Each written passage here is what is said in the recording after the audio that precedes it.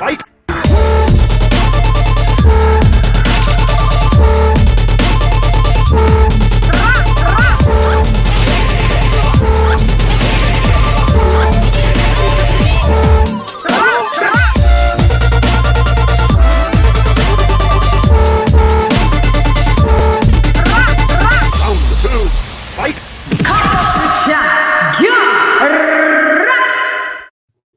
Yo, hey there, it's LadyChann, rep nonetheless, and welcome to Comebox with Shan. TEOFIMO Lopez, Dad is Deluded.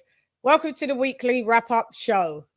LadyChann is in the building. You know me, have to add some lippy to the glass.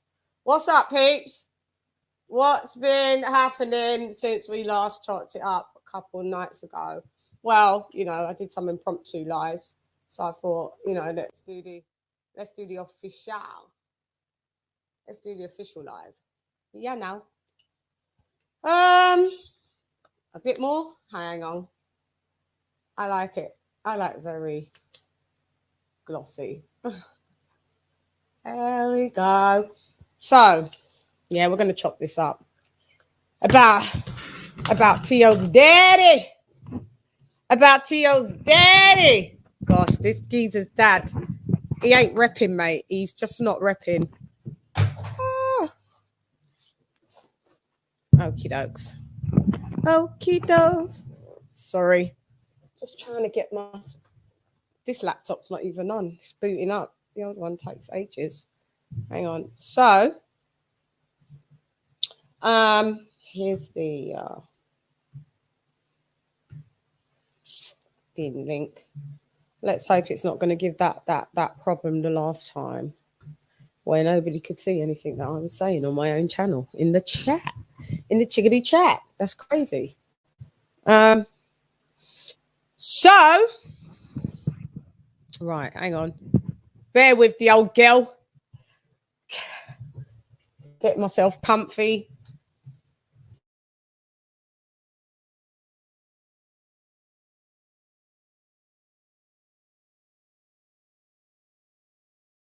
Oh! Nobody told me I was talking to myself. I was on mute. Oh my days. So welcome to Comebox with Shan, the weekly wrap-up show. TEOFIMO Lopez, Dad is Deluded. Guys, why didn't you tell me I was muted? I was rabbiting on like, yeah, I know. But hey, these things happen on live transmissions. Anyway, I'm introducing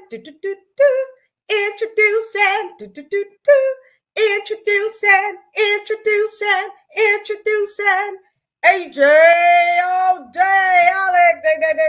Ding. What up, Joe? What's good, Chan? You're looking great. Thank you very much, AJ. Thank you very much. Thank you. Let me just introduce another key player. Another two key players. I'm introducing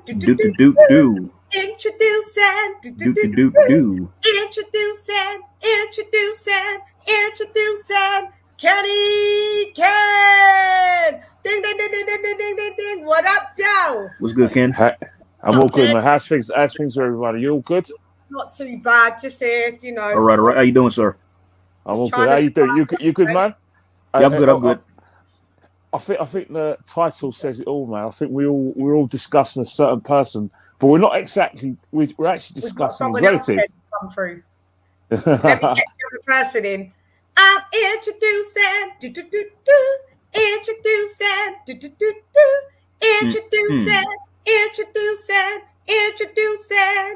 Debo. What up, though, Debo? What's up, Chan, and to the panel? What up? What's good, Debo? How you doing, man? I'm blessed, man. How about you? You blessed? Same, sir. Chan, this might be a long live today. We got a lot to dissect. It's gonna be a long show. He puts in his hour shift in it, yeah, because it's late for the UK. Not everyone's on back time like me, but you know me, I will go over into back time. But what time is it in the UK right now? Oh, it's not that. Well, it's 20 to 11. Yeah, 10:40. But Chan goes hard in the paint, man. She go hard in the paint with these. Yeah, I'm on US time most of the time, as you guys all know. So yeah, for me. This is where it seems that my demographic more thrives. So, yeah, I have to cater. But Chan, you only went out for like just a few seconds on mute. I mean, I could hear you, but you cut out for a few seconds. That's all. Other than that, oh, is it? Yeah, just for a few seconds. Oh, okay, cool. I thought I was muted the whole time. I was like, nobody said anything. Let me just shout out to everybody. We got Roland. We got Queen Bales in the building. The link's in the chat as well, by the way. I can really put Roland Curtis in the building. Dirty Red in the building. J Styles in the building. New Media Today, USA Boxing in the building. Hi, J Styles. Hello, Sean. Bobby Base Night is in the building. What up, Bobby? What up, Joe? Okay, so as we fill up. Okay, LadyChann. Let me just make sure everything. Can you guys see me in the chat? Can everyone see me in the chat? Because you remember the other day, can you see me in the chat? Yeah, the link is there. Yeah, okay, cool. Yeah, just you're good. Yeah. Because last time I had some link problems where nobody could see me on my own channel in the chat. It was Teo Senior. He was out to get you. Teo Senior, he was hating. Yeah. Hang on. Sorry. I'm introducing. Introducing.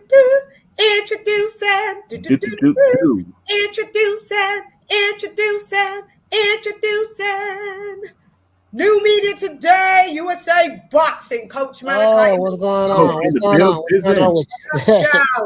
Hey, what the link read, everybody? Fire show today, Coach. Fire show today, man. Good stuff. Great that was good stuff. I appreciate it. I really appreciate that, man. I really appreciate that. I heard you over the airwaves. It was. I called in. I wasn't sure if it was him, but then I said I know his voice. AJ has a very distinct voice, so you know. Very deep voice. Very. No, it's funny. I sound like the white guy on the phone who's selling insurance. But when I show up, I'm just some black dude who's there to do your taxes. I know, they're like, what? So you're a fool for that. Introducing Lisa Bales in the building. The gang's all here. Hey. Okay, what up, sis? Hey, it said that you was going live 24 hours from now, so I didn't know you were going live. You said 24 hours from now? Oh, yeah. Chan said, I thought you was going on tomorrow, so I thought you were, The reminder said, like, tomorrow. Oh, this stupid. I don't know. Yeah, so I didn't know you were going live. I would have been right on. Yeah. Maybe a lot of people did think that. 1 second as well. Go ahead. You got shop it up 1 second. What's good, Shelton? Shelton in the building? Yep. What's happening, y'all? Oh, yeah, I see. Shout out, Ghost. What's going on, man? Hey, man. Hey, what's up, everybody? Shadow, what's up? Hey, what's up, Shelton? How you doing, bro? I'm good. I heard you got the 100, bro. Got the 100. Thanks to you, brother. Oh, God bless. No, it ain't thanks to me. I just gave you the direction. Hey, man. God bless you, bro. God bless you, too. You want money off the TO fight, Shelton? Huh? You want money off the TO fight? Nah. I'm talking about the veterans benefits for veterans. Oh, excuse me. Yeah. Bro, I know a guy who won 10 grand. I believe. Wow. A lot of people came up off convulsions. Wow, 10 grand? 10 grand. He won 10 grand on the fight. So because me and talking about that maybe 2 weeks, 3 weeks ago. I said, I feel like Cambosa's gonna beat this motherfucker, man. He was not playing, man. He showed up to fight. He fought his ass off, man. Hey, so where does this lie with Tio now? Like, what's next for him? He needs to get rid of his dad first and foremost. So let me true that. But like, what fights you see him? Wait. Now, everybody who's got that echo, silence off your mic, because I don't know where this echo's coming from. We ain't dealing with no bad audio. All right, yeah, I must have put the wrong. Who's echoing? I think it's me. I'm gonna put myself on mute and tell me if it's me. Check. Give me talk check. I've muted a few people, so I don't know who it is. I don't know who it is. You guys take yourself off mute, and then you'll see who it is. Right, is it me? Can you hear me? Is it Oh, me? snap! I think it might be you, bro. It might be you, bro. It's not Mic Shannon. check. No, it's not me because I don't open up 2 windows. I just use my mic. Is it me? Who's that? It It's Shelton, man. might be Sheldon. Okay, it might be Sheldon. My bad, bro. Might be Sheldon. Yeah, Shelton. Are you Yeah. sure? If not, I'll switch mics. No, Shelton. It's all right. I muted him. Okay. Check. All right. Yeah, I did put the wrong date. I put November the 30th. I thought it was the. Sorry, so that was my bad doing the wrong date. It's out. No, It's okay. it's not me. It's not Chan. I don't echo. Okay. So, right. Where do we want to go? Right. Welcome to everybody. Thank you all you guys for coming through Lila May and Woo. And we're going to talk about the delusions of grandeur of TEOFIMO's dad. I'm wondering, let me see. Will I be able to pull it? Have you got the seconds out, Mal? The seconds out link. Oh God. Just so to give some context again. The seconds out link. Yeah. Which one? When it was Radio on? Raheem and the dad. Yeah, I had it earlier. Let me see. I think I have it right here. Yeah, I have it right here. Okay, share that. You want me to send it to you or?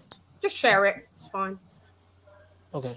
And then I'll just ding it when I need. Can I say something right quick? Yep. I just want to see if anybody agrees with this. I think what happened on Saturday night is a perfect modern example of what happens to a fighter who fully buys into their own hype. Yeah. Yep. Yeah. All right. Or you could say he underestimated his opponent. All right, let's watch this Look past first, and then we'll chop it up afterwards. Okay, so let me get rid of this banner as well, just because it's, or maybe I leave the banner on actually, because it's showing how deluded he absolutely is. All right, let's play. We don't own the rights to this. I do not own the rights to this material. This is under the Fair Use Act and for educational purposes. Well, you know what?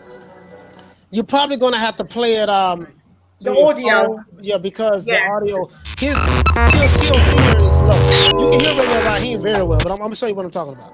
Yeah.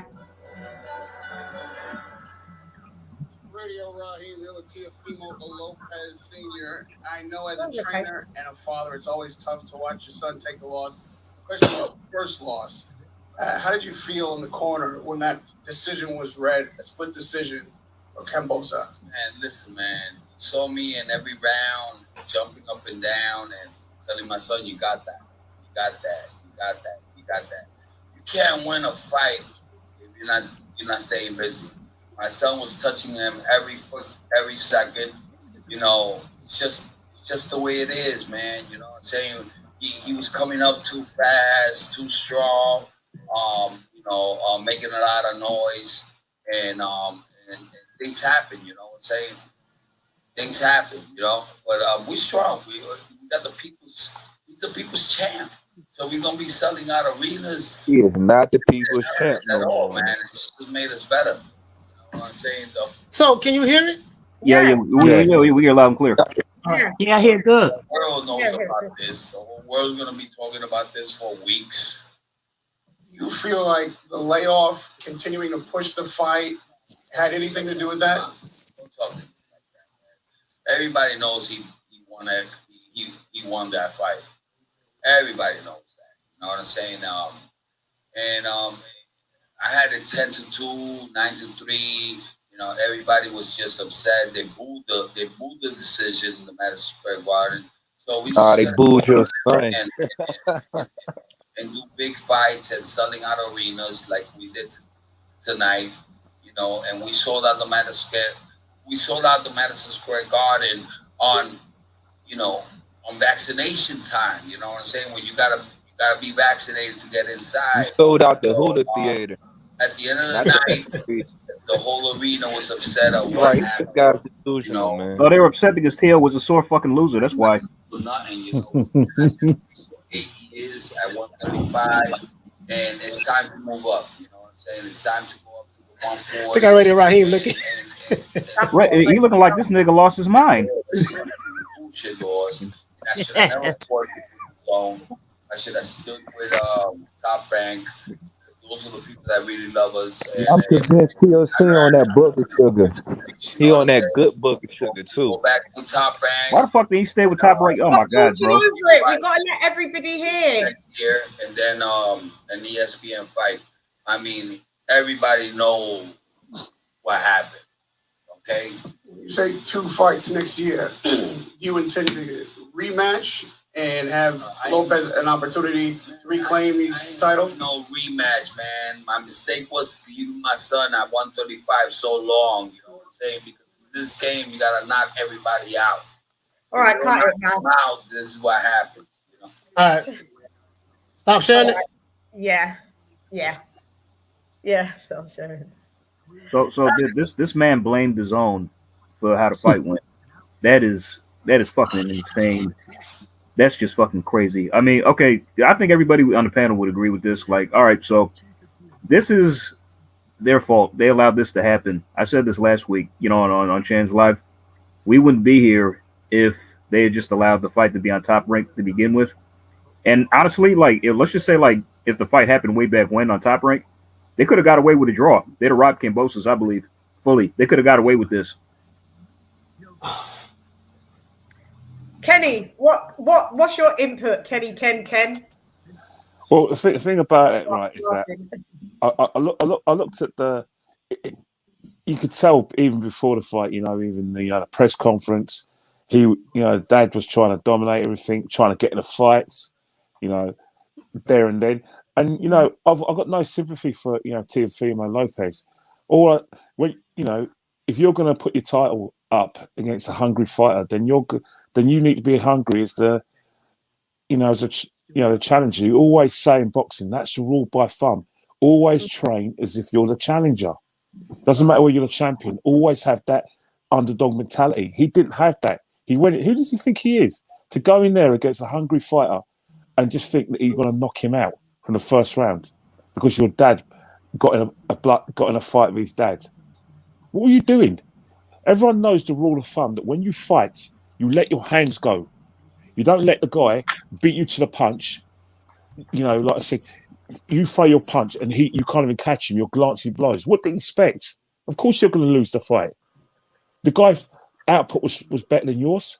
What is he playing? And then the dad talking rubbish afterwards, about the zone and everything. You went to the zone probably for more money. So that's on you, mate. It's on you. On you. A TV channel doesn't make you lose a fight. Your son lost the fight because he was unprepared, and he thought that he was going to knock the guy out because he doesn't respect Australian boxing, and he got what he deserved. Right. And what did you? Because we haven't caught up. What did you think of that? How many rounds did you have Teo actually winning, Ken? Because I haven't points for it. You mean Kambosos winning? I had Kambosos winning by 2. Yeah, no, how many rounds did you have Kambosos winning? I had Kambosos Jr. I had Kambosos Jr. going into the last. I had him by a couple of rounds. In fact, going into the 10th, into the 10th, I had it for evening, and then he got knocked down. I said, right, and then the 11th and the 12th, he won. He won. It was a clear win for you. It was a clear win. I mean, I even said on my Twitter that I was going to say, right, a split draw, because I thought he was going to get robbed. I said split draw. And just to get your take, because I didn't get your take because I went live after the fight, which was which was like 5 a.m. in the morning, Ken. So I'm talking about the fight. What did you see? What did you see that went wrong? I want to see what you saw the dad out the corner. Did you notice that the dad had nothing to say in the corner? That's the thing. He kept on telling his son that he's doing all right. But he got this round. I was thinking, hang on here. You better tell your son, this guy is, like I said, he's got his distances right. You're not getting close enough, and you're not letting your hands go. Stop looking for that big punch. Jab more, punch more, get some combinations going. That's what I expected. I was stunned. The rubbish that we was told. He believed that rubbish. Yeah, there was no adjustments. No adjustments. You Not know. one adjustment told. You know. Like, no, don't slip it. It'll slip that. Or When he got knocked down in when he got jab. The thing is, probably the best thing that happened to him when he got knocked down in the the first round. I thought, yeah, this is going to do him a bit of good, keeping it honest. And then I'd probably say, Layman says when he knocked him out in the 10th, he actually generally thought that the fight that he had such a clear lead. That was it. Didn't let his hands go. What was he doing? The guy was hurt and buzzed and ready to go. Take him out. Don't try and look for that big punch. Box. Build your attacks up. That's what he's saying. Boxing. Build your attacks. I've got no sympathy for the guy, man. That's a classic case. You know what? He had a Liam Spinks moment. Remember Liam Spinks when he beat Ali? Yeah. What happened a few months later? That is exactly what happened to TEOFIMO Lopez. He had the Liam Spinks. Mm-hmm. The Leon Spinks and the my mic's not plugged in. Fuck. Damn it. The Leon Spinks. Yeah, it's this extension, this XLR. Sorry, I should have made it longer. It's the Leon Spinks with the Buster Douglas syndrome, where you defend the title once and you lose. And who wants to be a part of that club? Well, he is now. Buster didn't even make a defense. Andy Ruiz is a part of that club. There's a couple of as a part of that club, I tell you. But all right, let me go round the panel. Now we'll go to Lisa about the delusions, because this you knew about the you was on the line with me covering the other stuff. So the delusions of the dad, because I woke up to that bloody as you could see, the dad doesn't know. Sorry, Lisa, let me just quickly go with Ken just before you. I forgot to answer. As you can see, just watching that, you could clearly see that the dad thought they won. 93, you know what? The dad was going on like a pork chop even before that. Getting the fights, starting all talking nonsense, saying that, Kambosi's dad put his hand on him, blah, blah. The guy's a pork chop, man. Pork chop. Just stick to what you're good at. And hearing that you're not even good at what you're supposed to be good at, i.e. training your son. But, try concentrating and training your son rather than mouthing off. Yeah. Before fight and after fight, exactly. So Lisa, watching that and seeing that, have we seen that? Where do we go with someone who's falling off? Where do we go with this? Would you say the dad is deluded? What? Yeah, definitely. When I scored the fight, I watched it again last night. I scored it 8-4 in favor of Kambosos. That's just how I scored it. Teo had some moments in there, but he wasn't using the jab effectively. He didn't have an answer for that left or that right for Kambosos, and Kambosos is just faster, like he punches in between Teo. So, and I do take into consideration that his mind may have not been all the way there, because our mind, anything that our bodies do before we do anything, there's a signal that go to our brain. Yeah. So I don't think that maybe you got the signal. No, it's just that it was so many other things that was going on outside of that. And I do understand that his father is promoting him. So this is not the first time I've seen this in boxing, and it won't be the last. If you follow the history of boxing, this is nothing new. With delusions, grandeur of delusions, and fathers promoting their son. Fathers promoting their sons and yada yada yada yada. But when you follow, I'ma just say this before I end. But when you backtrack this whole story with this, when they first, because he wanted more money because he became, he collected all of those belts, so they took it to purse bid, and the first date that they had it already, and then Floyd and Logan Paul, put a fight,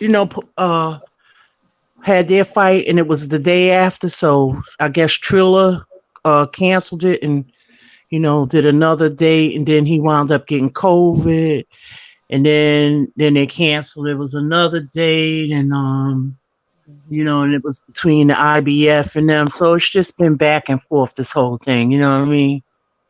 So I knew he was gonna come in there with a little ring rust to knock it off. So it's just been a back and forth thing.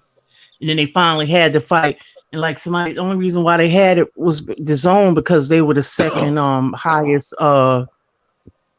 people that bid it for the fight. Yeah. Yeah. Yeah. Yeah. Okay, thanks for that, Lise. Malachi, you in the building? Are you there? Yeah, I'm here. Okay, yeah. Your take on the dad, because I know big up in your show, you covered it about this dad. What are you sensing? Because you said that maybe if the dad, and I agreed, if they came out and said, "Oh, you know what, we apologize for our behavior. It's totally ridiculous. It was uncalled for. We got a bit too rows above where we was supposed to be sitting." Yeah. And we apologize. I would accept that apology. How do you see this going forward? Is the dad deluded? Because right now we're still stuck on this. There's been no apology or that we know of so far. Where do you stand with all of this? Oh yeah, absolutely. He's definitely deluded. I just think what it is, he's deluded, which plays into his denial. Because he's the type of person that he doesn't what I like to say, when he's wrong, he's not the type of person to seem like he will admit that he's wrong, because of that pride. And what happened was they went on this world tour, congratulatory tour.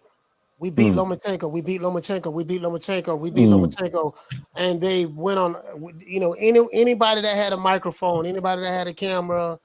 And that was the worst thing that could have happened to Teofimo's career, in my opinion, because now it's like, it's the best thing. You had an opportunity to really seize the moment.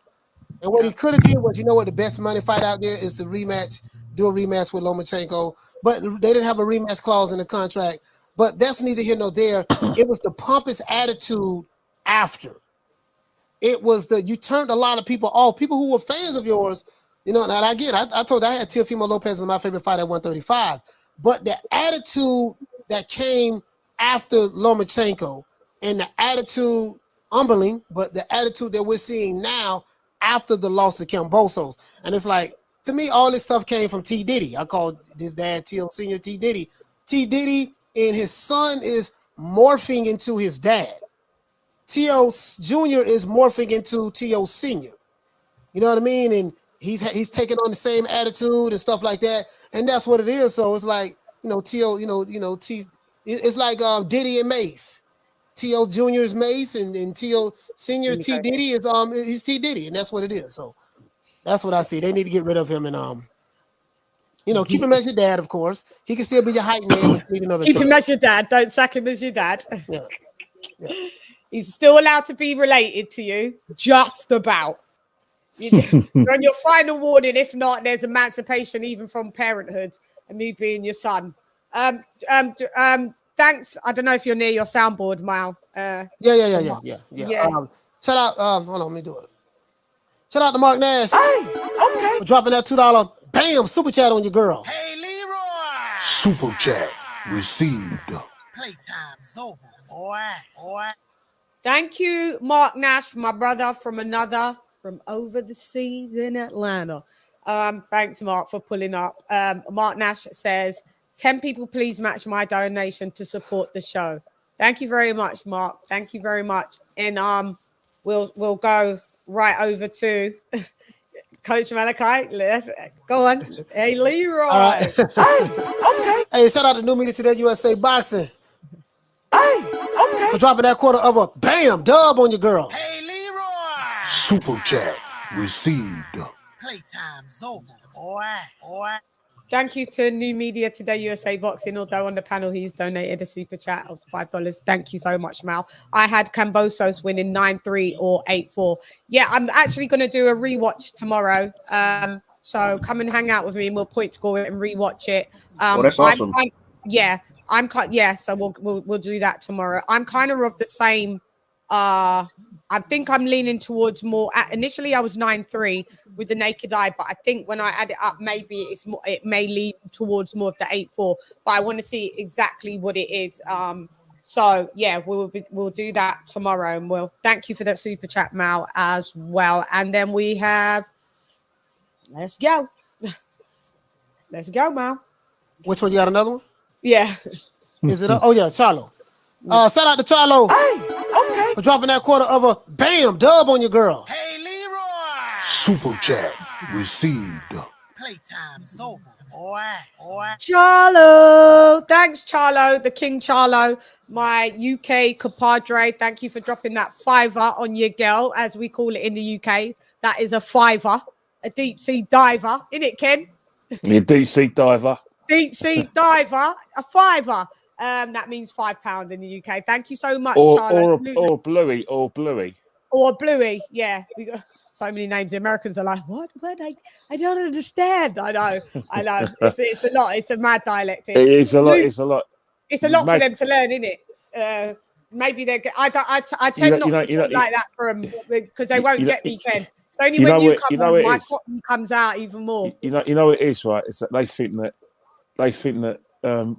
everyone in England speaks like the Queen, and we know Prince Charles. Surely, They think we know Prince Charles as well. Personally, I know. Do you have tea? Yes, we have tea with the Queen, and we have crumpets every day. Jolly-o, ta-ta. No, that's old school, ancient English. No, we don't. No, too much. That's funny, you guys. That's what I always hear. Like that's how that's how Americans are so British. It's like, oh, go get some tea and crumpets. It's like.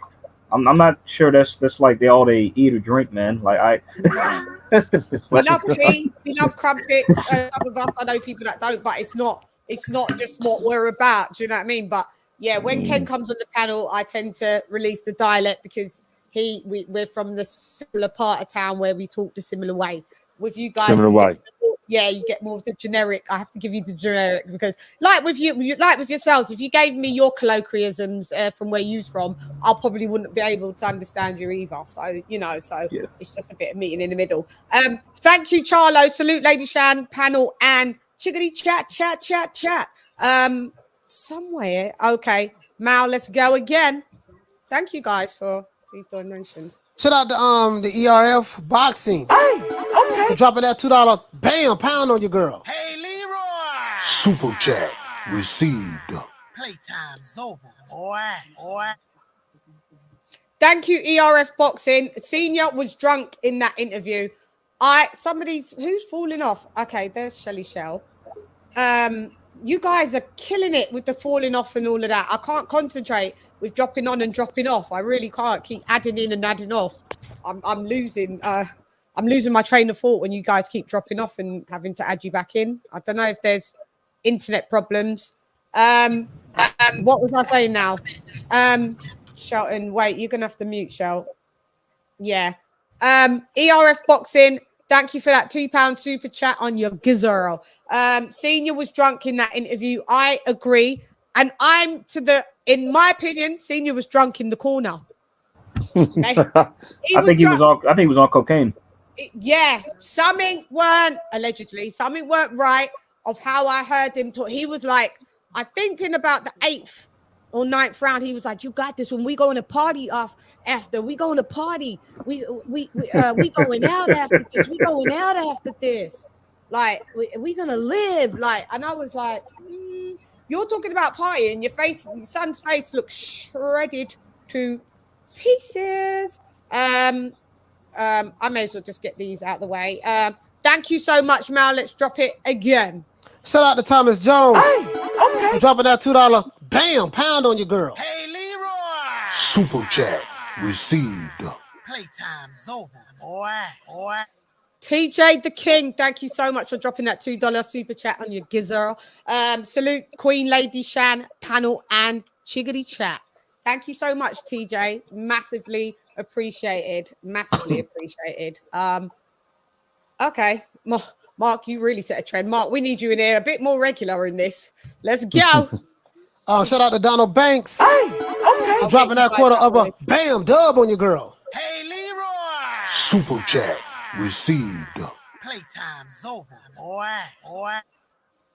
Donald Banks, thank you. I love you, Donald Banks. You're one of my other listeners from the other show, Big Up TBV, and you've come over here and you come here all the time. Thank you. $5 super chat. Hey, LadyChann, I'm here at work listening to your show with my Bluetooth in my ear, showing you love from Richmond, California. Thank you very much. What it do with a foe? That's all I know how to say in Californian. We got our friend DT3. He always says, "What it do with the foe?" So that's what I end up saying. That's my attempt of the LA or California Cali code. We go again. Let's go. Shout out to Boxing Logics United. Hey, okay. Dropping that half a bam dub on your girl. Hey, Leroy! Super chat received. Playtime's over, boy. Thank you, Myron, Boxing Logics United, for dropping that half a dizzub on your girl. Massively appreciate it. The panel are like, when are we going to talk? Sorry, guys. Get the super chats done because they've paid and I'm very appreciative of it. Thank you, Myron, for peace and pugilism to all.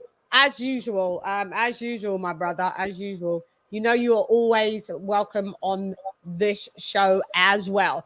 Okay, so we are going to go to Shadow. So, Shadow, what did you think about this interview that we just saw with the dad?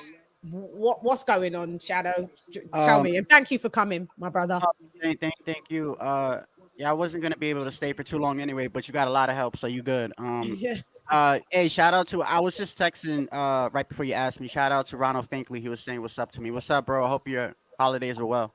What's up, Ronald?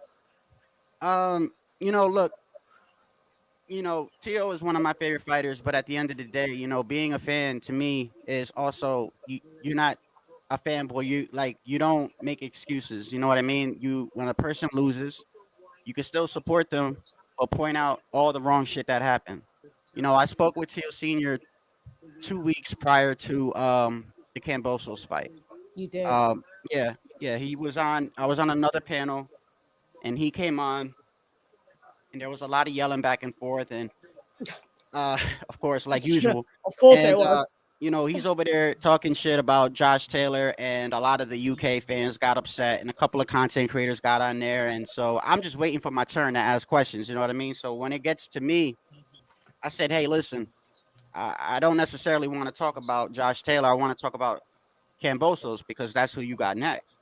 And there were a couple of things that he said that night that had me, I didn't say it, but I was like a little worried. Like one of the things was, I don't know if you remember prior to the Lomachenko fight, even when he fought Lomachenko, he started off with a jab. He was boxing. He was going to the body. Yeah. And when I saw this fight, there was none of that. It was just nothing but emotion. But one of the things that I asked him was, because I kept seeing these little clips of Tio working on his defense, and there was a guy that had these boxing sticks. He's a veteran Cuban coach. His name is Jorge Rubio, and that was the guy that helped him with the Lomachenko fight, working on his defense. So I asked him. I said, "Hey man, are you working on that defense with Tio?" And he said, "Nah, we got rid of him." And I was like, "What?" He's like, "Yeah, we got rid of a lot of people that we had. We want to bring it back to a family affair. Just me, my son, and my wife." And I started thinking in my head, like, okay, hold on a second. A lot of fighters have a defensive coach, a strength and conditioning coach, some guy, a good cut man, and you eliminating all these people. And I'm thinking in my head, you're putting a lot of stuff on your table. You know what I mean? Like, as far as him alone. But at the end of the day, I know a lot of people blame his dad. I have some. I blame his dad as far I think he's equally responsible, but Tio is his own man. He's a man. He's not a kid. Yeah. And but I understand how it is to get influenced by your father. Like I lost my father when I was 18, and I know how my father was. There's a lot of bad things he did, but it was hard for me to tell my father that he was that what you're doing is wrong and this and that, because that's your father. That's your dad. And but at the end of the day, you're a grown man, and he should be able to tell his father, "Hey, Dad, chill, pump the brakes a little bit." I'm not talking about when he says he's the greatest in the world, because I know I heard a lot of people saying that they don't like that. Listen, at the end of the day, when you're a fighter, you're supposed to say you're the greatest in the world. I mean, Roy Jones said it, Mike said it, Tito Trinidad's father said his son was the best in the world. So that didn't really bother me. I guess what bothered me was saying things like your son can't lose and your son can't be beat and your son won't be beat. That bothered me a little bit, because at the end of the day, we're all human. Not everyone's gonna have a Floyd career 50-0. My main thing is as far as the interview, Yeah. um, I'm laughing he's because in denial. when you He's in sorry, denial. Shadow, because when you just brought up Floyd, he goes, "We can't even talk." What did he say? We can't even talk to Floyd now because of how that we lost. Like we got that. Like he's the fighter. Look. I'm The dying. one thing about his father, man. I know a lot of people they talk about his father, and me, I don't like talking about people's fathers. Parents. I don't Yeah. like that, because I lost my parents, and I don't like that. But at the end of the day, we are fans, and we pay for the fights, and we have a right to criticize and stuff like that. I'm not gonna call him a crackhead. I'm not gonna call him a drunk or anything like that. Something was off. Something is off. But that's his father at the end of the day, and he loves his son. My whole thing is, Yeah, but you have to represent yourself properly. he At is the end right, of the and day, he is at the end of the day. you're not He's above not criticism. right. At the end of the day, he's not taking accountability, and that's one of the things that I hope that they do. I even said, remember when I came on here after the fight, I was Yeah, on you live said with it. you, and I said anything that Tio's father says and Tio says, anything that they say, a couple of days after the fight, take that shit with a grain of salt, because they're still embarrassed. They still have a lot of emotions. I said, even if Tio did an interview, remember I told you, I said, even if Tio or Tio's father does an interview this week, tomorrow, I'm not taking nothing that they say for a Yeah, grain you of said salt, that. because they're hit with a lot of emotion. They're still embarrassed. Yeah. That needs to be a couple of weeks. Tio needs to first heal, recover, reflect on what's going on, and then actually be honest with yourself, and then come out and say what you're gonna say. You know what I mean? But at the end of the day, that's his father. His father's always gonna be his father. I remember I told you, I said, I hope he sits down and talks with his father, because I think that a lot of people are seeing that. A lot of people are pointing out his father more than him. Me, I like to put a lot of accountability on Tio himself, because Tio was a grown man at the end of the day. But I liked the dad before of all of this. Just the sprinkle of his character in the beginning was all right. It just changed. It just turned into just snowballed into something bigger. And one last thing I wanted to say before I pass and let the panel go. Sure. You could be a fan and still support somebody in their loss. I saw a lot this week coming from even the Latino community. You got people saying, "Oh, us Mexicans, we don't claim him no more," and all this other stuff. But I've been watching a lot of these guys, Chan, a lot of these guys prior to the fight, and they were big TEOFIMO fans, and now all of a sudden they're saying he was never that good. He's overrated. I know. Look, I'm gonna say something to these guys. He's still my top. You was never a fan. You was never a fan to begin with, because at the end of the day, if any of my fighters, any of my favorite fighters lose, we still like him. Make no excuses, but I'm still a fan. I hope he gets better. I hope he rebounds. Just like when my favorite team is the Eagles. When we lose, I say, bro, we're crappy. We play like shit. I hope we get better. But I don't just go, okay, whoever wins the Super Bowl, that's who I like. And that's how these guys are. They take a loss and now they ain't fans. We call that glory hunters over here. Yeah, so just bandwagon. They're a bunch Fly of by night fans. in the chat. Fly by night fans. Yeah, and look, I'm a fan, but I'm not making no excuses. The dad is at fault. Tio is at fault. He lost the fight. Even when I rewatched the fight, I gave more rounds to Kambosos. I watched the fight again this morning. I gave more rounds to Kambosos. So at the end of the day, there is no excuses. They're at blame, but I hope he win. I hope he learns off it. He's still one of my favorite fighters. Him, Chris Colbert, Jerron in his boots. Those are my guys. And win, lose, or draw, I'm a fan. I'm not going to say, because he lost, I'm not going to claim him and he was never that good. Then you weren't a fan to begin with. You're just a fan of whoever wins, bro. Yeah. Thanks, Shadow, for that input. Mally Mal, do you want to drop the soundbite for the super chat? All right, shout out to Graham Taylor. Hey, okay. For dropping that $2 bam pound on your girl. Hey, Leroy! Super. Oh, what happened? Oh, sorry about that. I had muted no accident. That's okay. It's okay. Graham Taylor, thank you for the £2 dropping that on your gazelle. My other UK compadre, massively appreciated. Can't afford a deep sea diver, so it's £2. 2 squid. Oh yeah, that's another one. We say quid and squid as well. Yeah. Yeah, squid means pounds and quid means pounds as well, guys. So he drops 2 squid. It's okay because you dropped 2 squid on me yesterday or the day before, Graham. It's all good. It's all good in the hood. Don't worry about it. Even if it's 50p, I'm grateful. Thank you very much for that super chat. Mal, let's go again. Shout out to Mello. Hey, okay. For dropping that $2 bam pound on your girl. Hey, Leroy! Super chat received. Playtime's over, boy. Mal calls it a $2 pound. It's bilingual currency. $2 pound. $2 pound. Yeah, I'm I love it. man. You say it's a $2 pound. It could be. You never know, eh? It's a new currency, eh? Thank you, Mello, for dropping that $2 pound on your gazelle. What did you say? Lona Main. I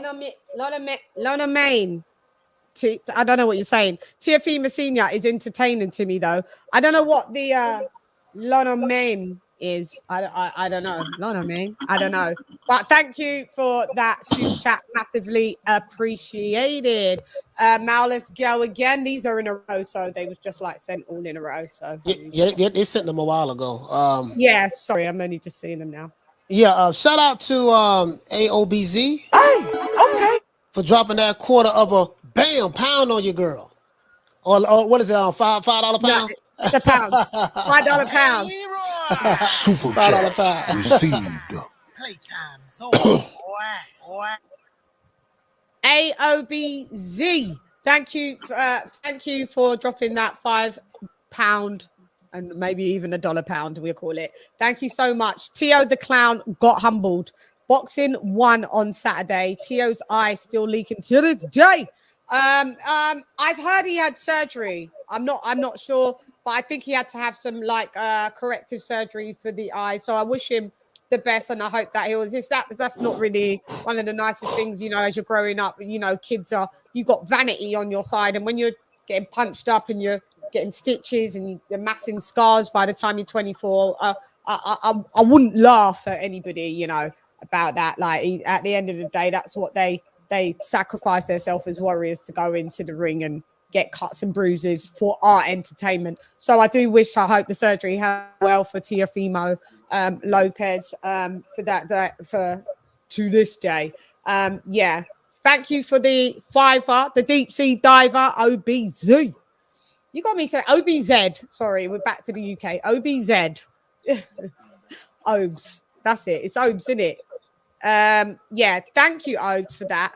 Fanboys in hell right now. Yeah, you're right. So Debo, where you at? You got more super chats. Okay, we'll get Debo, are you there? Oh gosh. Debo, are you there while we Debo, go ahead. And we'll do you and then we'll do the super chat. Go ahead. What do you think of that? Is there delusions of grandeur? What did you think about that interview? Hey, can y'all hear me? Yeah, we can hear you. Oh, yeah, I agree with what you asked with the title, man. He's delusional, But I mean, like you say, he's good for entertainment. Man. I just, like I was saying, the night on the fight, man. After the loss, I was like, yo, like your dad. I feel like, so I see with the dad trainers for the most part that they're good to get you out the hood, but when it comes to like elite level boxing, you gotta change up, man. You know what I'm saying? You can't keep going with the flow. And did Shadow leave? Because what he was saying, yeah, I could see, you know what I'm saying? I'm right here. Yeah. What you were saying earlier about how he had a defensive coach and he had all these extra coaches, for Lomo. But then it just seemed like they got cheap with Kambosos. That's why I feel like he was overlooking him, like he just underestimated him. Like, and I was a big time Teo fan. I still think he's a great fighter. I feel like he can still come back. But now it's just like, what's next for him as far as the fights? Because he's talking about after the fight, oh, I don't want to give him a rematch. But I feel like that might be the best business move he can do is rematch Kambosos and get those belts back. Hey, that's shocking though, right? Isn't it? Oh no, like, there's no rematch. The rematch is done. There's no rematch. George Kambosos did offer him to have a rematch, and he was like, "Yeah, whatever." But they're moving on, and I don't blame him. When it's purse splits, there's no automatic. You can't put in the clause for a rematch on a purse split. So that's shocking though, right? That's shocking because I was shocked when he told me he got rid of of that guy. Trainer. He just that's shocking. And this was 2 weeks, Chan. This was 2 weeks before the fight, and I specifically asked him about Jorge Rubio because I felt like he really helped with his defense with Lomachenko. He said, "Nah, we got rid of him. We don't need that guy." Exact words. We don't need that guy. And I'm like, all right. Shadow goes. Quick question. That's crazy that they got rid of him because as we saw, Teo was just like as Tony was saying, defensively was horrible. Shadow goes. Quick question. What about what about Joey Gamache? Was he? Did you know about that? I mean, was he going to? Yeah. Matter of fact, I was speaking with somebody that's that guy's cousin, Joey Gamache's cousin. He hopped on a panel, and I asked him, and he said, according to him, that he had spoke with his cousin. Like this was 2 days, so we're talking Friday. Thursday night. His cousin hopped on and said, my cousin messaged me and said, you know, I'm hopping on. I'm going to the fight. So apparently he was still in the camp. But the guy that had those, if you ever seen those clips, you'll see that guy. He's a veteran Cuban coach, Rubio, and he's got those sticks, and he was doing and Teo was working on his defense and the catch uppercut. Yeah, that guy. They just got rid of him, and there was another person they got rid of too. And it's just weird. And I agree with the brother that said it's like. You just beat Loma, so you're like, okay, we don't need these guys no more. Like if you're still not fighting on an elite level, like, oh my God, weird. Hey, cause look, money saving thing. Cause honestly, how Teo was fighting the other night, man, I ain't gonna lie, he was looking like Wilder. Like he just kept coming, like he just was going for the knockout. Like you're not boxing, you're not, you know what I'm saying? No jab. Yeah, you're not. No jab, no defense, no nothing. No strategic, you know what I'm saying? No strategic. No, you just coming on some street fight stuff, like. And he paid for it. He paid for it. Kambosos caught his ass perfectly. That was a perfect counter. Sorry. He kept coming in too reckless. Let me just get this super chat in. Mal, go ahead, drop it like it's hot.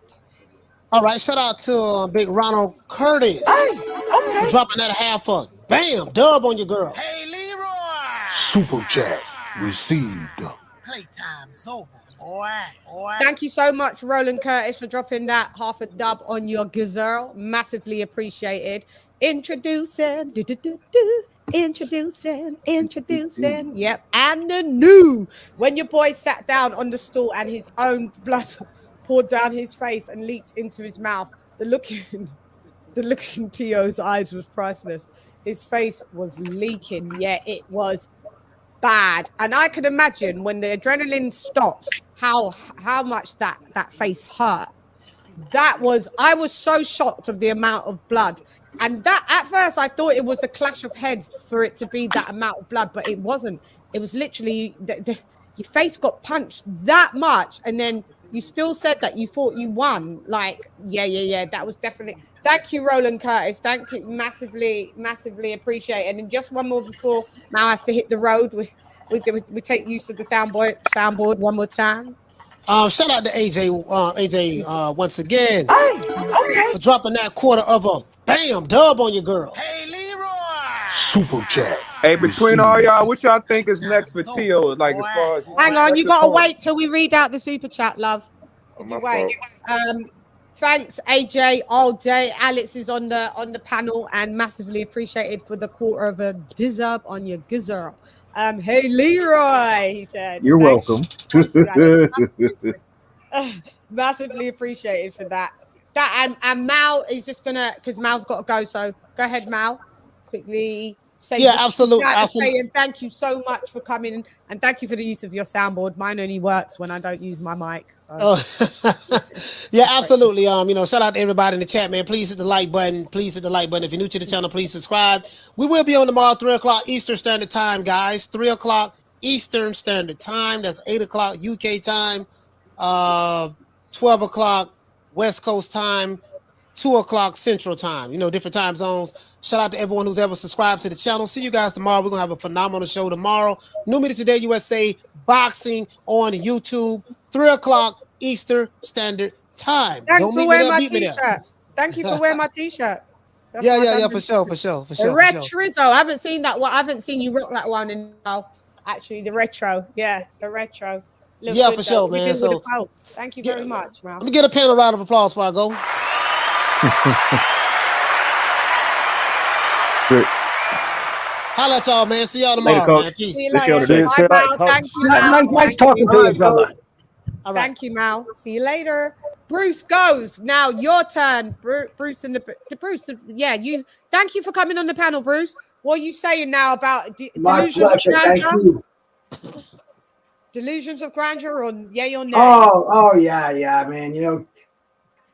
Senior Lopez, he's off his rocker. He must be on his 5th case of Bud Light now since that fight, man. He's a character in boxing.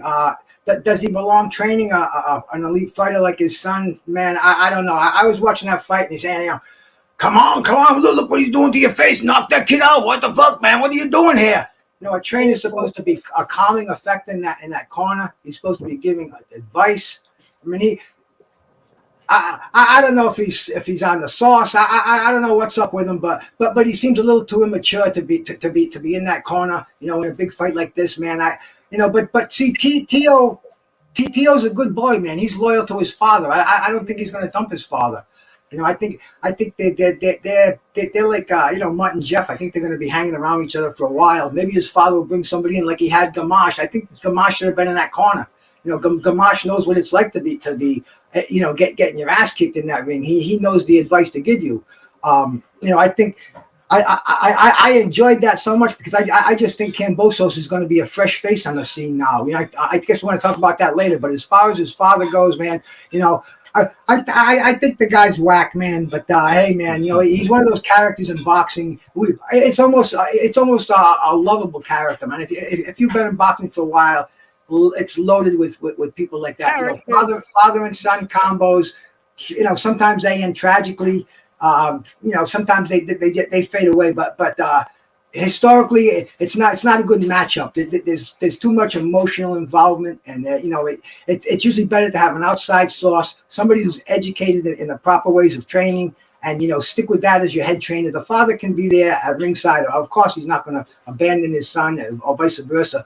But I think they need more professionalism in there. Is it going to happen? I don't know, but it does create a lot of excitement in the lightweight division, man. Maybe some of the 3 remaining queens will fight each other, man. Maybe we'll have some action in this division, man.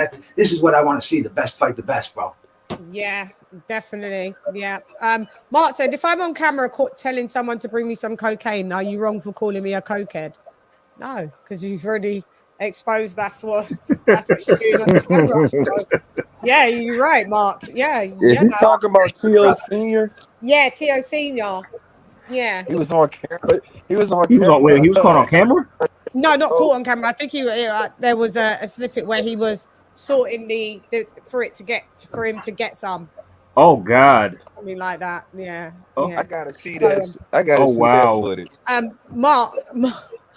Mark, have you got the link for that? I did hear the rumblings of that, I did, but that's why everybody kind of knows what he likes doing, and it's sad because you've got a son that's out in the trenches, and you've got people just.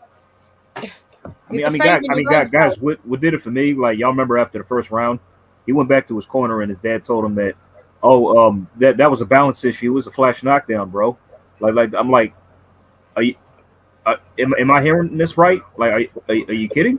What do you say? Which bit? No. After T.O. got dropped at the end of the first round, right? His dad was telling him, he didn't hurt you, bro. That was a balance issue. That was a flash knockdown, bro. He got put on his ass. Are you kidding me? Yeah.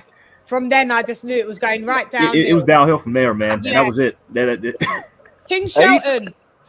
Oh, Debo, go ahead, but Shelton be after you. Hey, but you know what really displeased me for real after the fight? Like, forget everything else. What really displeased me was how quick.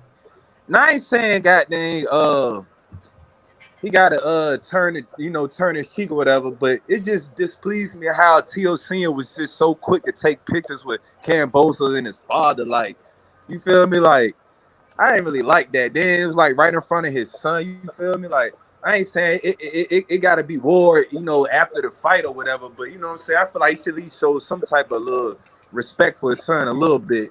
Like, he just jumped in the picture and everything. Like it almost seemed like it was staged. I'm not saying it is, but just how quick he was to just jump in the picture and hug all on him. I'm like, bro, like, your son just he just lost a hard-fought battle. Yeah. And he talked all that shit. Not right. There was something all not that right. shit. Now you just switching sides like that? Come on. There was something not right. That was a Don King move. That was Kenny Ken. I was wondering who was missing, who missed out. It was Kenny Ken. Shelton, are you in the building? Yeah, I'm here. Yeah. What did you think, Shelton, of seeing that dad with the saying to Radio Raheem that they won and that the crowd was booing for Cambosos, and T.O. saying that because the ref did initially raise. I don't know why the ref raised T.O.'s hand for first, but go ahead, Shelton. Well, the thing is, right? Somebody's got an echo. I'm not sure. Somebody's got a window open. Please close it or mute yourself. Hello? Is it me? No, I can't hear anymore. So maybe someone had it. Okay. Go ahead, Shel. The thing is, right? We looked at the fight and we all talked about how we need to he had the instructions in the corner. Now, if you watch the fight prior, the Showtime card with Gary Russell and his brother, right? Mm-hmm. When he came to the corner, listen to what Gary Russell was saying to him. Gary Russell was giving him instructions. Slip the jab. Move your feet.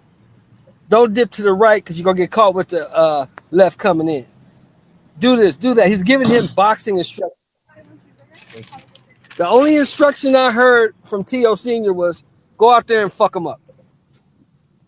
Yeah. That's not boxing instruction. No. TEOFIMO needs a trainer that's qualified. You can't impart knowledge to somebody that you don't have. TEOFIMO Senior doesn't have any knowledge about boxing. He don't know shit about boxing, to be honest. So he needs to get someone in there to help him. Or TEOFIMO Lopez is going to become a punching bag. Because what I saw Saturday night, if he don't get some help, it ain't going to improve with your daddy. Do you think any of that was to blame on ring rust as well? Also, like obviously he hasn't been in the ring as well, but neither is Camboso. So you know, That's because you have not been trained properly. Yeah, you like Shadow was saying, you had trainers in your camp for the Lomachenko fight. Right after the Lomachenko fight, you got rid of everybody. Yeah. I can't now believe it, man. We're seeing you flat-footed coming forward, throwing wild hard punches like my man Debo said. He's right. You look like Wilder in there because you don't have any skill right now. You're not fundamentally sound. Fundamentals are lacking. Your dad's best advice to you in a unified championship of the world lightweight fight. Your dad's best advice to you was go out there and fuck him up. Come on, yeah, man. that was all I heard. Yeah, right. So it's like he needs to get rid of his dad. He has to remove him from training. Maybe do the thing that with like Bomac and Bud. Bomac has been removed from the managerial part. Bud hired a management company and let Bomac focus on training. So remove your dad from the training aspect. Let him focus on putting your name out there. He's good at that, talking shit. Street Let's do that. But when it comes to training, You stay out the gym, dude, because you don't know Yeah. what the fuck you're doing. I think if they hear loads of us, you know, us as content creators and panels like this, they do keep their ears to people like us. I'm sure we're going to see some adjustments made within Team Teo, Team Lopez. We're going to have to, otherwise it's Who is he going to beat? Fight the way he fought Saturday night. Tell me, Chan, in your best opinion, your most honest opinion. I had him up the way there he fought Saturday night. Who is he going to beat? Who's he going to beat? No, I had him up there as the top 35er, and I can't even see him. And then him moving to 40, I can't even see him. There's not much people that I can see with those fundamentals or lack of him going much further than he already has, unfortunately. And that's very unfortunate to say, because I know that he's got a lot of skill and he's got natural talent, but for some reason it was like he was a novice, Shelton. It was weird to see. The regression was wild to see. So I don't know who he beats. Check it out, something right quick. Yeah, of course you can. Can I just do the super chat? That guy, thank you for putting that 5. It's a 5er, deep sea diver. That guy, thank you. Kenny Porter, don't look that bad alongside some of that corner work. No, Kenny Porter gives a justice. Kenny Porter is a proper trainer. It's just that he was a bit just overpowering, but there was never any question about Kenny Porter's training skills, you know what I'm saying, and how to make adjustments in the ring. No, we can't put Kenny Porter in the same breath as our Teo Senior. We can only put them in the same breath as that. Maybe he's a bit overbearing, but I wouldn't say that Kenny Porter needs all the limelight, was all up in the videos. No, that's not Kenny Porter, to be fair. But go ahead, AJ. I'm saying because, because I've seen that knockdown in the first round several times when Kambosos put Teo down. And it's like he literally comes casually walking up to Kambosos with his hands down, feints a left jab, no defense, no head movement whatsoever, and he gets planted. And I'm like, you were basically begging to be dropped if you're doing shit like that. I mean, what the hell's wrong with you? You know what I'm saying?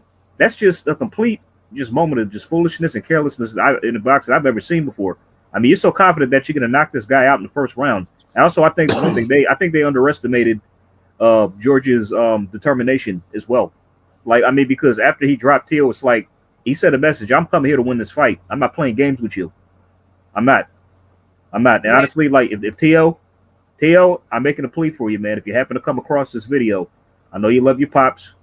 I know you care about him. I know you got love for him, but you need to get rid of him. He needs to go before he really, really destroys what's left of your career. Yeah. I mean, like he's taking you as far as you can go. If I was him, I'd rehook up with Joey Gamache. I'd and it's like, even though his father was saying, like, oh, he's gonna sell out arenas, he's gonna. Who the fuck's gonna go see? Who the fuck's gonna go see him? Who the fuck's gonna see him now? Who the fuck's gonna see him now after this? I mean, honestly, like the post-fight interview severely damaged his credibility and his stock as far as I'm concerned, because him saying that he won 10-2. You heard the crowd booing him after that. 11-2. He said 11-2. 11-2, then 10-2. But either way, I mean, that severely effed up his credibility with his fans. Concussion. 11-2. That I thought, yeah, dude is concussed. Yeah, man. That's wild, man. I mean, so his stock is going down with fans, in my opinion. You know what I mean? Because like when you say that, and your home crowd boos you. You know what I mean? Then you know that's a problem. That's a problem. I mean, but the bottom line, the Pops has got to go. He's got to, retool some things. And it's just that, like, I don't know what the hell happened. I mean, like, honestly, like, I'm sure it's just more astonishing because, like, I'm sure everybody on the panel was picking George to get slept, except me, of course, and Tony. But, yeah. And saying Tony, go ahead. Thank you for coming on the panel, my G. I appreciate you having me on. Let me say this as a disclaimer before I begin. I will be posting, guys, by the way. I have to post. I'm going to post Tony's epic prediction because Kenny, you got to put that up. Tony predicted that Teo would lose, and he gave the specific reasons why Teo would lose. That he's defensively irresponsible. He's flat-footed, and Kambosos will basically just beat him up and outbox him. And we was like, no, we can't see it happening. No, he got it so right. So I will be putting it out. It was an amazing prediction. But go ahead, Tony. So I appreciate that, Lady Chan. I want to say this before I begin. TO fans and fangirls and anything in between, you might want to mute your speakers right now and not listen to me because your boy sucks. Now I'm going to get into that. Now, let me tell you this real fast. I understand that Joey Gamache was gone, but here's the problem with that. Am I to believe because Joey Gamache left that this dude got amnesia? It doesn't work like that. He's been a pro for 5 years. This was his 17th. He wasn't gone, brother. No, that wasn't him. Okay, well, whether he was gone or not, that's even worse. He's been a pro for 17 fights in 5 years. You don't forget what you're doing overnight. You don't forget it. You have a history of everything you've learned that you bring into the ring. I've been removed from boxing, the amateur circuit, deep amateur background, never lost, for 7 years. And if you put me in a boxing ring right now, rusty, out of shape, not in fight shape, I'll still remember everything I was taught. Because I did it for years and hours of 30, 40, 50, 60,000 hours of training. Like it's clockwork. You don't forget it. Here's the deal. He didn't look any different in this fight than he did in any of his other fights. When he fought Nakatani, he was swinging for the fence, just like Wilder. He barely edged it out. Now, I'm going to bring this point up. He has 0 punch resistance. He's got the punch resistance of a tomato because that's what he looks like when he gets hit. Now, there's 2 different things. You could say he has a chin, and that is true. He does look to have a decent chin, but he has 0 punch resistance. What I mean by punch resistance is when he gets hit, his body gets battered. You literally 3 fights now you've seen where he's got tagged, and he looks the same in every single fight. He did it against Nakatani. Looked like somebody beat him with a baseball bat. He looked like it against Lomachenko. Looked like somebody beat him with a baseball bat. And he looked like it against George Kambosos, who only had 10 knockouts and has never made anybody's face look like that before. Never. Not one. So let's go past that. The dude beat Richard Comey by doing the same thing he tried to do to Kambosos. He swung for the fence. Comey swung for the fence at the same time, and it just so happened to be that T.O. landed and Comey did not. But in the first round, he got pieced up just like he did against Nakatani. In the 6 rounds that Lomachenko never let his hands go, the one-armed fighter that he was, because I believe he was injured at this point. I truly believe he was injured because we've never seen Lomachenko not let his hands go. In the 6 rounds, T.O. had a punching bag in front of him. He could not even hit Lomachenko. Why? Because he was swinging for the fence. Loma was ducking and dodging without even putting up an offense. So he had nothing to worry about, and he still couldn't hit him. Same thing, swinging for the fence.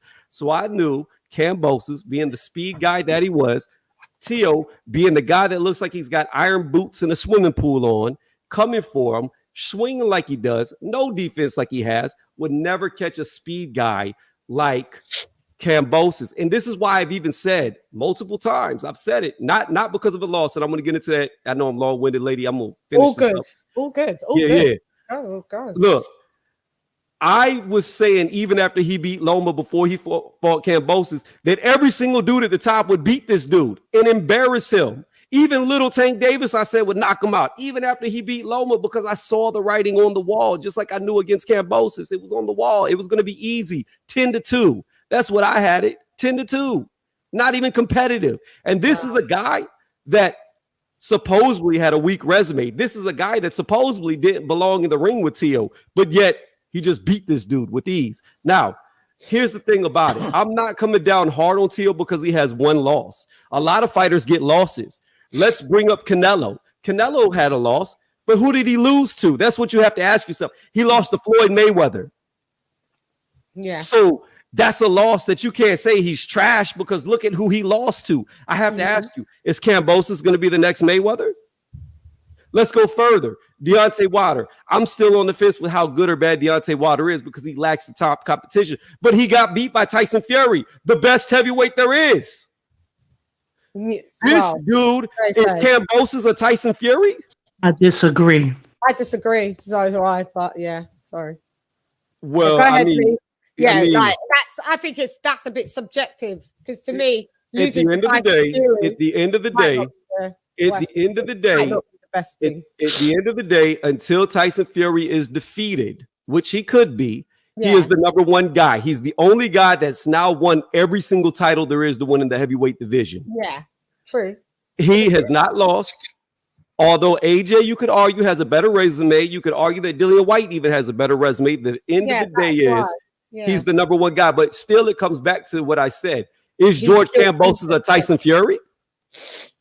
But I just think that maybe we don't know it. We just because he's just been under the radar. Maybe he is. Maybe he is.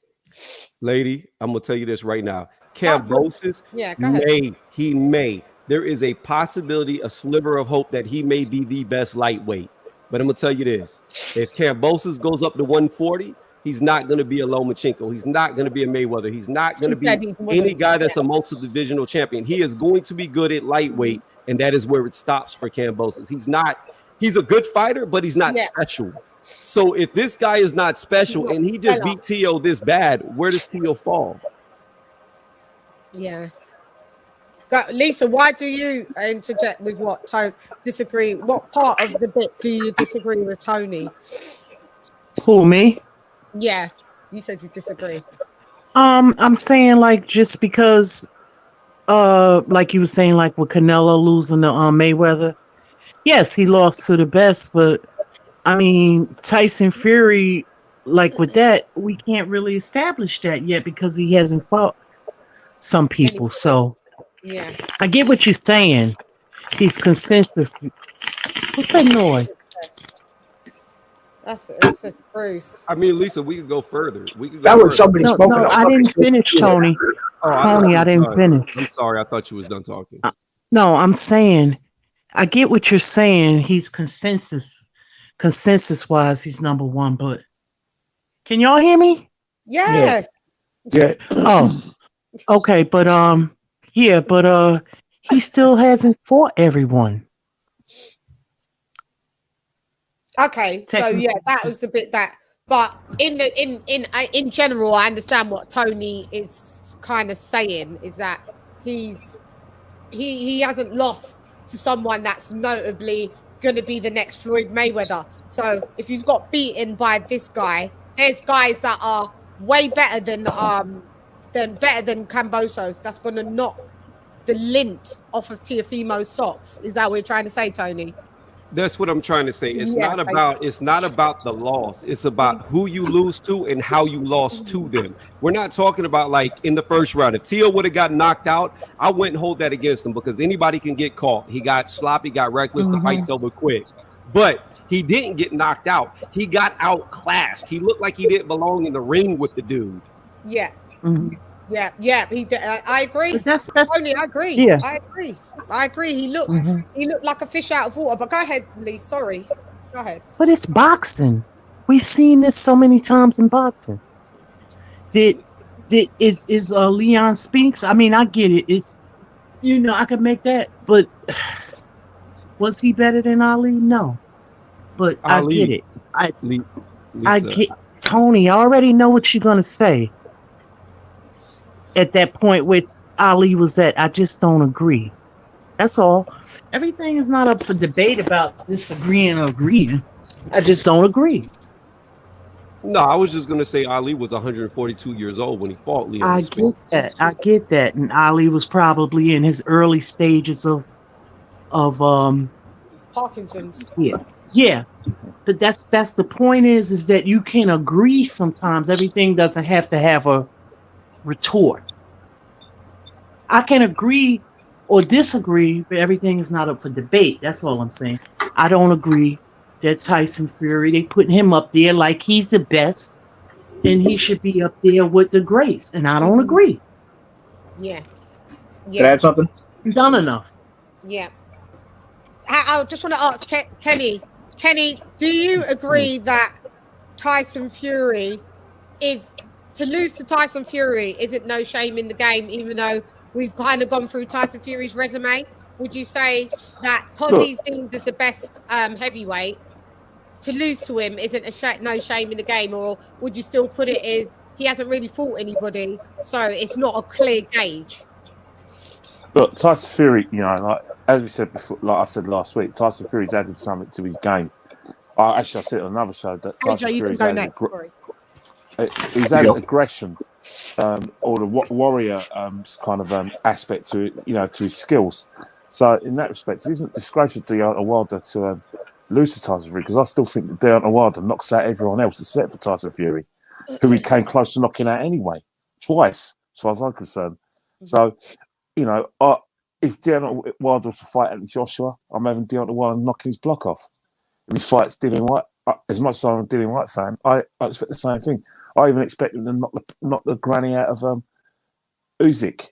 Because I know that when Deontay Wilder catches Usyk, unlike Anthony Joshua, he'll let his hands go. And Usyk will have nowhere to hide. That's how highly I rate Deontay Wilder, only that Tyson Fury is a bit better than him. I know people say he lacks fundamentals, and that's just subjective. But I always say, regardless of which fighter's in front of you, the most difficult thing in boxing is like the most difficult thing in football. Scoring a goal is the most difficult thing in football. Getting a knockout is the most difficult thing in boxing. And for someone like Deontay Wilder to do that at high level, doesn't matter where you rate the fight or not, he's doing it on a regular basis. That, for me, is an elite fighter. Got you. Go ahead, AJ. No, I just wanted to add about the Ali Spinks fights. Like, everybody was saying he's old, and that's true. But I was hearing, stuff that Ali didn't take the first fight seriously, didn't train. So, Spinks beat him, and that's credit to him for that. But then in the rematch, what happened? Ali schooled him and got his belts back. So but also just the comment on Tyson Fury beating Wilder. I kind of agree with Candace. It's kind of hard to rate Wilder because, it's just my assessment. I believe that he's always a limited fighter, just who can punch. And I believe if he comes up against the right kind of boxer, he'll always lose. So, of course, Fury beat him because I do rate Fury. Even though he doesn't have names on his resume, I believe he's a lot more skilled than what people give him credit for. I would pick him to beat a lot of current heavyweights. Like Wilder included, he beat him twice, arguably 3 times. Then, AJ. No, I'm just saying. Are we saying that basically does Teo losing to Kambosos look worse because Kambosos, in Tony's opinion, isn't deemed as Tony? Are you deeming Kambosos as elite or non-elite? Like, let me give you an example. Okay, AJ losing to Usyk. It's Usyk. It's Usyk, arguably the most technical boxer in all of boxing. He lost to Usyk. The most skilled fighter there is. And I have my issues with Usyk. I hate his style, death by 1,000 pillows. But the dude is beyond skilled. Beyond skilled. It's not like T.O. lost to a guy like that. So you are right, Lady Chann, in your interpretation of what I'm saying. Okay. He lost to a good fighter at best, but Kambosos will never be special. Well, but how are we gonna? Yeah, but how we go ahead, Liz. I'm just saying how do we know? We're gonna have to see him do a few more runs, Kambosos. We're gonna have to give him a little bit of the benefit now, just to see how he goes down the line, because everybody's calling him out left, right, and center. I don't appreciate that all of a sudden Ryan Garcia's calling him out. Oh my God! Don't get me started about him. Seriously. You were doing fuck all before the call out. Lady, if I can say, Ryan Garcia, he doesn't deserve that fight. He doesn't deserve it. No, he doesn't. No, if I can say for a minute, man, you know what I think Kambosos should do, man. He should make sure he's at the Haney JoJo fight next weekend, bro. And he should make sure he gets in that ring. Bruce, he said he'd be there. He said he's going to watch that fight. Oh yeah, and he should run up on the winner too, man. He should create a spark in this division because nobody heard of him before. I didn't hear of him. I know I'm a casual, bro. I had to look him up. Kambosos. It sounded like Mario Barrios. It sounded like some character out of an Alice in Wonderland book, bro. I mean, and he came around. He pulled maybe the biggest upset of the year in boxing. Now he has to capitalize on that. He's red hot, man. He's got to go out there. He's got to start mentioning names. He's got to point fingers. He's got to say, bro, I'm the unified over here. I want undisputed. Devin Haney, I want the winner of this fight. Tank, get your little ass up here. I mean, he's got a chance to make some money, to make some fans, because nobody likes any of the lightweights out there. They got fans, but man, I'm talking about somebody who's solid, who everybody likes, man. Everybody's riding with. It could be Kambosos, bro. He was the Miracle Man Saturday night. I want to see what he does. And everybody is making a thing about Lopez having a lot of baggage when he came in the ring. Going through trouble splitting up with his wife with the baby. Kambosos went through the same thing, bro. He couldn't go back to his country. It was closed. his grandfather died. He couldn't grieve his grandfather. He had a child born. I mean, he's a professional. Professional. They can check the emotions outside the ring, and that's what we saw on Saturday night, bro. So I'm riding with Camboso right now, bro. May I just disagree with this comment from Dury Jones Jr. DJ? No, Cambosos is definitely not. Oh, after that fight, no, he's not. He took Teo's best shots and did not go down, man. Teo couldn't get him out of there after he got dropped. No way. I think people like to say people are chinny just because they get knocked down. Like, it's boxing. It happens. It's you boxing. People they're not super Saiyans. They're not bloody. You know, they're not superheroes. Even though sometimes we put superhero expectations on fighters. No, just because you get dropped doesn't mean you are chinny. He is no way chinny unless you can provide evidence of why he's chinny. Then I'm sorry, I can't really. Like Karma Serene said it. Karma, you're right. Cambosos is far from chinny. If that was the case, Teo would have knocked him out easily. Because that add to that, like after the 10th when Teo got him. It was after the 10th when Teo, like in the 10th when Teo got him. I thought he was going to get him out of there, but he came back and won the next 2 rounds. Yep, and I was like, "Go on, you can do it, mate. You can win." I'm like, this dude is made of steel, man. This dude is an iron will. Don't let it go in vain, yeah. Because by that point, I was rooting for him because I was like, this dude is putting the work. Like, come on, Cambosos, you can do it because you've won all of these other rounds. You may as well clear up the board. Do you know what I mean? Only Brits are chinny. J7. But also, if I could just talk to Bruce right quick. J7. Okay. Ignorant comment. Yeah, you want to come on a British channel and say only British. Oh, come on, man. If there was actually factual evidence in this, I could go along with it, Brit or no Brit. But you know, you're just saying that just to say it. I guess you feel like you need a bit of attention because you didn't really get it from your parents. I'm not your parent, so you shouldn't come on here to seek any attention from me. You're gonna have to go to find Mama and Papa for that anyway. Have a good night. Go ahead. I mean, but also just to comment on what Bruce was saying, how he should fight, how George should fight Devin next. He said he's open to it, but George has to come. But Devin has to come see him in Australia. And you know what? I agree. He had to come down here to New York. He took the belts in somebody else's backyard. Devin should go to Australia. That fight would be huge out there. Huge. Yep. And he said it. He said they could do 70,000, 80,000. 70,000, 80,000. Oh, that's a massive fight, bro. Out Bob there, massive. Aaron needs to drop this before this fight would happen. Bob, I'm going to tell you someone from the UK. As much as Josh Taylor is a great boxer, no, he hasn't got a big following in the UK. Neither has he got a big following, obviously, in the US. So Teo. Terence Crawford, just to digress quickly, Terence Crawford with Josh Taylor wouldn't have done a 80,000 sold out arena here. I just wanted to put that out. So don't listen to Bob doing his job, bars. Basically, you know, promoting his fighter who is Josh Taylor now that he knew that Terence was leaving. It's not a big mega fight here. It's not. Would we all watch it? Yes, but it wouldn't sell. You couldn't do an 80,000 arena and expect that to halfway sell. I agree. It'd be a good fight, but not a huge fight.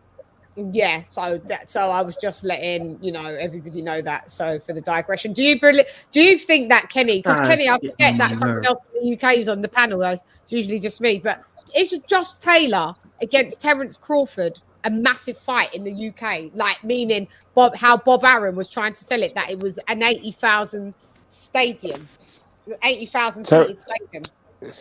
Terence, look, in this country, right? You know, the lightweight fighters ain't gonna sell out stadiums. The only person sell out stadiums in this country is Anthony Joshua.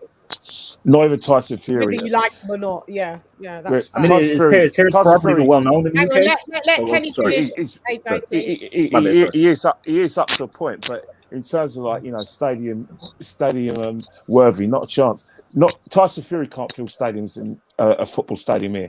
I can guarantee you that. I know a lot of people in the United States are going to be surprised by that, but Tyson Fury and selling tickets is basic. It's not a good partnership because he doesn't sell tickets. He's got a cult following, but AJ's got the cult following plus the casuals, plus the boxing people, plus the superstars and people who can't even spell sport. Tyson Fury doesn't have that core fan base. Yeah. Hence if he can't sell tickets, there's no way Josh Taylor can sell tickets in this country. All right, filling stadiums.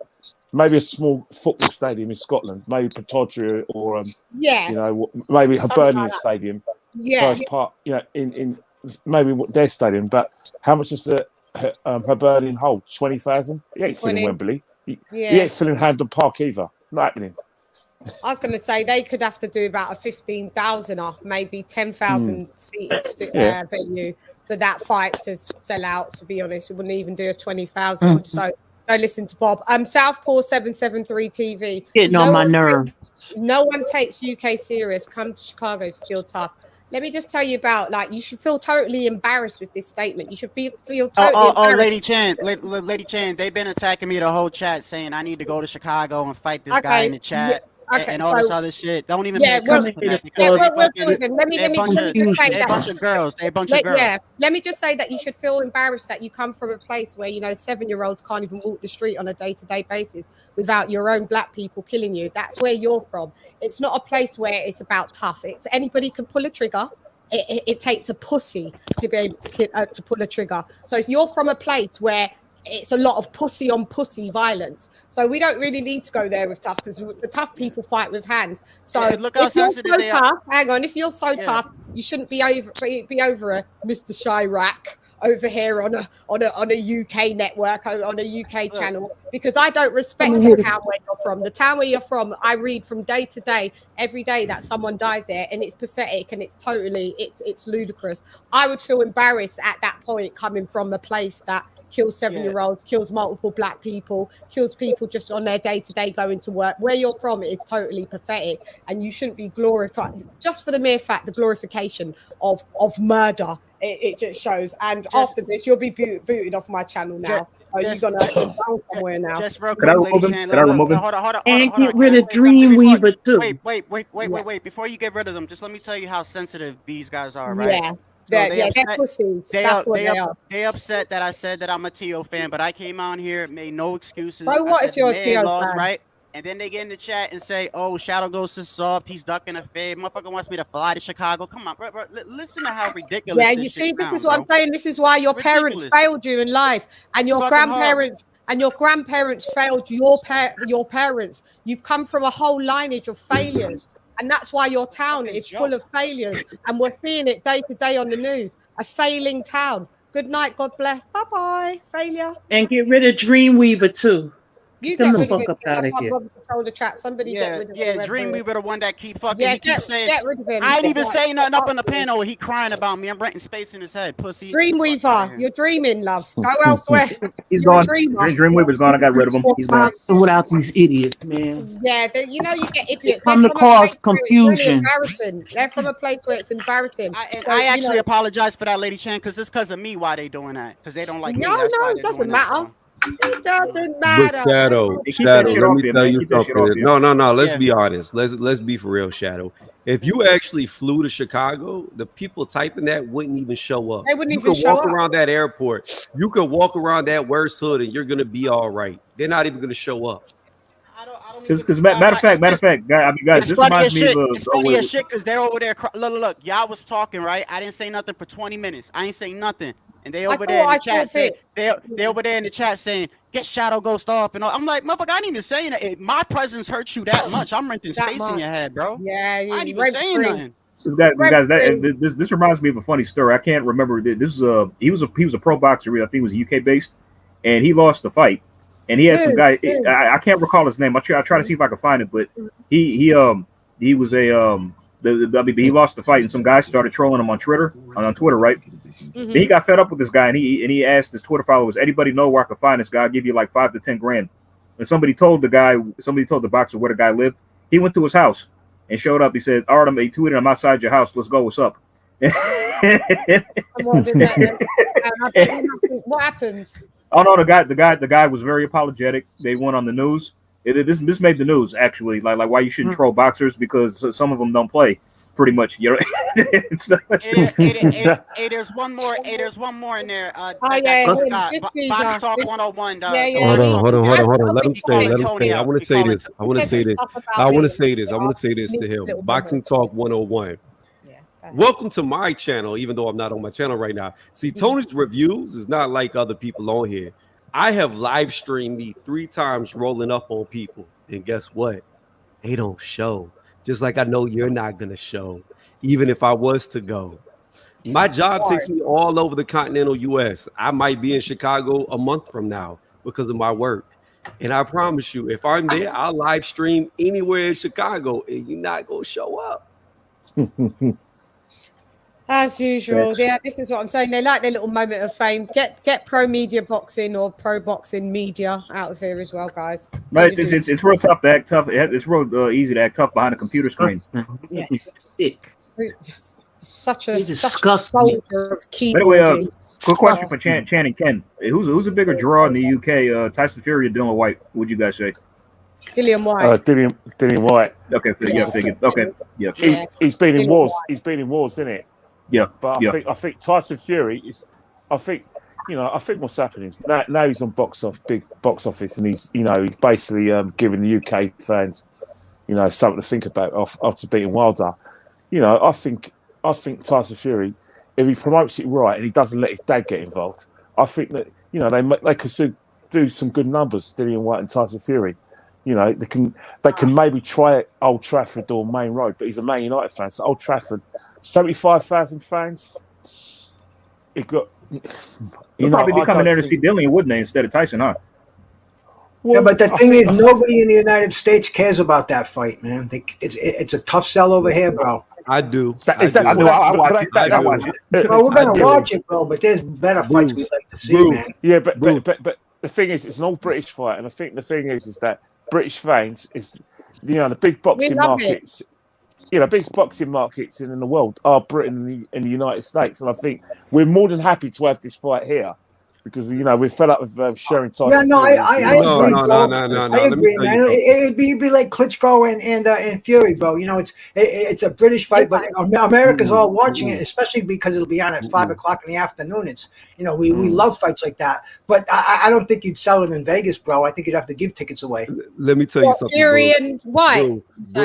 Bruce, let me tell you. It won't happen in America anyway. It happened in England. Hold on, Kenny, just hear me out real fast. Hold on, hear me out real fast.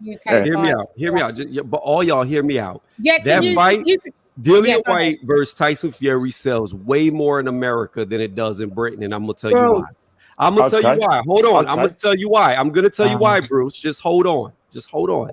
Before I tell you why it's gonna sell more, that's another crazy prediction I have. Dillian White's going to knock Tyson Fury the fuck out.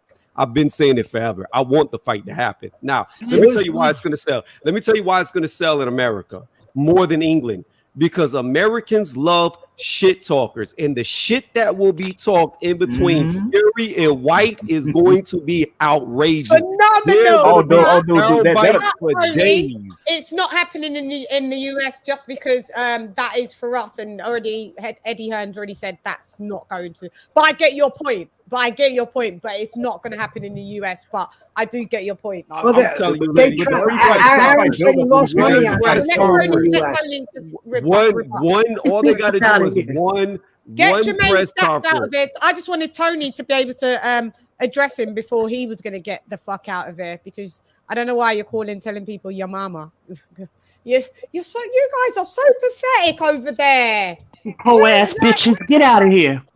Yeah, get out. Like you got what? Like you don't even want me to tell you about you lots people. Like I don't want to have to. I'm trying to be a better person. Allow me to be it. Go ahead, Tony, because I don't know if you want to address this loser. No, I don't. I was just gonna say to stay on topic. I was gonna say all they got to do is one press conference in America with the shit talk that's gonna be talked, and it will sell more than any boxing event that's been probably in the last 10 years. Yeah. That will be it. That will be an amazing fight. And even if it happens here, which it will, you guys, will it fare as well pay-per-view wise then? This is what I'm saying. So you're saying that even if the fight, so the fight would do well if it would happen there physically. But all right, so just say plan B, the fight's going to happen in the UK. Will it do good PPV wise? Are you guys watching it? No, it won't, LadyChann. I'll tell you why. Bruce. I'll tell you why it won't, because it'll be at 5 o'clock in the afternoon, And who pays? Who wants a pay-per-view at 5 in the afternoon in the United States, man? When you have a pay-per-view, that's an evening's entertainment. That that's a Saturday night out, bro. Saturday afternoon pay-per-view. Man, I don't even remember the last one I've seen, if any. Yeah, this is what I'm saying.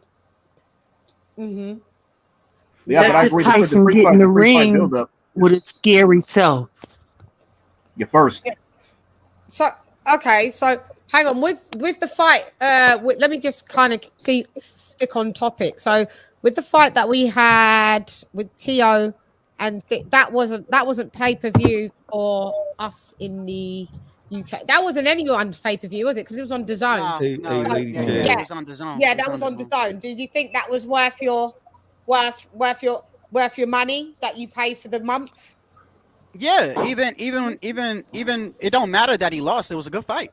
Yeah. I didn't like the way he fought. There's no excuses. He lost. I blame him. I blame his father. But it was a good fight. That doesn't mean just because somebody that you picked or thought was gonna win loses. No, it's still a good fight. It was a good fight. Bolton and Figueroa was a great fight too. That was a war. That was a war. I didn't get to see that fight yet because that we don't get to see PBC or it was for it was £8 from a Showtime. It was, I think we could buy that for $7.99. You guys get Showtime, LadyChann? Yeah. Hey, can I answer Ghost in the chat?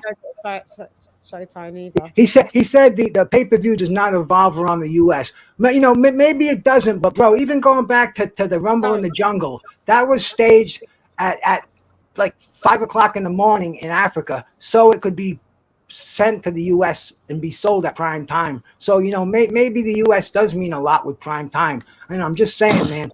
I wouldn't be opposed to seeing Fury and Dillian White in the UK. Hey, man, I'm not opposed to seeing anybody fight, but but I think you're wrong about underestimating the pay-per-view power in the United States, because almost every large pay-per-view held around the world is geared towards prime time. Kenny's gonna go, so Kenny had to go. Sorry. Ken. All right. Yeah. Hey, Bye, peace, my Ken. brother. Thanks, Ken, for coming, and we'll see you soon next week. Yeah, we definitely gotta chop it up sometime, man. I mean, personally, I don't care where Fury White takes place. I just want to see it. Yeah, for sure. I'm a fan of boxing. Like, these are fights that, if at the end of the day, I don't understand why people are like, oh, if it's here and we don't want to watch it there, and if it's two UK people, we don't want to watch it. At the end of the day, if UK people took that stance, we grew up watching all of their best heavyweights being from the United States, and us even to and you have a glorious event in a huge sold-out stadium, bro. I stay up till 5 a.m. because I love the sport of boxing. So it's not about we put it to American heavyweight. Exactly. But the live gate of that Tyson and Dillian White in England at one of the huge stadiums, 100,000 people, everybody screaming. I mean, that's where the money's at right there. Yeah, the live gate. Go ahead, Shad. No, I was gonna say that's the difference between a lot of us that and the difference from a lot of these trolls and people that say what they say is we love boxing. You know what I mean? It's like even if you like a fighter, you just love the fact that it was exciting. You know what I mean? And I love boxing so much. I try to watch any fight that comes on. I'm subscribed to DAZN. I have the ESPN app. I have Showtime. The only ones I have a problem catching sometimes is the ones that come on. What is it? Fight TV, FITE. Fight TV. Well, we get some PBC ones like that. Unless if anything that's PBC, PPV. Usually we can get them on Fight. Like we get the tank ones that will be on Fight TV. But then anything usually Showtime, we don't usually have any access. And anything that's non-PPV, that's on PBC, we don't have any access. So you didn't get the Fulton and Figueroa fight? We got that for £8, which is about $11. That was worth it. That was worth it, but it was because the other fight had just finished and I jumped on live with you guys. I didn't get to, in the end, even watch that. So I just thought I would see it. And do you notice what they're doing now? They're starting boxing. They're starting see before it used to be like if two fights come on at the same time from rival networks, they would let it go and just see whoever gets the most views. The other one got to eat the bullet, I guess. You know what I mean? But now they're starting to realize that it's best business for everybody to watch the fights. That's why you see fights on Friday. Hold on. I was gonna say I was almost done. That's why you're starting to see they're starting to change some dates. You got fights on Friday. You got Tank that's going to be fighting on Sunday. Because on Saturday there's so many fights. You got Devin Haney and JoJo. There's 5 fights. Right. So they're starting to realize that, because a long time ago, they would be like, you know what? Fuck it. We'll both go on at the same time. And whoever gets the most views, the other guy just got to take that loss. But now they're realizing it's better business for me to let you go on one time and to let me go on one time, because we know that everyone loves watching boxing. They're just going to switch networks, and they're starting to learn but dig this, bro. That was East Coast, West Coast, bro. It worked perfectly for the United States. And boxing's a global sport now, man. Tank. I've never seen Tank fight on a Sunday. Oh, well, see, that's the WWE's fucking plan from way back. They had their WrestleManias on a Sunday. Yeah, WrestleMania. It worked. So now it's a viable time, because that's family entertainment time. Hey, really fast. Not to stop the conversation, but I just wanted to let y'all know from the UK that all these people who are typing about Chicago, they're from some backwoods. They're not from there. Chicago, despite it being in the news all the time, has never been one of the top 10 worst cities in America. It's not even that bad. It's over politicized, but when it comes to real crime, it doesn't even rank anywhere close to some of the worst cities in the US. So that tells you all these dudes are trolls who aren't what they're talking about. And have you seen how many burner accounts? And I'm not trying to glorify. I'm not trying to glorify coming from bad areas. Check this out, though. They're making it seem like, I'm explaining to you the real. They're making it seem like it's like 10, 15 people. It's really just one nerdy ass dude with like 15 accounts. It's the same dude. Hey, instead of letting that cat destroy your show, let's get back to boxing over here, man. Because I want to stay on that same point that my brother up there, man. I forgot your name, Shadow Ghost. Yeah, Shadow Ghost. Yeah, bro. I mean, fights don't have to be on a Saturday night. Hold up, Bruce. Let me just read this super chat, which I just took off. Oh man, I don't want to forget my thoughts. Yeah, just think about it. Think. Oh shit! What did you say? And I took it off because I'll find it. You want me to find it for you? Yes, please. Okay, it's a super chat from Graham Anson. It says, "Can we just have LadyChann on full screen, looking wicked, babe? Great show." So I guess he's rocking with you, rocking X. So he just wants to see a full photo of you up close. Come on, Chan. There you go. Hey. Oh boy. You guys are a trip. Thank you very much for that super chat. I didn't even know what it's been sitting there for ages. So sorry. You better work, girl. Give them face. Give them face. Hey, LadyChann. Listen, I gotta Hey, LadyChann, I gotta go. But before I go, go ahead. Tell them where they can find you as well, Shadow. Shadow Ghost 81, and I know all those hackers will probably be over there. But anyway, don't matter. To everybody on the panel, man, a salute to you. I love boxing. You know, even when people's the fighters that they like or whatever, when they lose, bro, just keep it real with yourself and know that people lose. It is what it is. You know what I mean? I love the sport at the end of the day, and to me, the better man always wins in the ring. Whoever puts in the work. I hope that Tio learns from this. I do agree with his father. I've spoke with his father a couple times too, so I'm not gonna say nothing bad about that guy. You know what I mean? The only thing I could say is that I do feel like that Loma the Loma win, they took that and they were talking as if they accomplished everything, and you have to stay hungry, man. But he's still young. He's still 24, and I put a lot of blame on Tio himself because he's a grown man, but at the end of the day, boxing is lit. 2021 has been a great year. We've had unification fights. We've had undisputed fights. We've had fights.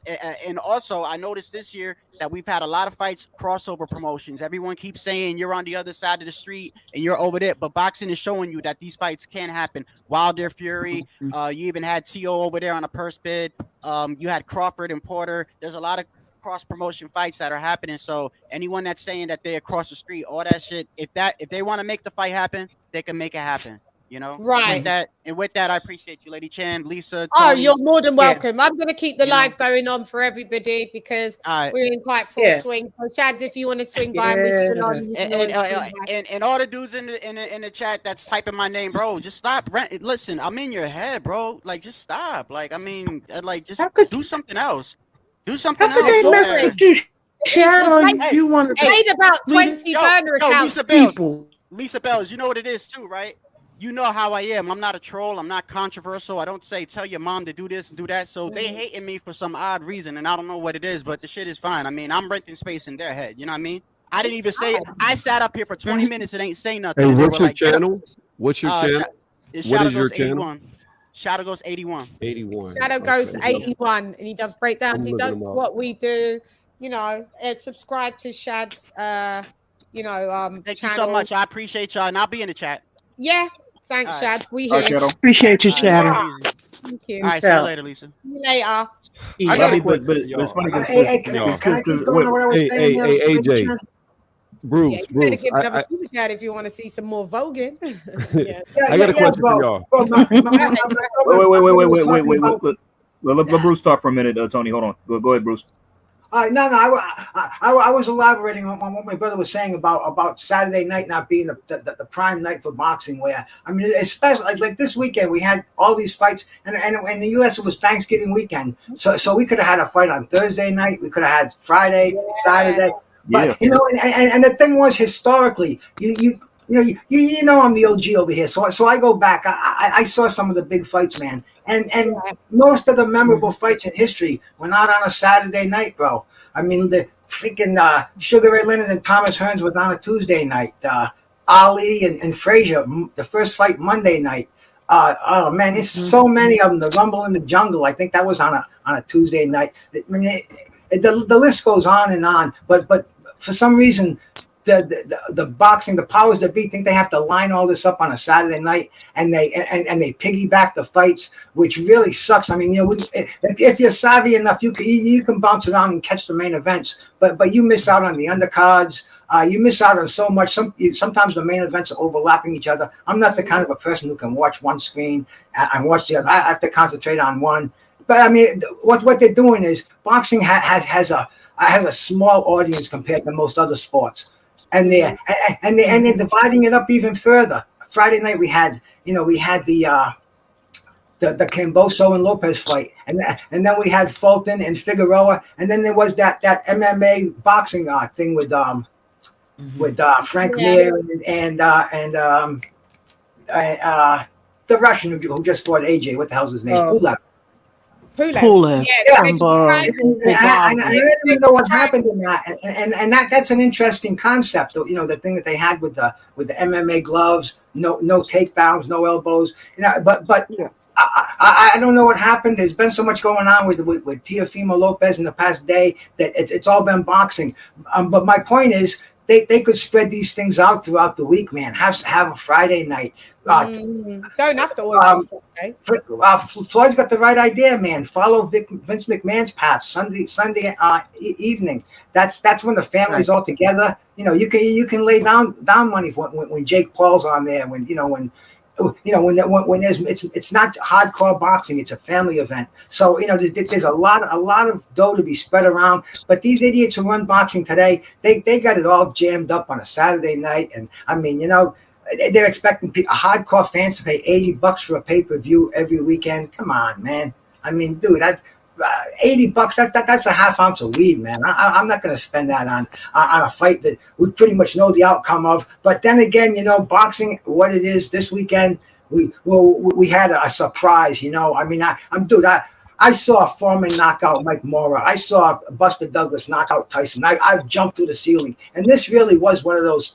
Dude, you know, it was one of those times that it was as exciting as those fights were. You know, surprise ending goes, an upset, and that's what it's a shame if people had paid for the Fulton and Figueroa fight and missed the Teofimo Lopez and Cambosa fight, and because that's what the powers that be did, man. They made us make a choice.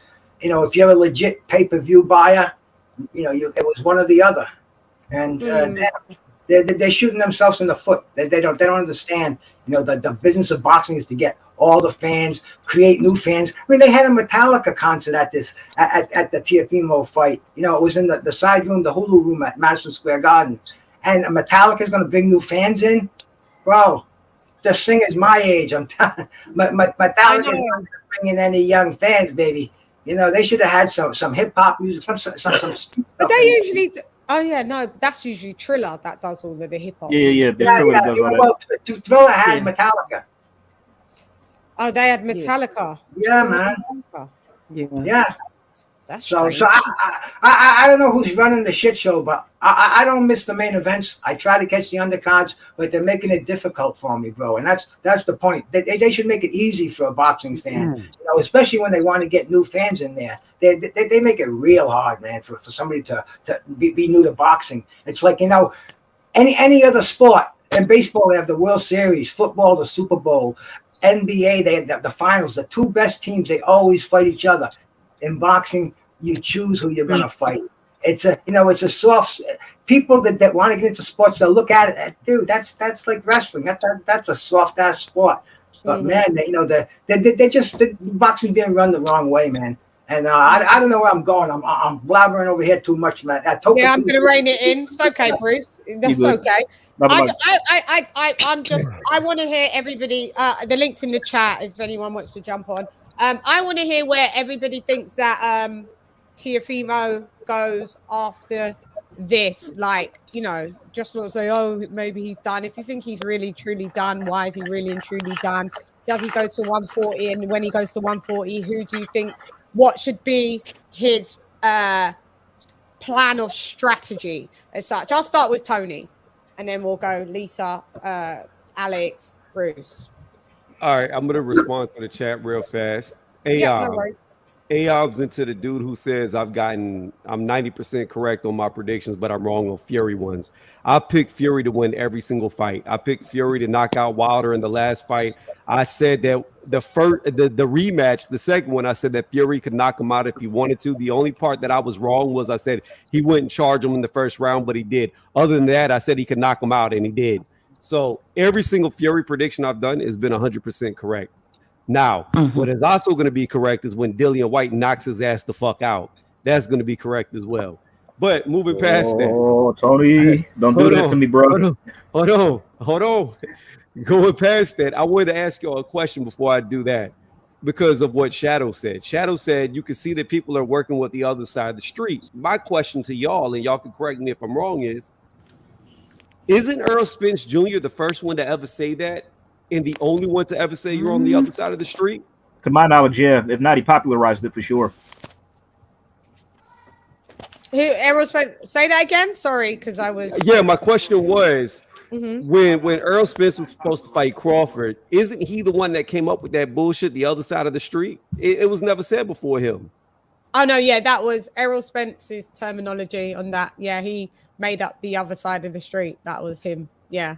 And it's stuck. And everybody uses that term now. But guys, guess what? Could I tell you something? You know who just dispelled that narrative and proved it was BS? The Wilder and Fury thing. No, she's Sean Porter. Oh yeah. He crossed the street. He went over the top rank. They do. The street does cross when two fighters want the fucking fight to really happen.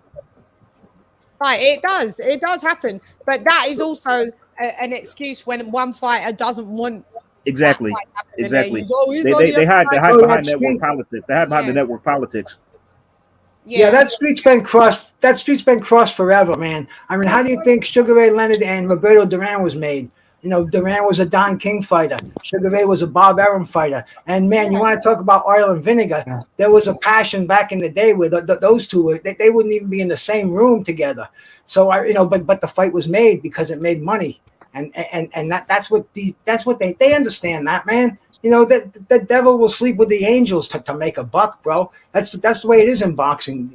You know, it's a backstabbing business, but it all comes down to that dollar. And crossing the street, man, that's been done before. Some boxers just use that as an excuse, but that shouldn't even be in consideration because money talks. I mean, especially when we're talking the dollars we're talking today in boxing.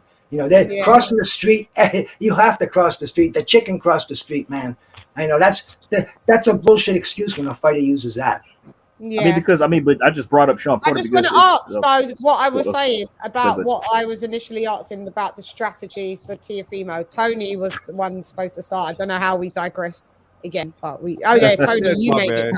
Tony, that was your fault. What's the strategy? What's the strategy you would think would? What do you think happens? Because I know you feel that TEOFIMO is pretty much done and dusted. do you not count the Lomachenko win, the James Comey win, the Nakatani win, something that obviously he had the skills to obviously at that time pay his damn bills? Do you take that everything away from him now because of what happened or what? I do not take credit away from his accomplishments. He accomplished what he accomplished, and that can never be taken away. But I feel like the stars aligned perfectly for him to get where he was. And stars don't align perfectly often. He had his moment. He had his time in the sun, his 15 minutes of fame. But here going forward, I've been saying it. I don't think he can compete with any of the top guys at the lightweight division. And if he goes up to 140, the only guy he's going to beat at 140 is Ralph from down the street. That's it. He's never going to be a world titleist. What, Ralph? Ralph from down the street. He works on cars, refrigerators, everything you need. But damn. Come on, we gotta give way more respect than that. No, I'm just laughing because Tony's making me laugh. It's not because I fucking agree. It's that Tony. In my honest opinion, Tony, yeah. Yeah, well, go ahead, finish this and then in my honest opinion, we'll be back here 5 years from now, and we'll be talking about how 5 years. No, let me finish. In 5 years from now, we'll be talking about how T.O. was one of the biggest hype trains that ever hit boxing. Yeah. Turn off your window, dude. Go ahead, Tony. No, that's pretty much it. I don't think he has. The only way he wins a title is in a vacated title match against a guy who's not that good. But beating a top elite guy, he'll never do it. Woo! Okay, so we're gonna go to the Queen Lisa Bizzles in the building. Well, you know what? I'm gonna say, go ahead, sister. I'm sorry. No. That was me mumbling. I was saying that guy was probably maybe just a troll. Then he jumped off. Go ahead. Sorry. Oh no, he was. Oh, okay. No, I was gonna say, listen. I think we're being a bit harsh. No, well, Tony, I'm talking. Come on, like, yeah, we can't say he's a hype job. We gotta understand boxing. This is boxing. We've seen this before. It happens. Right. We can't, like, humans, we're human at the end of the day. I get it. They're boxers. They go in there. They're warriors. But sometimes, I don't know, maybe the stars just wasn't aligned that night. I'm not saying it was a fluke or whatever. Cambosa's winning. I'm just saying that I think that he can come back from this. But first, he needs to heal physically first. Mentally, spiritually, and emotionally, and look at the man in the mirror and see where he wants to go going forward. And he's definitely got to go up to 140. It's just no way. There's just no way making it 135 Who would no be more. his first fight at 40? Now that obviously the Josh Taylor shit, I don't know if it was ever on the table because Taylor was already going to 47. But I mean, I meant to shouts out to Hawk in Maryland. Hey Hawk, hey. I did see you say hello, and I was so the trolls got the better of us. But hey Hawk in Maryland, shout out to my TBV famo. Yeah, go ahead, Lisa. Who would be the 40? The person he would fight at his first fight at 40. Let me see, because I'm not all of 40 because we got Tank there, but he on the other side of the street now. So Zepeda wants to fight Josh Taylor. I would say Zepeda or maybe Baranchik. But those are tough fights though. Both of those are tough fights. Zepeda, tough but good, a good place to gauge too. But Zepeda's quite he's a big 40. Who else? 40. Rodriguez is there. Who else is a lower level 140 guy? Guys, help me. Guys, help us. Who else? I got a few. I know a few. I got Subriel Matias. He just had a fight on the PBC. He looked pretty good. A killer. Oh shit! Oh no! We're talking about lower rank guys. We're lower rank guys. Yeah, we need entry level 40 because dude just lost at 35. We can't just propel him into just give him pro grade. Okay. Let me see. Okay, let me see. All right, we got what y'all think about Barrios? Oh yeah, Barrios would be a good fight. What about Louis Ritson? Louis Ritson, him too. What did you think about him? Yeah. Also about Baranchik. I think Baranchik is shot. Baranchik is shot. He I saw his last fight. He can't take a punch. His punch resistance is shit now. Yeah. I mean, he can still take it, but you know. Yeah. We need tune-ups. Montana Love. That's a good. But the guy who beat him to Montana Love as well. I don't know if you got. Montana, no, he just beat Baranchik in Montana Love. I don't know much about him, but he looked good. And Eddie Hearn just signed him the matchroom for a multi-fight deal. But Pedraza, that's probably a step too far because they just made it mandatory for Josh Taylor to the WBC. I think Pedraza might be too much too soon. Yeah.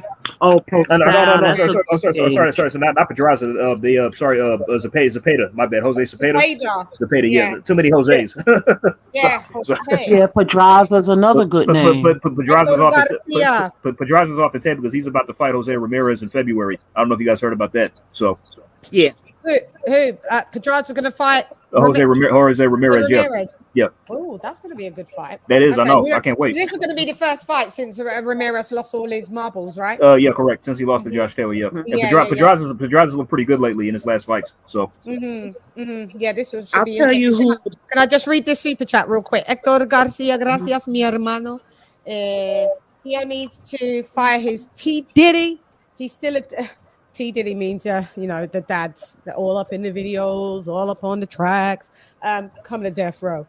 He's still a beast, taking L like a man and bounce back. See, ya tu sabes. See. By the way, Lisa, were you done with your saying what you had to say, or? Yeah, I was just gonna say, Postel may be a good gauge because he's older. Not bad. Brad had a great time with him. Yeah, because then you could kind of you could start aligning themselves with people that greats have either fought. Oh, he gave Jose Ramirez issues. It's quite young, like what we're seeing at 35 now. So 40 is still where you've seen the Bud Crawford, you've seen Tank fight, whatever, it's kind of still kind of current. So we could gauge. Yeah, I think that would be a good idea, actually. Yeah, we did money. We kicked him out. Yeah, he was moving like a chump. Yeah, we did kick him out. He blocked. Money. Yeah, ain't he out of here? He joined the block party. He joined the block party. He out. Money. He out. Money out. He said, "Get that clown out of here." Yeah, he out. Money said he was on his channel, and Money had to run him out as well. Just got no lives. Okay, so Bruce, where do you think that Teofimo goes as a good strategy when he goes to 40, or what do you think in general? In general. Yeah. That is a good question because Teofimo, I think he goes back to the drawing board, man. I think he came into the fight drained, so I don't think 135 is a good move personally because I saw him with a gaunt look. I really think he drained himself more than his physically should have. Rehydrated well. I mean, he probably was 15 about pounds 47, 48 in the ring. Yeah. So I can see him coming back at 140. But where he goes, like Lisa was saying, Victor Postel's a good test. I mean, he could probably go right for a title shot if he started, chirping his mouth off and getting somebody get even PC boxing. We love to watch people that we hate. Floyd knew that. Ali knew that. It goes. He took that from the WWE. That sells tickets. And if Teofimo wants to stick with that routine, man, stay with his dad. F everybody else. Yeah, my kid is the best around. He got robbed in that fight. And bro, I mean, people buy that shit, man, because they'll want to see him either get his ass kicked again, or make a triumphant comeback. But people who ride with Teo, they're not going to care what he says. But the money out there. So yeah, if he goes to 140, I think he shouldn't sell for anybody less than at least a top 10. Like a Postel, Ramirez, somebody of that nature. But I think he goes to the lower tier. I think he goes more to the bottom from a 10 to a 15. Well, I just want to see what he looks like. When he comes back, like a new team or the same old Teo. The same old Teo, man, is going to be the same old Teo. Because when's the last time he fought? Since before this fight, it was 5 years ago when he fought Lomachenko. I mean, you can't stay out of the ring. Ring rust. I think that caught up with him. All his world tour, his meets and greets, and just believing all the press that he was the undisputed, the best, because of what? Because of one fight where even the guy that he fought, he had a bad shoulder. He was ring rust until the 8th or 9th round, and even then, even before that, you couldn't knock him out. You had this guy as like a heavy bag in front of you. You had one of the greatest opportunities in the world. And now they're talking about that should be a rematch.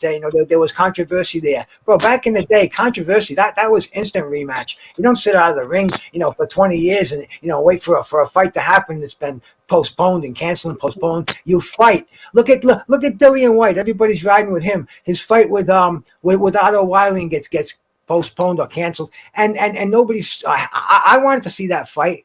That to me that was going to be a dynamite fight. Why don't they reschedule that fight? Why does he go right to a title fight? To me, because he's deserving of a title fight. I'm not going to get into that. I think that lottery ticket expired. Whether we like it. Whether we like Dillian White or not or whatever, like if you like the process of boxing or you follow what it is in boxing, like he's been the interim champion for like 3 years. Like what does how does he not deserve a title fight? And he's been paying sanctioning fees as a WBC interim title holder. Hey, I just heard the tail end of that. What are y'all talking about? I walked away for a second. Oh, because we've spoke about this with Bruce before. Bruce doesn't seem to think that you do think that Dillian White deserves a title fight, or he doesn't. I can't remember, Bruce. Me personally, no, I don't think he deserves a title fight. What? Oh wow! Then why did Fury deserve a title shot? He had a lottery ticket, but he lost it. He can't find it anymore. Why did Fury deserve a title shot? Why did Fury deserve a title shot? Why did Fury deserve a title shot after being gone? My last memory of Dillian White was him getting knocked out cold and then coming back to fight he's not the first and he won't be the last one. So why did he avenged that loss? But hold up, Blue Skull, hold up. Why did Fury deserve a title shot with Wilder? Well, first of all, Wilder gave him the first fight, and they had the rematch, and the second fight was arbitration decided. Nobody wanted to see that fight. Only Wilder, only the Wilder camp. Okay, but he had an agreement. But that's my point. But that's my point. What is it? I'm sorry, I've been smoking a lot. I just took a 2 tonight, man. Okay, so if you compare the two, he was gone a long time. I get it. He was lineal champ. He was gone a long time. Yeah, but he did his by choice. Fury and Wilder had no choice. Yes, they did have a choice. No. They were in arbitration. They couldn't fight anybody but each other. I'm talking about the first fight. Oh, the first fight? Well, Wilder gave him a title shot. What else can you say, man? Some people say it's a cherry pick gone wrong. Some people say he did him a favor. Well, whatever you want to say, he was a ranked contender, got his shot. No, what I'm saying to you is, why did he deserve one and Dylan doesn't? What's good for the goose is good for the gander. Hey, well, Bruce, I'm gonna let you answer before I talk. Oh no, man! I don't even really know what the question was. She said, "Why did Fury deserve a shot and Dillian White does not?" Well, they all deserve a shot, but right now I don't think Dillian White can just say I demand a title shot and from pulling out of a fight with a shoulder injury.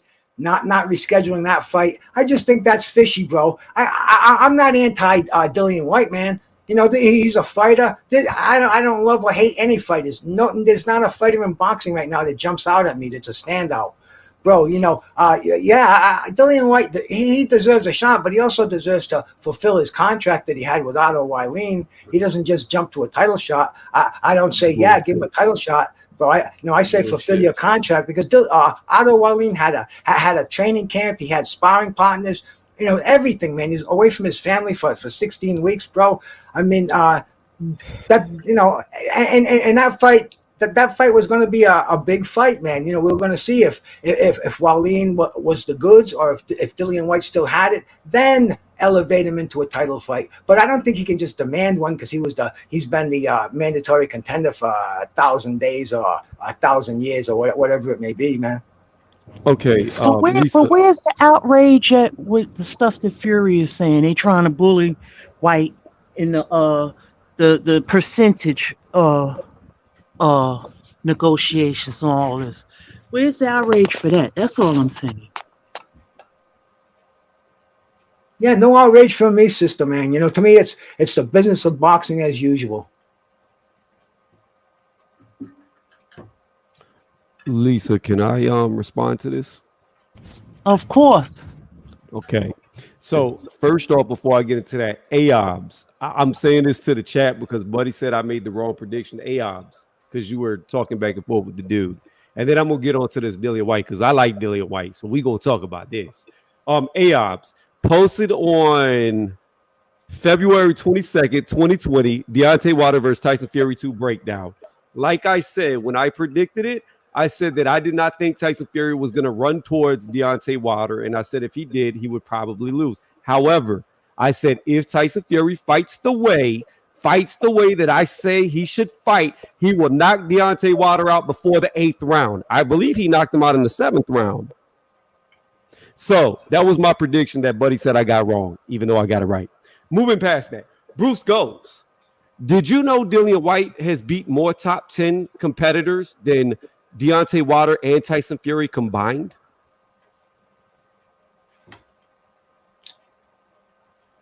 Dillian White does not, in my opinion, bro. I don't think he should get a tight shot at Tyson Fury. I get you, bro. I'm not going to argue with you there. Can you answer the question? Okay. Did you know Dillian White has beat more top 10 fighters than Deontay Wilder and Tyson Fury's resumes combined? No, bro. Hats off to you on that one, man. Okay, so if he's beat more top 10 fighters than a world champ, well, now 2 world champions, how doesn't he deserve a shot at that title? Because he hasn't fought lately, and also I'm looking at it as at the business of boxing. I don't think the fight would sell. You guys do, man. I just don't think it will. Maybe to the hardcore, but the heavyweight championship of the world has to be an event. It has to be a worldwide event. And bro, I don't think he can just say I want my title shot now. I want to cash in my ticket that I had 3 years ago. But I thought you said it would sell big in the U.S. But Lisa, hold on, Bruce, wait, Bruce. What does ticket sales have to do with a guy earning his shot? He's fought one opponent in the last 3 years, man.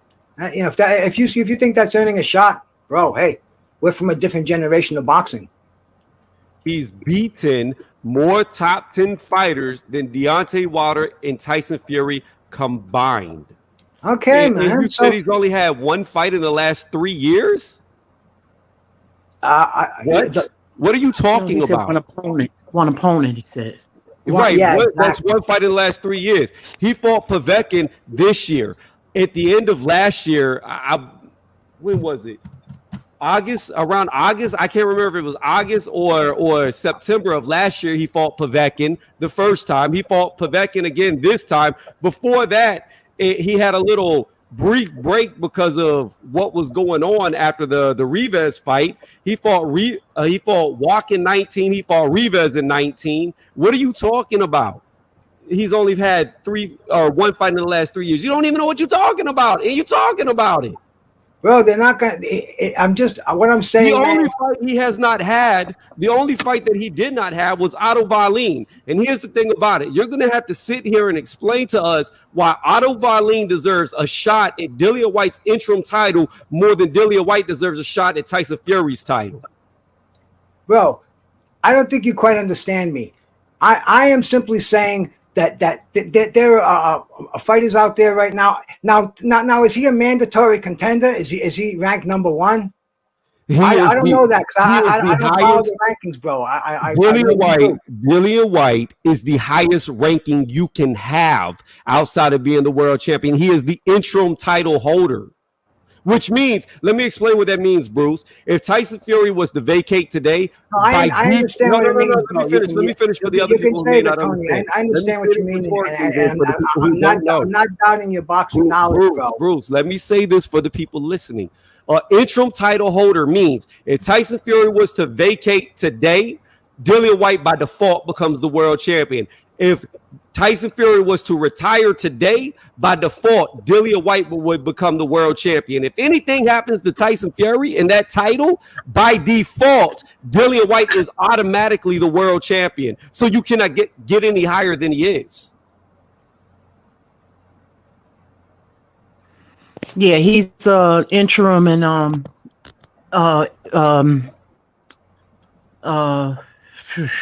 Wilder is number one. Yeah. And then on top of it, he was mandatory for 3 years straight. 3 years straight, he was mandatory for Deontay Wilder. By the WBC rules, you have to have a mandatory defense within 12 months. Well, he missed that by 3 times. You're right. He did lose to Povetkin. He did, right? But that was a fight he was dominating. In fact, in the 4th round, before Dillian White got slept, he knocked Povetkin down twice. So it's not like he was getting outclassed. It's not like he was getting beat up. He got caught by one shot he didn't see, and it put him to sleep. They had the rematch earlier this year. And guess what? He went out there and the fight was the same as the first one. He outclassed Povetkin. He beat the living shit out of him and knocked his ass out. If anybody deserves a title shot, it's Dillian White, in my opinion. No, dude, I just think he should have fought more. I think, besides... Okay, but Bruce, in 2020, the pandemic hit. Boxing came to a close. He was supposed to fight Povetkin earlier in that year. It didn't happen. And I mean, so, he has been staying active. I mean, if you go past, like what Tony was saying, if you go past, already fought Povetkin this year, he fought Povetkin last year, 2019, he fought Rivas. Then, like, literally a few months before that, late 2018, he fought Chisora and fought Parker in as well as 2018. So he's, and you'd argue he's had, like, you go back 3.5 years, he's had like 4 or 5 fights. Well, if you go back 3 years, he probably will get the fight, but I just don't think it's going to be that. I just put up his box prep. Bruce, listen to this. If you go back 3 years, what you claimed he only had 1 fight, I just pulled it up so I could confirm this as AJ was talking. He's had 3 years going back 3 years. 1, 2, 3, 4, 5, 6, 7 fights in the last 3 years. Most fighters only fight twice a year at his level. So he's actually +1, even though in 2020, he was very inactive because of COVID. He's still plus a fight with 7 in the last 3 years. How is that inactive? Well, I guess today inactive means another thing than it did. And I know last year was a pandemic, Alvarez fought 4 times in a year. Undercard for but the business of boxing is screwed up today, and I really don't get it. I don't know the stats that you do, bro, but I just know who I feel who I think should be considered the best heavyweight in the world, and who he should be fighting, and Dillian White just doesn't make a buzz to me, man. To a lot of people too. Can I ask you something, Bruce? So, you see, champion shouldn't fight his mandatories? No, I didn't say that, bro. I didn't know he was the mandatory. I knew he was the interim, but a lot of people have different interpretations. Now the actual rules. He's the number one, but he's not the mandatory. See, I don't follow the alphabet organizations like that, man. But just as far as the heavyweight division goes, it's not the fight that I'd like to see. And if it's going to happen, it's going to happen. And I think I told you cats right from the beginning. If I walk out of the house and there's a couple of bums in front of my house banging it out, that's a good day. I like combat sports. I love combat sports. But hey, man, if it's going to happen, it's going to happen. But dude, I just think there should be more action at the heavyweight division, and there shouldn't even be an argument about who's the number one contender. He should be cleaning out the division. He should be taking care of anybody who claims to be a top contender. And it's just not run like that anymore. It's run behind the books by old men who play dominoes, who don't give a shit what boxing fans want to see. And some fans are so passionate about the boxers they support that once the name gets brought up, I don't even want to be there because I'm not going to change your mind no matter what I say, and most of what I say, man, it's from a fan's perspective. I'm not a bookworm like a lot of you cats are. I don't go diving into the records and all this. I like to see what's in front of me, man. I rely on what I've seen, man, it's all cool, but boxing today it's in a whole different fucking league than from where I come from. Well, we know that, but none of the heavyweights fight often. But that's what I was about to say, Lisa. Bruce, you guys see the box rec up? Yep, that's it. Yeah, but Bruce, let me say this. I don't see how you can claim a guy is inactive when in the last 3 years, White has had more fights than Otto Wallin. Like you can't sit here and say that you don't know the facts, you don't know the records, you don't know who they fought, and then say a guy doesn't deserve to fight when you don't even know who they fought. Well, look at Joe Joyce, bro. I mean, he beat Danny Dubois, and nobody's giving him a push. And to me, that was a hot commodity at the time. He could have been pushed to a title shot. Maybe it would have been a good shot fight for Dillian White. Because at the time Wilder was busy. And why didn't that happen? Man, there's just so much bullshit. Fury don't want to fight Joe Joyce now. In your country, bro. Are you following the articles? Do you follow the articles? What goes on every day? Like now, Fury doesn't want it. At first, he wanted to fight Joe Joyce, unless Anthony Joshua steps aside. No, let's even go deeper than that, Lisa. Let's go deeper than that. At first, Tyson Fury was begging Deontay Wilder to fight Dillian White. He was saying, you should fight the Dawson. If I had the belt, I would fight him. I'm a fighting man. I'm a fighting man. And then the minute he got the title, he forgot who Dillian White was. That's a different story all of a sudden. It's nothing but a fraud. All he do is talk a bunch of BS. And then on top of it, what you're talking about doesn't make sense. When Joe Joyce fought Daniel Dubois, I picked Daniel Dubois to get knocked out like he did, by the way. That was for mandatory for AJ's belts. Why would Dillian White fight for a mandatory when he's already a mandatory for the WBC? That was for one of the other belts that he wasn't even in the rankings for. So why would he be fighting over there when he's already a mandatory for a title? That doesn't make any sense. Yeah. But Bruce, what they're trying to explain to you is that Dillian White. I understand that, but that's the business of boxing. Yeah, but what I'm saying is, he more than deserves to be a championship title contender because he's been in the same spot for the last nearly 3 going on 4 years. And like Tony said, you can't get any. It's like there's the president, and Dillian White is the vice president. Anything goes wrong with the president, Dillian White becomes the president. So you can't get any higher than him. So when you say that Dillian, you want the link? Sorry, Myron, I was too busy looking at box rec and stuff while these guys were chopping it up. Of course, you can have the link. I didn't see the screen. So what we're saying is we're trying to let you understand that we don't understand why you don't think that Dillian White deserves a chance of the heavyweight title of the world. Well, I told you before, I didn't come in to argue that fact. That it's not where I'm at. I'm just saying that it doesn't explode with me. And the heavyweight championship of the world should, man. It just doesn't do it. We know that you don't really like. You're not really chuffed with the heavyweights. But what we're saying is, just when things are explained, now that they've explained that to you, do you get why Dillian White is next in line to? Well, business wise, I can see how that would be mandated by, he could demand it. He's number one contender. He's interim champion, diamond belt, gold belt, silver, whatever they gave him these days. But I guess he can cash all that in. Principle wise. Excuse me, man. Can I finish my thoughts? But I'll give it right back to you.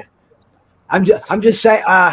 You blew me off my track over here, bro. But I was just saying, the fight's it's going to happen because of the business of boxing. And what I'm simply saying is, talent wise, I think he should have been fighting more often. I think he should be known to more people, more of the public besides just the hardcore boxing fans. Nobody even knows who Tyson Fury is. This is the age of social media. Dillian White should be all over the place. If he's going to be fighting, he should be talking about that, selling the fight.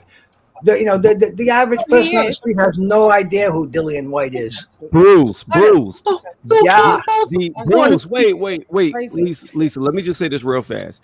Bruce, what you're saying does not make any sense. I just told you that in the last 3 years, you claimed he only had one fight. I proved you wrong. I didn't claim anything. No. Let me finish. Yes, you did. You made the statement, and you could play it back and listen to your own voice. You said in the last 3 years, he's only fought one opponent.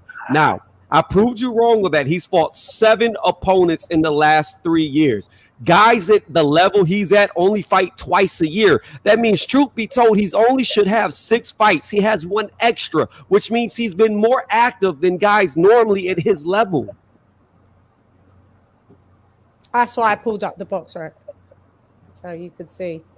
No, I understand, but passionate fans are passionate fans, bro. I mean, you got your receipts, you got everything, bro. He's going to get his title fight, man, and that's what it is. I just like to see more action amongst the top 10 heavyweights. And I think if you want to see action, and he'll lose money if he fights the other top contender and doesn't want to cross link. I get it, bro. I just don't like not a top contender. Otto Wallin's not a top contender. The only guy Otto Wallin's ever beat was Dominic Brazil. That's it. Dominic Brazil, whenever Otto Wallin just fought him, was ranked in the top 40. Like, what are we talking about here? Otto Wallin hasn't fought anybody in the top 10. Fury up, I mean, it's a bloody sport. People love blood. He didn't even beat him up because he sliced and diced Fury, and he got beat, but that's not what he's going to say. And that's people have a very very selective memory. They're just going to remember seeing Tyson Fury with a big gash on the side of his head. So Otto Wallin, he'll sell, bro. I mean, maybe not to people like you who are in the know. But to the general public, to people that they have to sell to make any money because they're boxing because of people. Wait. Can I say something right quick? Wait. Can I say something right quick before I forget? Before I lose my train of thought. Chan, can I say something? I know they're all fucking with me, Jay Styles. Okay. I mean, if I could, just before we digress too much, could I just give my take on why Theo should go up to 140? Okay, yeah, of course you can. Okay, cool. Yeah, just wanted to get that out. Go back to the wherever you guys want to go. This debate is leading nowhere, so I just wanted to squeeze this in right quick. You're right. Okay. But anyway, as far as where Theo goes next, I think he needs to start from scratch. He needs to dump his dad. His dad is embarrassing him. I think that his dad is a very bad influence on his character.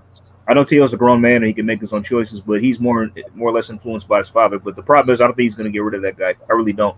I think just without him around, he's kind of mentally weak. And Tony made a good point on one of his videos. He was saying how him beating Loma was kind of the worst thing that happened to him because that win just brought out who they already were.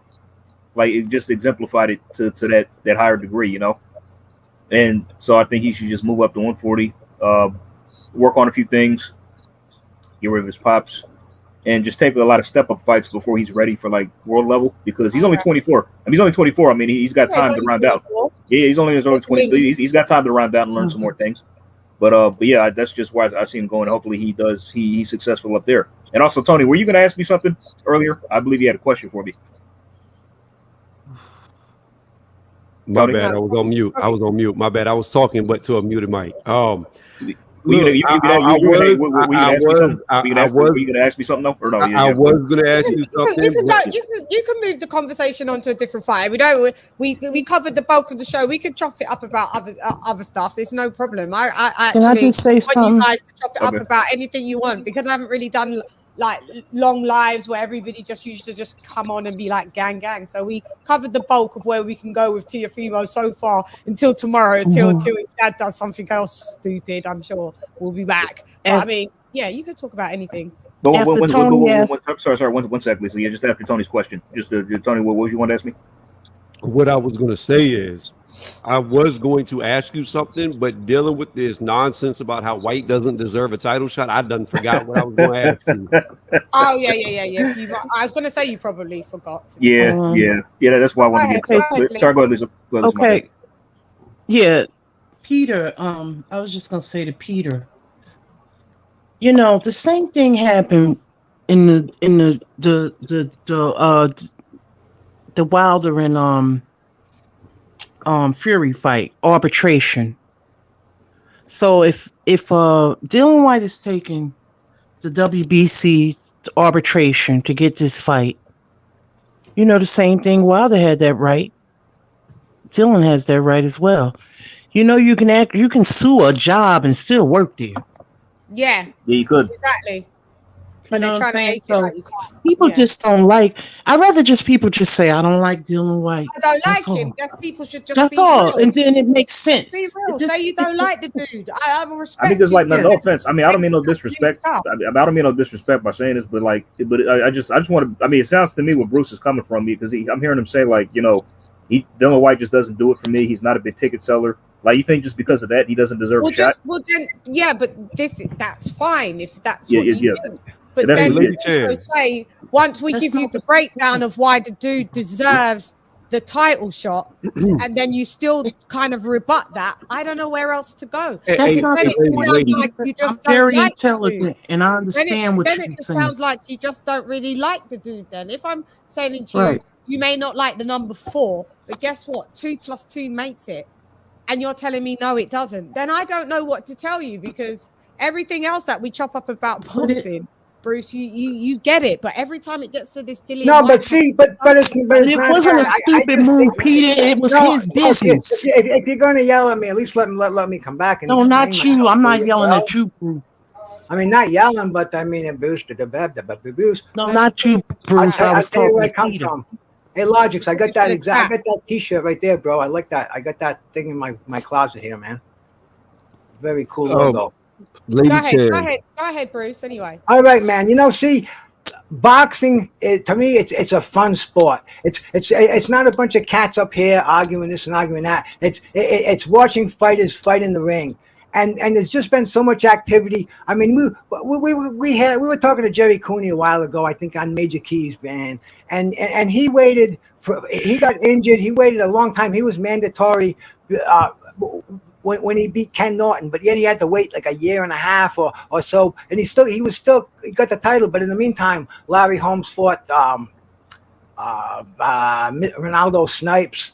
And you know, he kept busy. He didn't just freeze the title, and it was a different world. We wanted to see action. Fighters wanted to fight. They didn't freeze titles. It wasn't all like it is now, mandated in the books. There was no interim. There was no gold belts. It was basically it was a 2 and a 3 belt era. And then there were minor belts, but you knew who the champion was. The champion didn't have to be the undisputed. You're right, OG.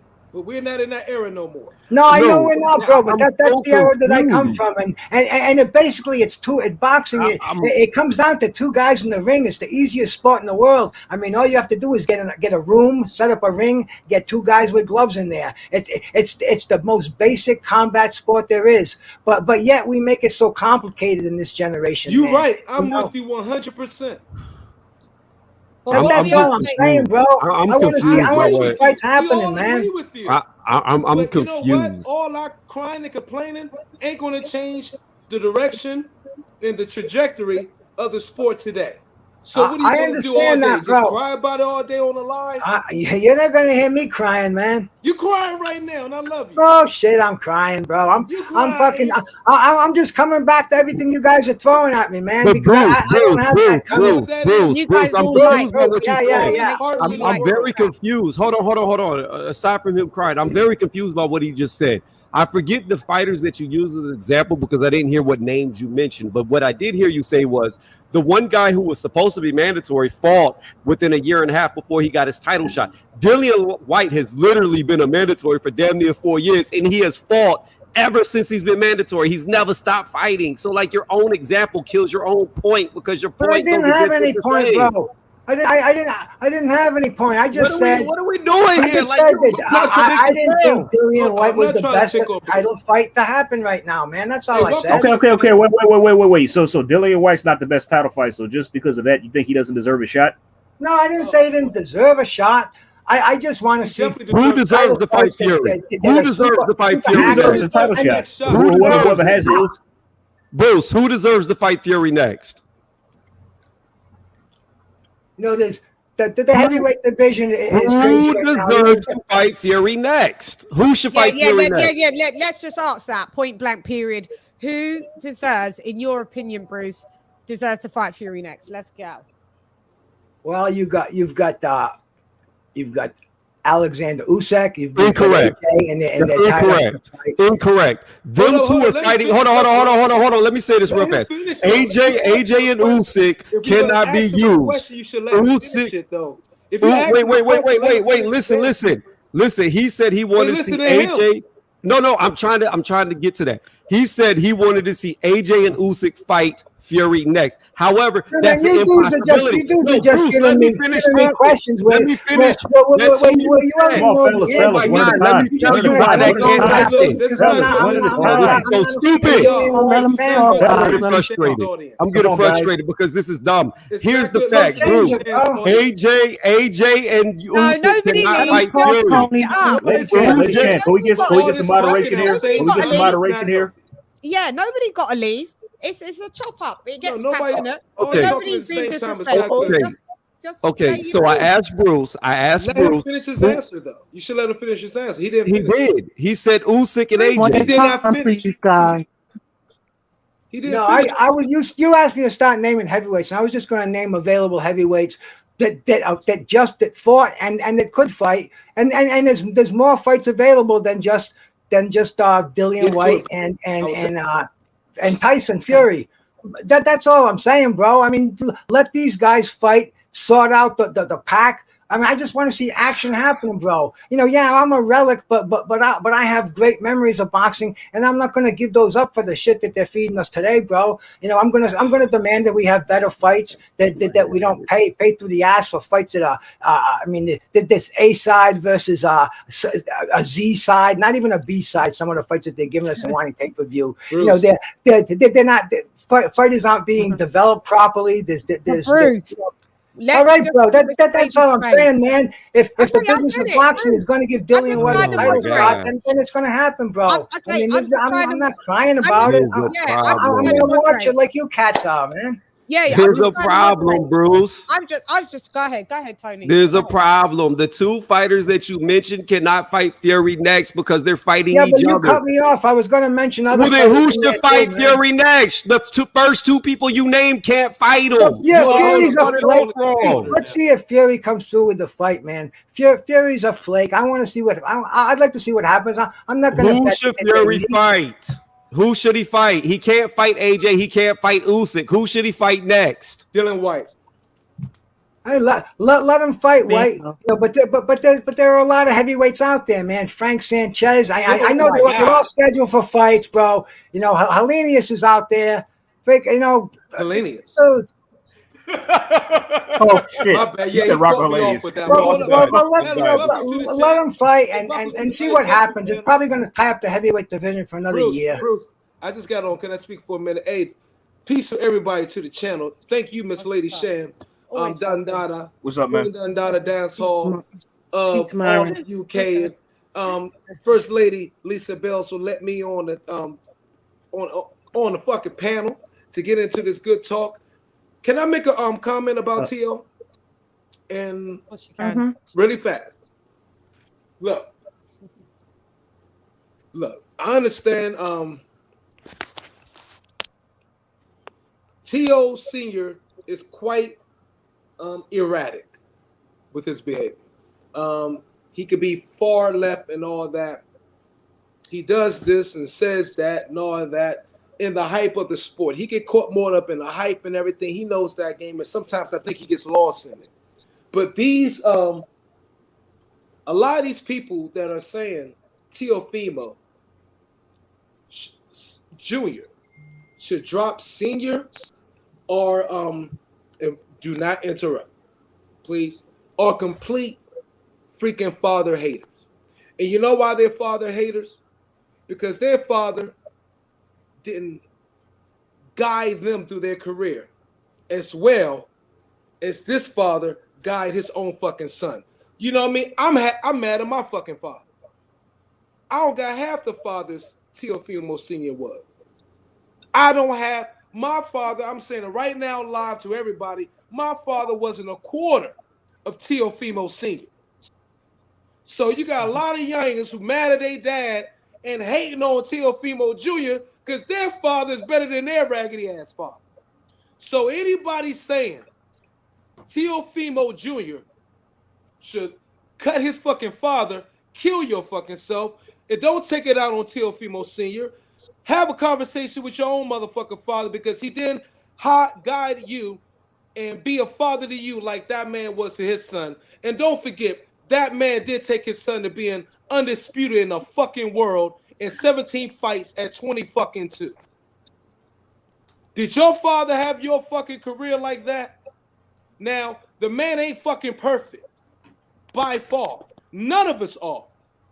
You know what I'm saying? And when you're dealing with millions of fucking dollars, and he's never been in that predicament before, and his father is learning as he go, just like the son is learning as they go, who the fuck are any of you stupid motherfuckers to tell this man he should drop his father? Look, if your father was shit, then your father wasn't fucking shit. Don't be mad at that man because his father was better than yours and better than mine, better than my mother's father, and better than my grandmother's father. So, y'all, any of you talking that raggedy ass shit blows my fucking mind because y'all was saying that a little bit here and there before he became undisputed, but now everything looks delusional. All looks fucked up now. It's shame and father. It's like this shame and father era. Nobody said his father was gonna be fucking perfect. Your father wasn't, motherfuckers. So eat a dick and die. Kill yourself for telling for even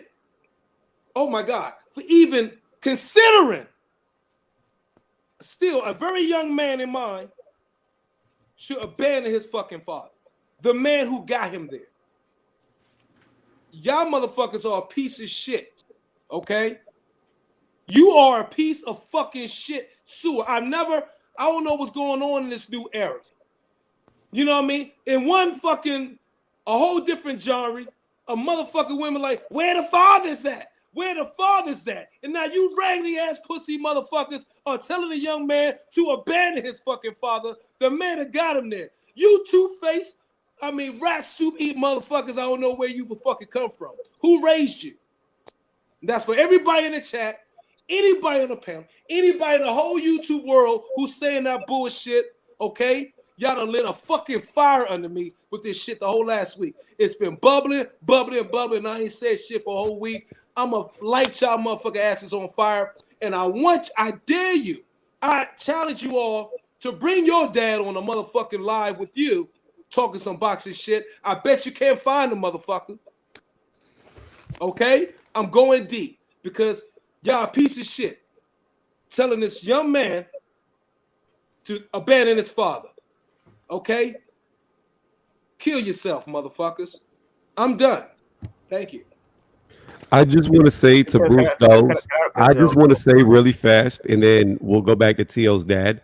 One of the people he said that he wanted to see Tyson Fury fight next was Robert Helenius, a guy that Dillian White already beat the shit out of.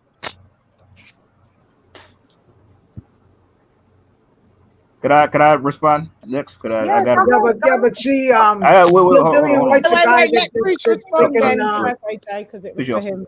Was starched by Povetkin. I mean, it goes around in circles.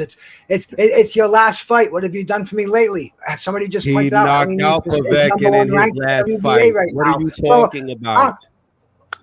Dillian White knocked out Povetkin in his last fight. You tell me. Why did you interrupt me? Tony, what did I say that was Tony, don't cut him off. Let him bothering you, bro? And then when say his piece. Let him say his piece, and then you can speak, Tony, because it's fair. Go ahead, Bruce. No, I didn't. I was answering one of the many questions shot at me. I don't remember which one it was, bro. Which one was it? He already the father and son, man. Hey, I want to shout out. I want to shout out my pops, bro.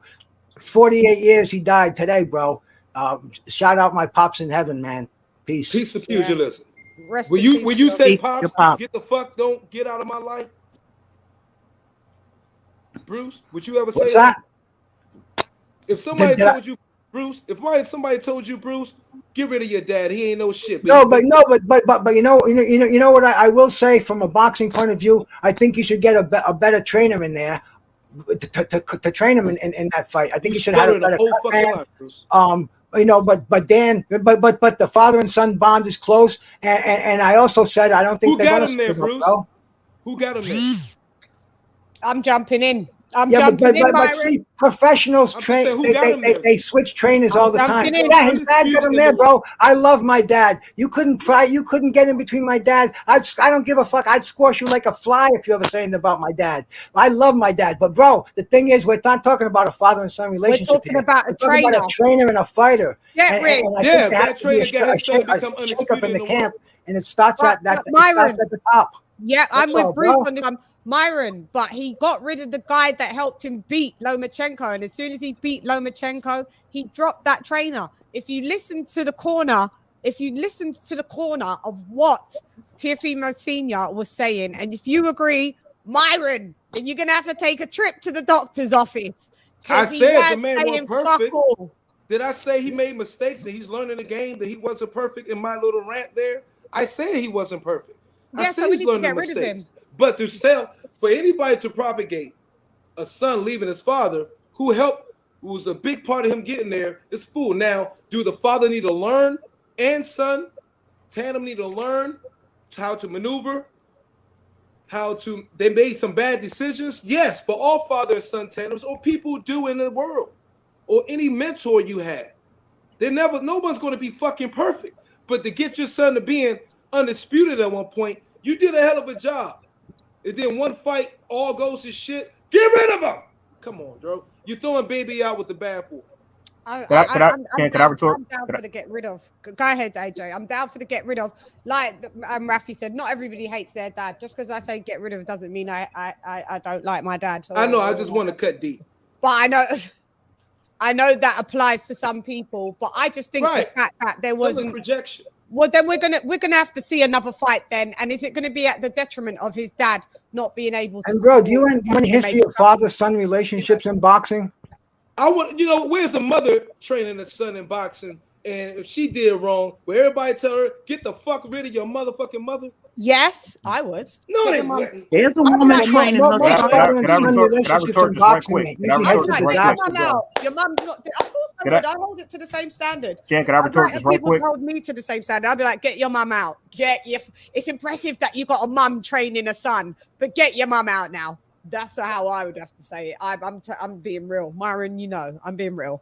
Jen, get your mum out. Your mum has to leave. I know you would be straight up all across the fucking place. Yeah. I get it. Your mom's I know your personality type. Yeah. Jen, can I retort right quick? Yeah, of course you can. Some of these dudes. Okay, so what's your name, man? Myron? Myron. Yes, Myron.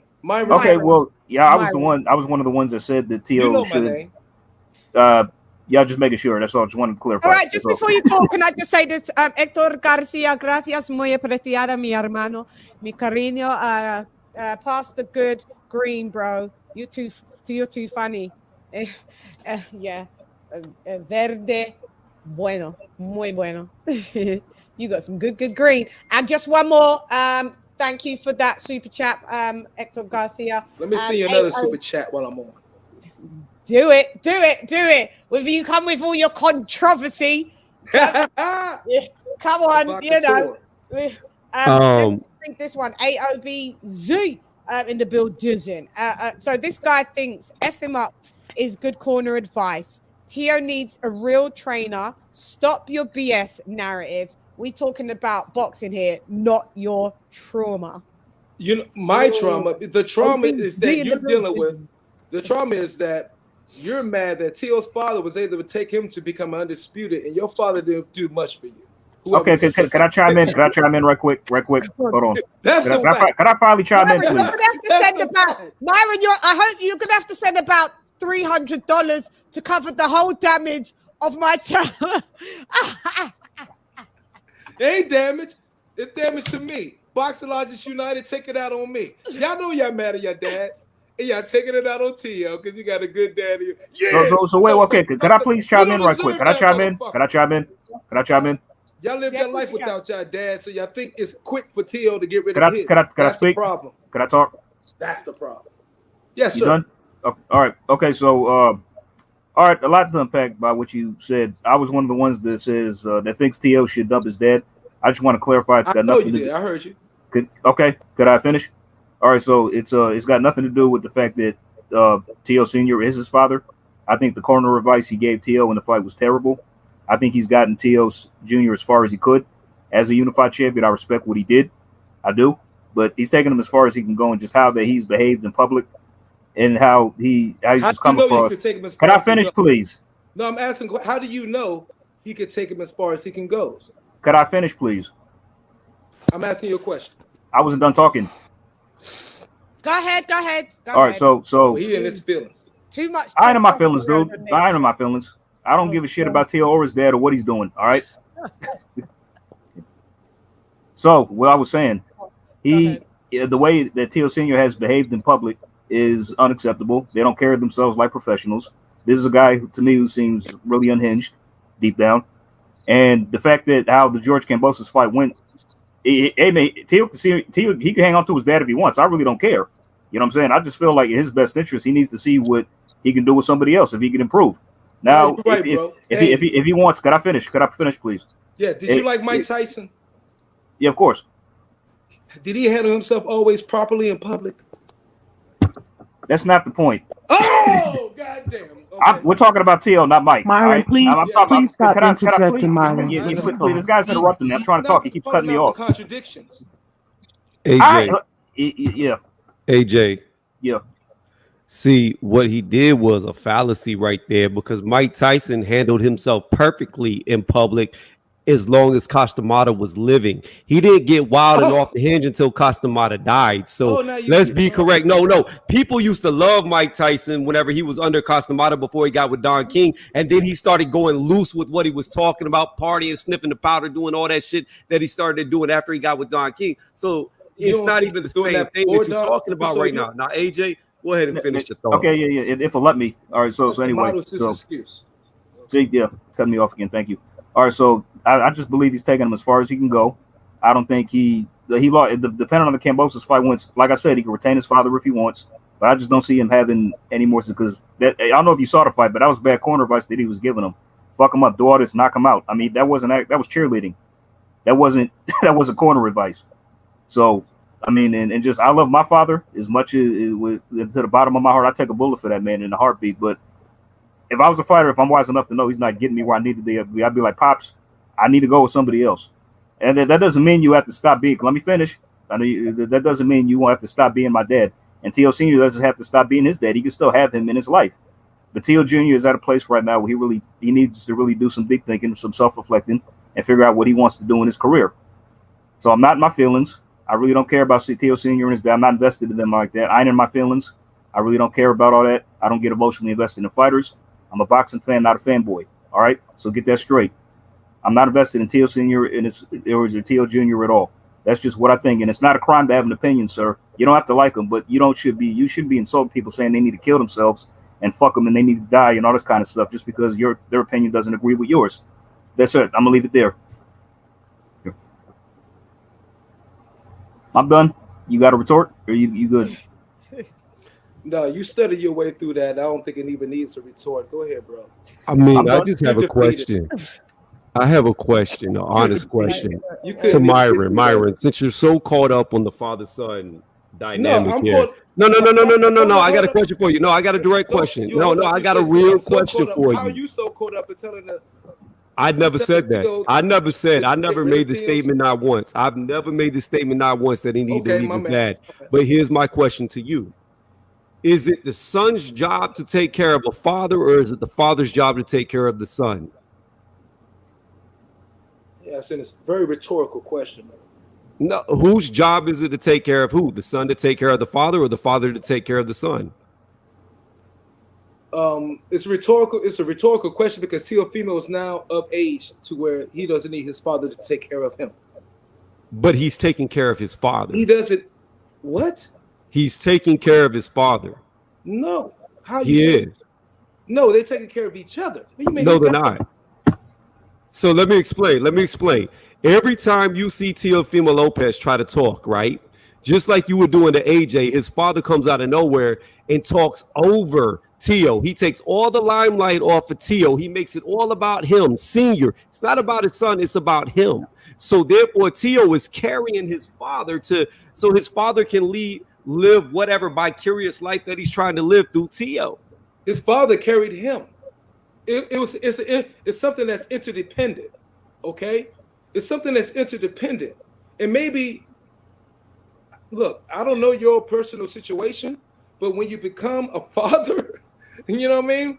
Maybe you'll probably be able to empathize more. But I can empathize with the situation.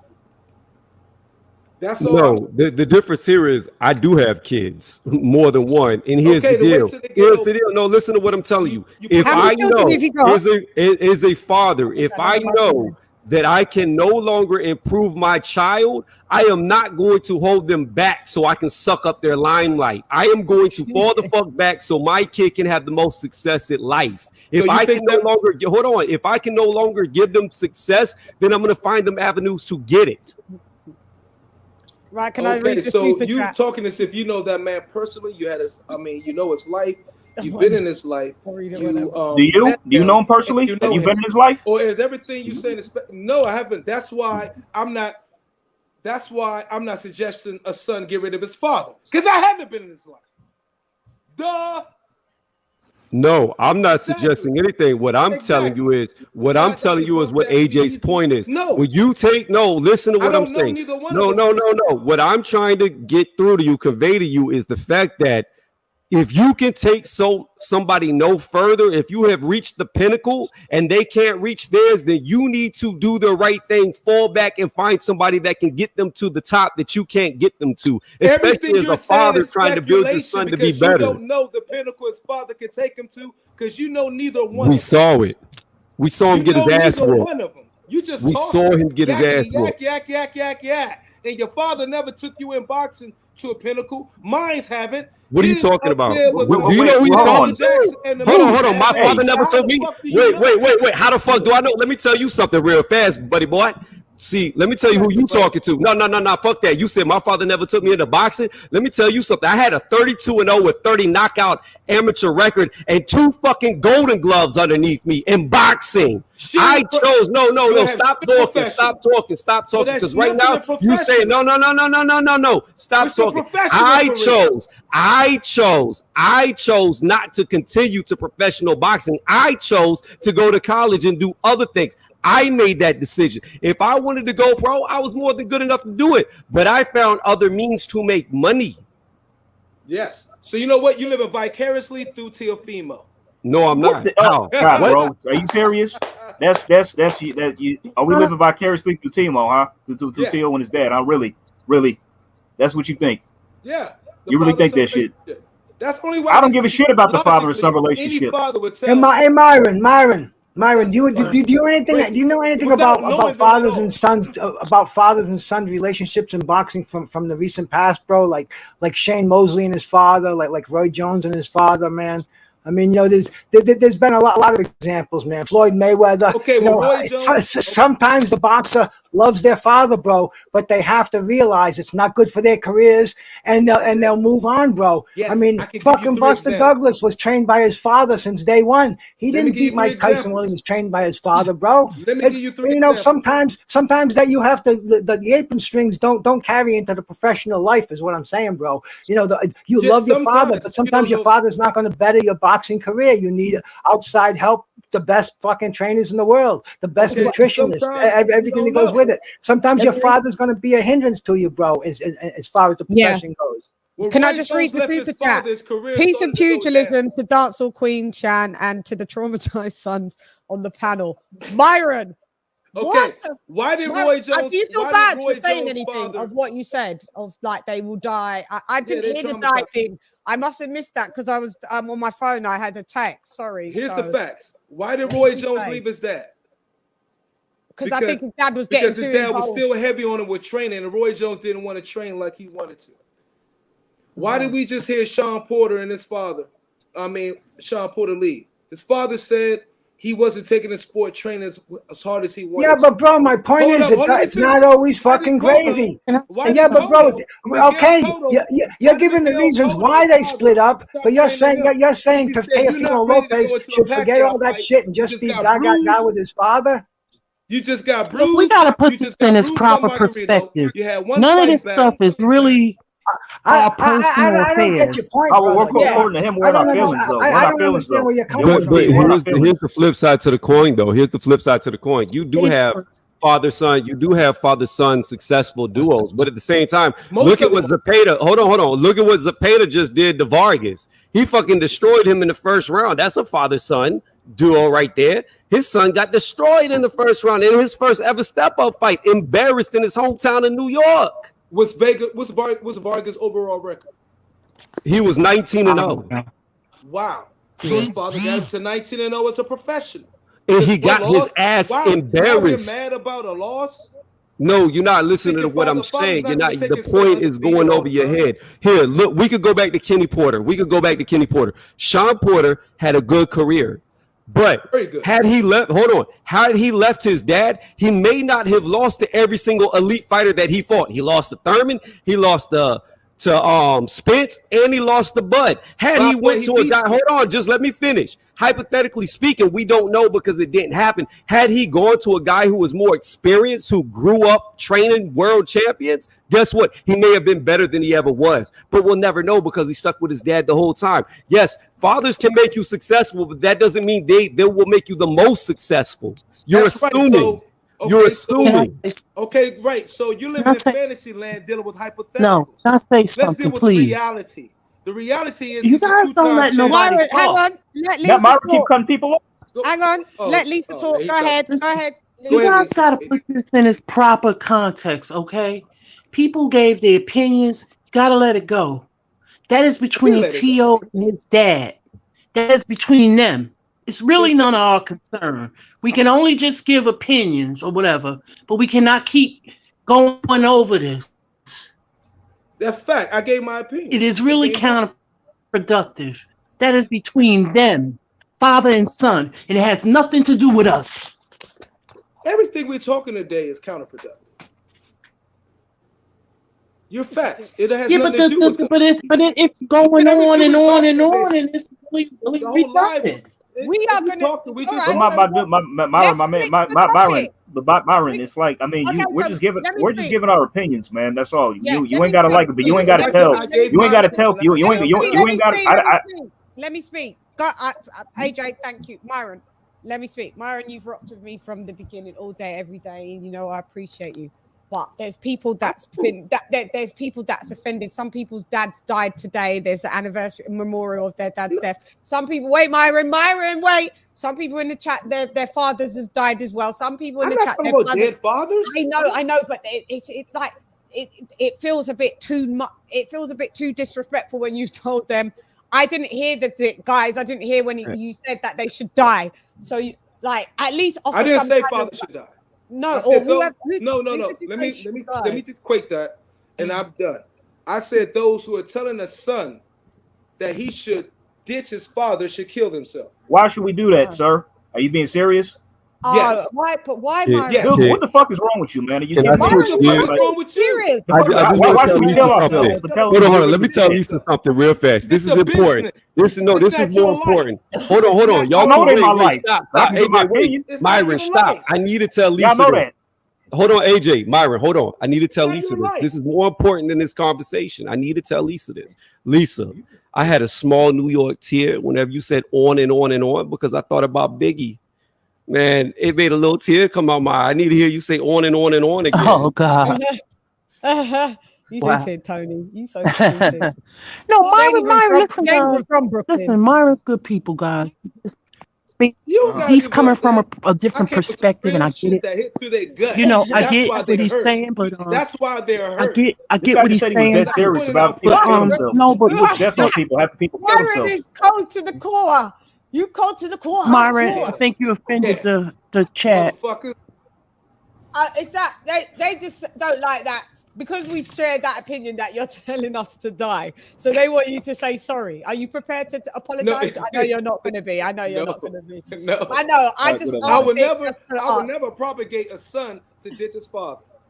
No, not the man he came out of. No, the man who got him where he at. No, Myron, you've got you loads of pieces of tomatoes shit. being thrown at you. Tomatoes. And I all up there. I stand on that.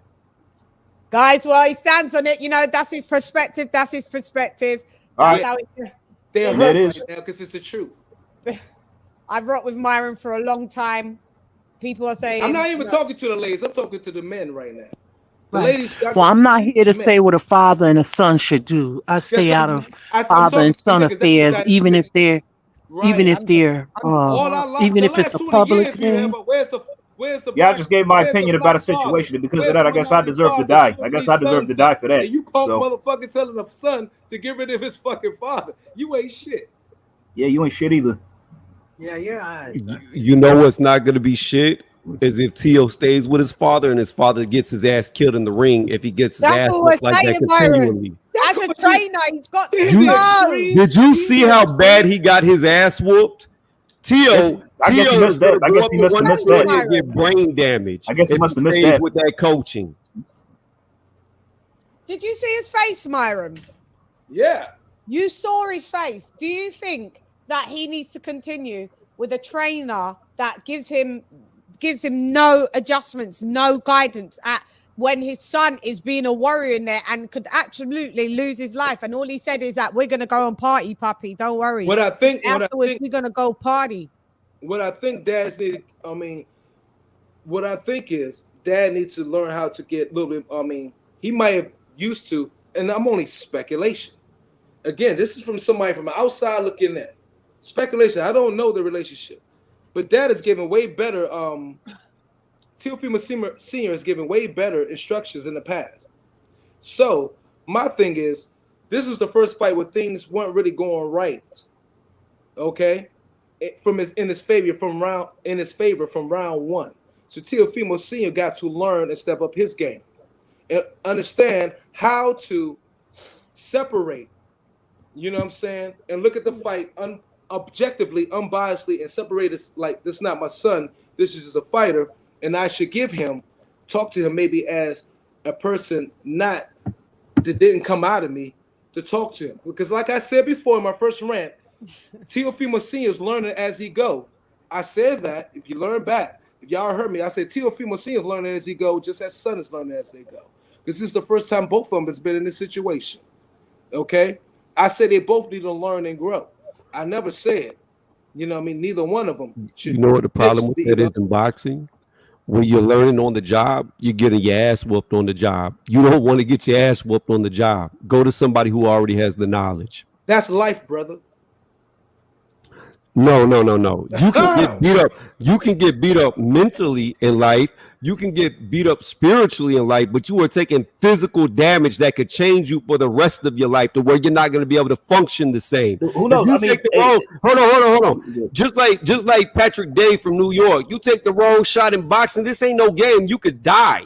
You could take the wrong shot and go into a coma and never wake up. This is not fucking play over here. You absolutely right. And I grew up in Washington, D.C., was murder cap 5 years in a row during my teenage years all through. You know what? My daddy told me a lot of shit that saved me. And he told me some shit that could have got me killed. But I'm here talking to you. So it's all fucking speculation. It's not speculation when somebody just got their ass whooped with no instruction. He didn't. Dude, this loss probably shattered Teal. He's probably never going to be the same after this. We don't know. Who knows? I gave my opinion. You don't have to like it, but I just said this because I'm looking out for Teal's best interest if he wants to save his career, if he wants to get better, if he wants to develop more and improve as a fighter. And So- like I said, I got no issues with. Please let me finish. I got no issues with TLC. I mean, like I'm just saying, just cut out Teal Senior as a trade. See who else you can get to round out your game and improve. He does not have to get rid of Teal Senior as his father. He can still have him in his life, like I said before. But I just think just test the waters, go with somebody else to see what else you could do. That's all I'm saying. Okay, so what you just said, you think you're looking at the Teal's best interest more than his father is? Do I look at do I do it? Think about it. Think about it, because it don't make no fucking sense. Go ahead. Well, yeah, his dad obviously knows.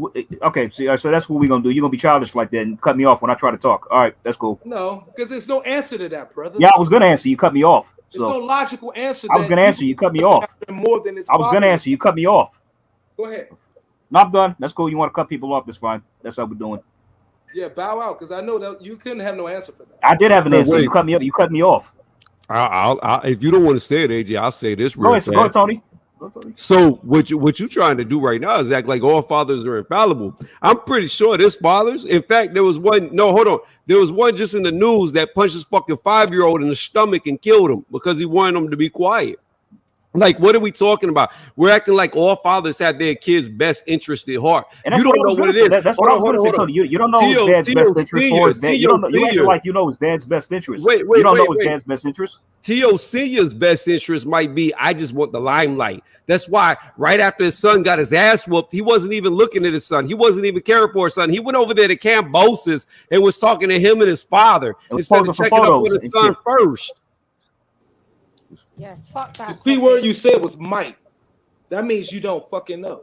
So what, Nate? Do you know? Do you know what his best interest are? No, you don't. So why are you preaching like you do? No, I don't. That's why I wouldn't say no bullshit like that. Huh? ¿Qué? ¿Cómo? What I'm saying is, I'm gonna say this. If T.O. continues down the route, just like I predicted this fight would go, he'll never be a champion again. Yeah, and it looks like your predictions turn out to be quite on point. So, hey, bro, we all agree, bro. Teo needs improvement, right? I mean, is he going to get it if he doesn't change some of his camp members around, preferably his trainer? I mean, if that was my father, I would expect him to step aside. In fact, I would expect him to go out and look for a better trainer for me, you know, to realize my shortcomings. Because, bro, if he fights like he did the other night, Teo's not going to be a superstar fighter. You know, he's peaked as far as, you know, if he doesn't improve upon himself, because, you know, he's been exposed. He's not the killer puncher. He doesn't have the greatest defense, bro. I mean, he needs improvement, and obviously he's not getting it with his father. That's what I think. AJ, you think he needs to change his dad's not getting the improvement like what Bruce said, so therefore you change. Why is it more why do you feel that it's more disrespectful that we're telling him like if we're telling AJ to change his coaches, that's acceptable because that's not his father. But if your father is your trainer, we can't say as fight fans, we don't think that's the best training. We're not saying emancipate yourself from your father, but we're saying we don't think that this trainer he's got you to a certain level, but maybe now of what we've seen, and this is the most tragic, what we've seen in a very important fight in TEOFIMO's career. And all we saw was the dad do some clown shit, do some fuck shit. Nobody can tell me anything different. He was a fame whore, took all the limelight and dropped his eye off the ball. And you saw his son pay the price of that with how his son's face looked. So we're supposed to give him a chance. Maybe the next chance he gets is that his son gets a fucking hematoma on his fucking brain and goes into a coma and dies. If that is the fucking what we just saw just a minute ago. No, Myron, his dad's got to go. Okay. If you think that's what's going to happen. No, I'm not thinking that. I don't know. I'm going to say this. Let me say this, Myron. Hold on. Let me say this, Myron.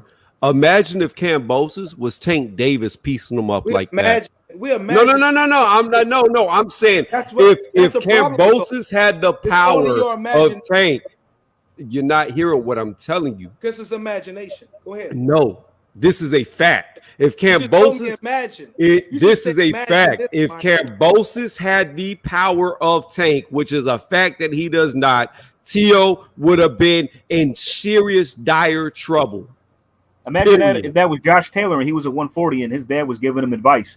How about this? How about we underlook that Teofimo actually, from what I saw, because he looked weak, looked very light at one point in time back in the day, that he did have COVID.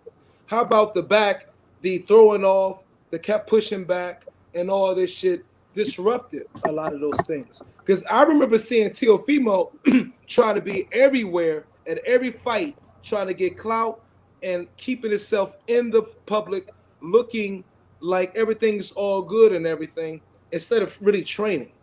That's what I saw. Now, you could probably put that on both of them. But Teofimo was at Canelo's last fight, taking pictures side by side with Canelo with all the belts. He was everywhere because they didn't expect Triller to they didn't expect what happened to Triller to actually happen. They didn't expect this fight to get pushed back 6 months. They didn't expect any of this shit. So it's a lot of things that took in place along up to this. And so just to use the dad as the pitfall, I think is really weak and lacking depth of cognitive ability, to be honest. So here's again, like you said, imagine Myron such and such. I mean, think of this, think of that. Look, I like to look at this shit with an optimistic point of view.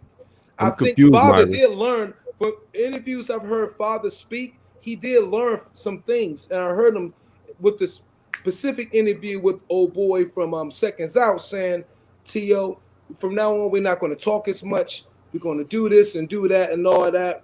But I think nobody knows Teofimo Jr. more than Teofimo Sr. Nobody, none of us know Teofimo Jr. That's irrelevant. That's irrelevant. That's a personal none level. of us know Teofimo Jr. better than Teofimo Sr. But that's irrelevant. That's got nothing to do with your fighting better ability. than Teofimo Jr.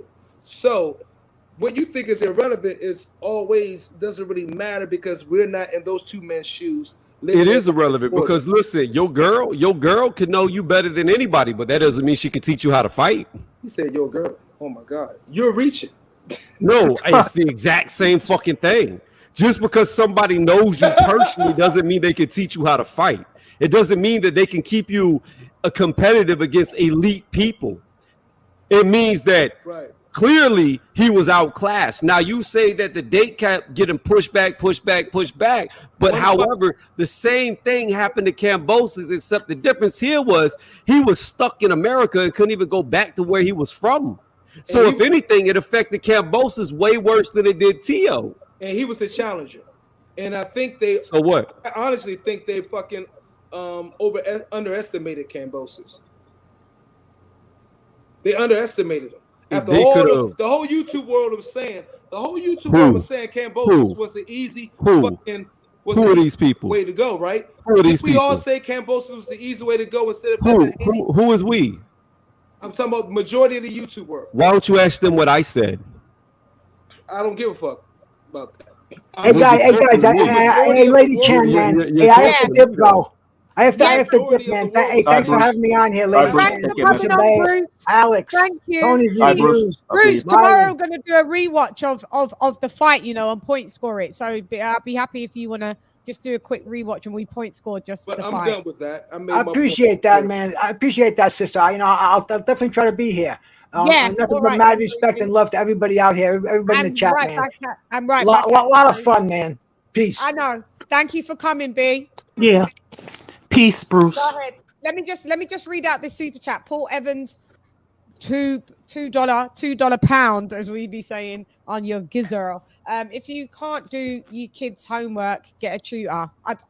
Maybe I've been out and because I've been looking at my phone, I don't know what that means. But thank you for the super chat, P. Thank you so much. Go ahead. What I find funniest about the Lopez fight? What? That not only did Lopez get his ass whooped by Kambosos Jr., But Lopez Sr. got his ass whooped by Kambosos Sr. as well. Yes, he did. Shelton, it's saying your devices are not connected. So hang on, let me see. Let me see if I can add you. Shelton in this fucking Wi-Fi of death.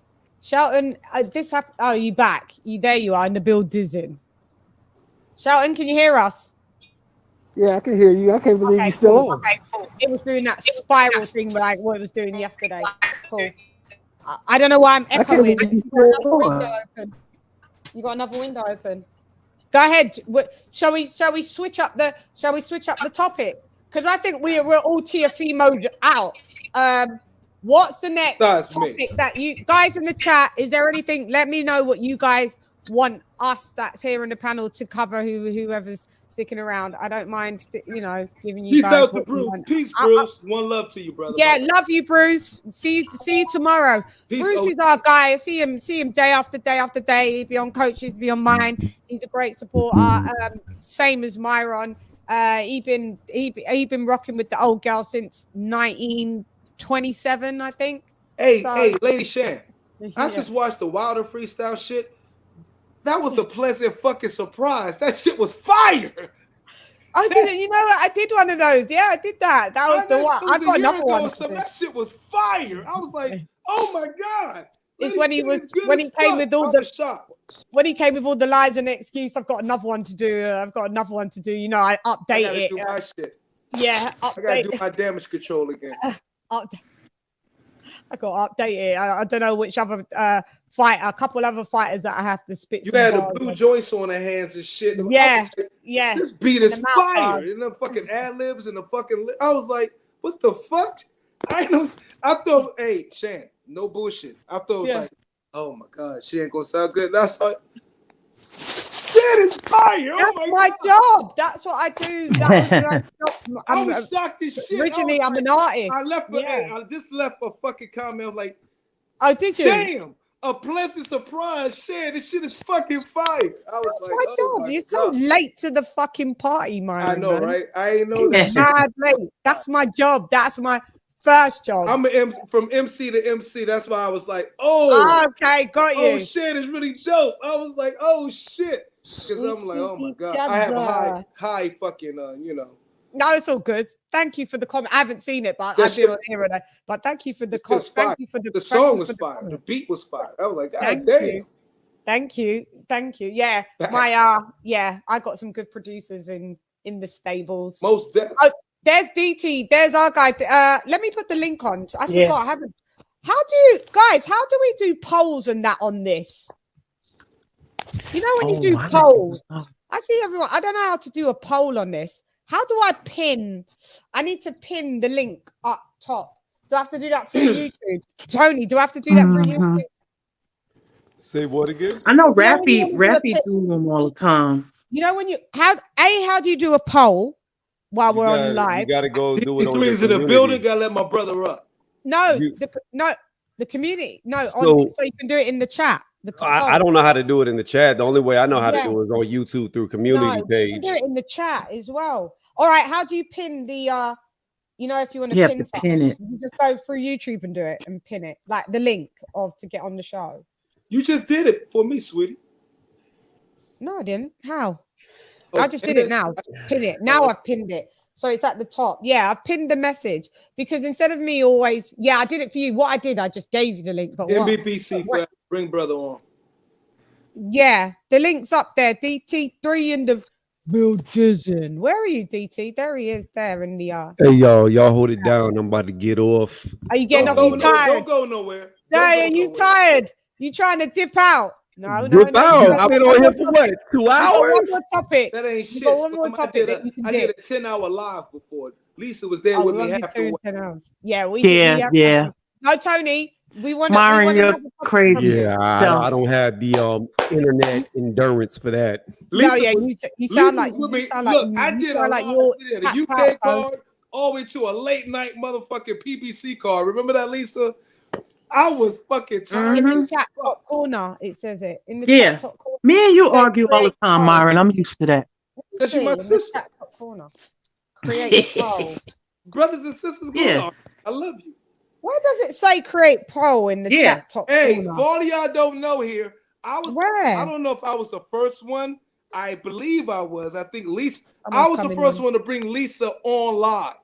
Lisa was always in the Yes, you were. fucking chat. It was I? Yeah, you were. Yes? Yeah, you were. Okay. Lisa used to Wouldn't stay in take the no for an fucking chat. answer. She was a chatterbug like a motherfucker. She was a What chatterbug happened? like a motherfucker. I'm like, Lisa, get your ass on this live. Once I got her on live, Lisa could not ever. Oh, Myron was the get first away. one to get you on the live, Lise. Yeah. In the chat, Yeah. It was me. top corner. Was it you? I broke a lot of people's cherries, Chan. You just Oh, don't God. know. Oh, dear. God Oh, damn. boy. I broke a How lot he of did people's you? cherries. You How just he don't did know. you? They don't wait. They but just don't know they don't wanna that give me you the took love their now. they just don't know you took their I virginity. always give you love. No, I know You you. just I'm talking don't about go a lot of live other as cats. I'm talking about as much as you I used broke a lot of to. cherries. How do we do the polls, guys? All right, I'll show you a poll that I did. What was the poll? I And know Lisa, that one was I'm about. Sorry, y'all. I'm gonna jump off that too. I gotta run. Y'all take care. You gotta run, AJ, all Yeah, I gotta day. run. Don't run. Oh yeah, Come on, I know. Samurai. AJ's All got right, stuff. I Rafi. know AJ's Samuel sick. Jackson, Yeah, don't get out of AJ here. do gotta go. We need you, bro. AJ, All right, thank you. Love AJ. you, All right, thanks AJ. for having me. Oh, Always Appreciate a it. pleasure, love you, AJ. love Love you, you, love you. bro. Mwah. All right, Mwah. y'all Speak too. to you in a bit. Bro. Let's see you in a bit, AJ. All right. Yeah. I'm trying to find out how to do a poll. No, I know AJ has to go because there's bits I know. They really gotta took their do. father comment. DT, what it do with the foe? A boxer in the building. DT. What's up, baby? Deontay. DT does have this problem where we can't hear him sometimes. I bet you he's talking, but we can't hear him. DT, you had this problem yesterday. What it do with the foe? I can't. You got to jump back on. I don't know. It seems to have this problem where when he jumps on and then right. I want a new topic. Go ahead. Hurry up. Give me a new one. Give me a new topic. Fulton and Okay, you can do that. Figueroa. That fight was I didn't fire. watch the fight, so I won't have anything to input. But Woo! I haven't Okay. watched the fight, so yeah, I haven't watched the fight. Yeah. DT3, what to do with the foe? These guys and your Wi-Fi providers is Poe bars. I don't know. No, it must be a Cali thing because Shelton's one does the same thing. What the guan?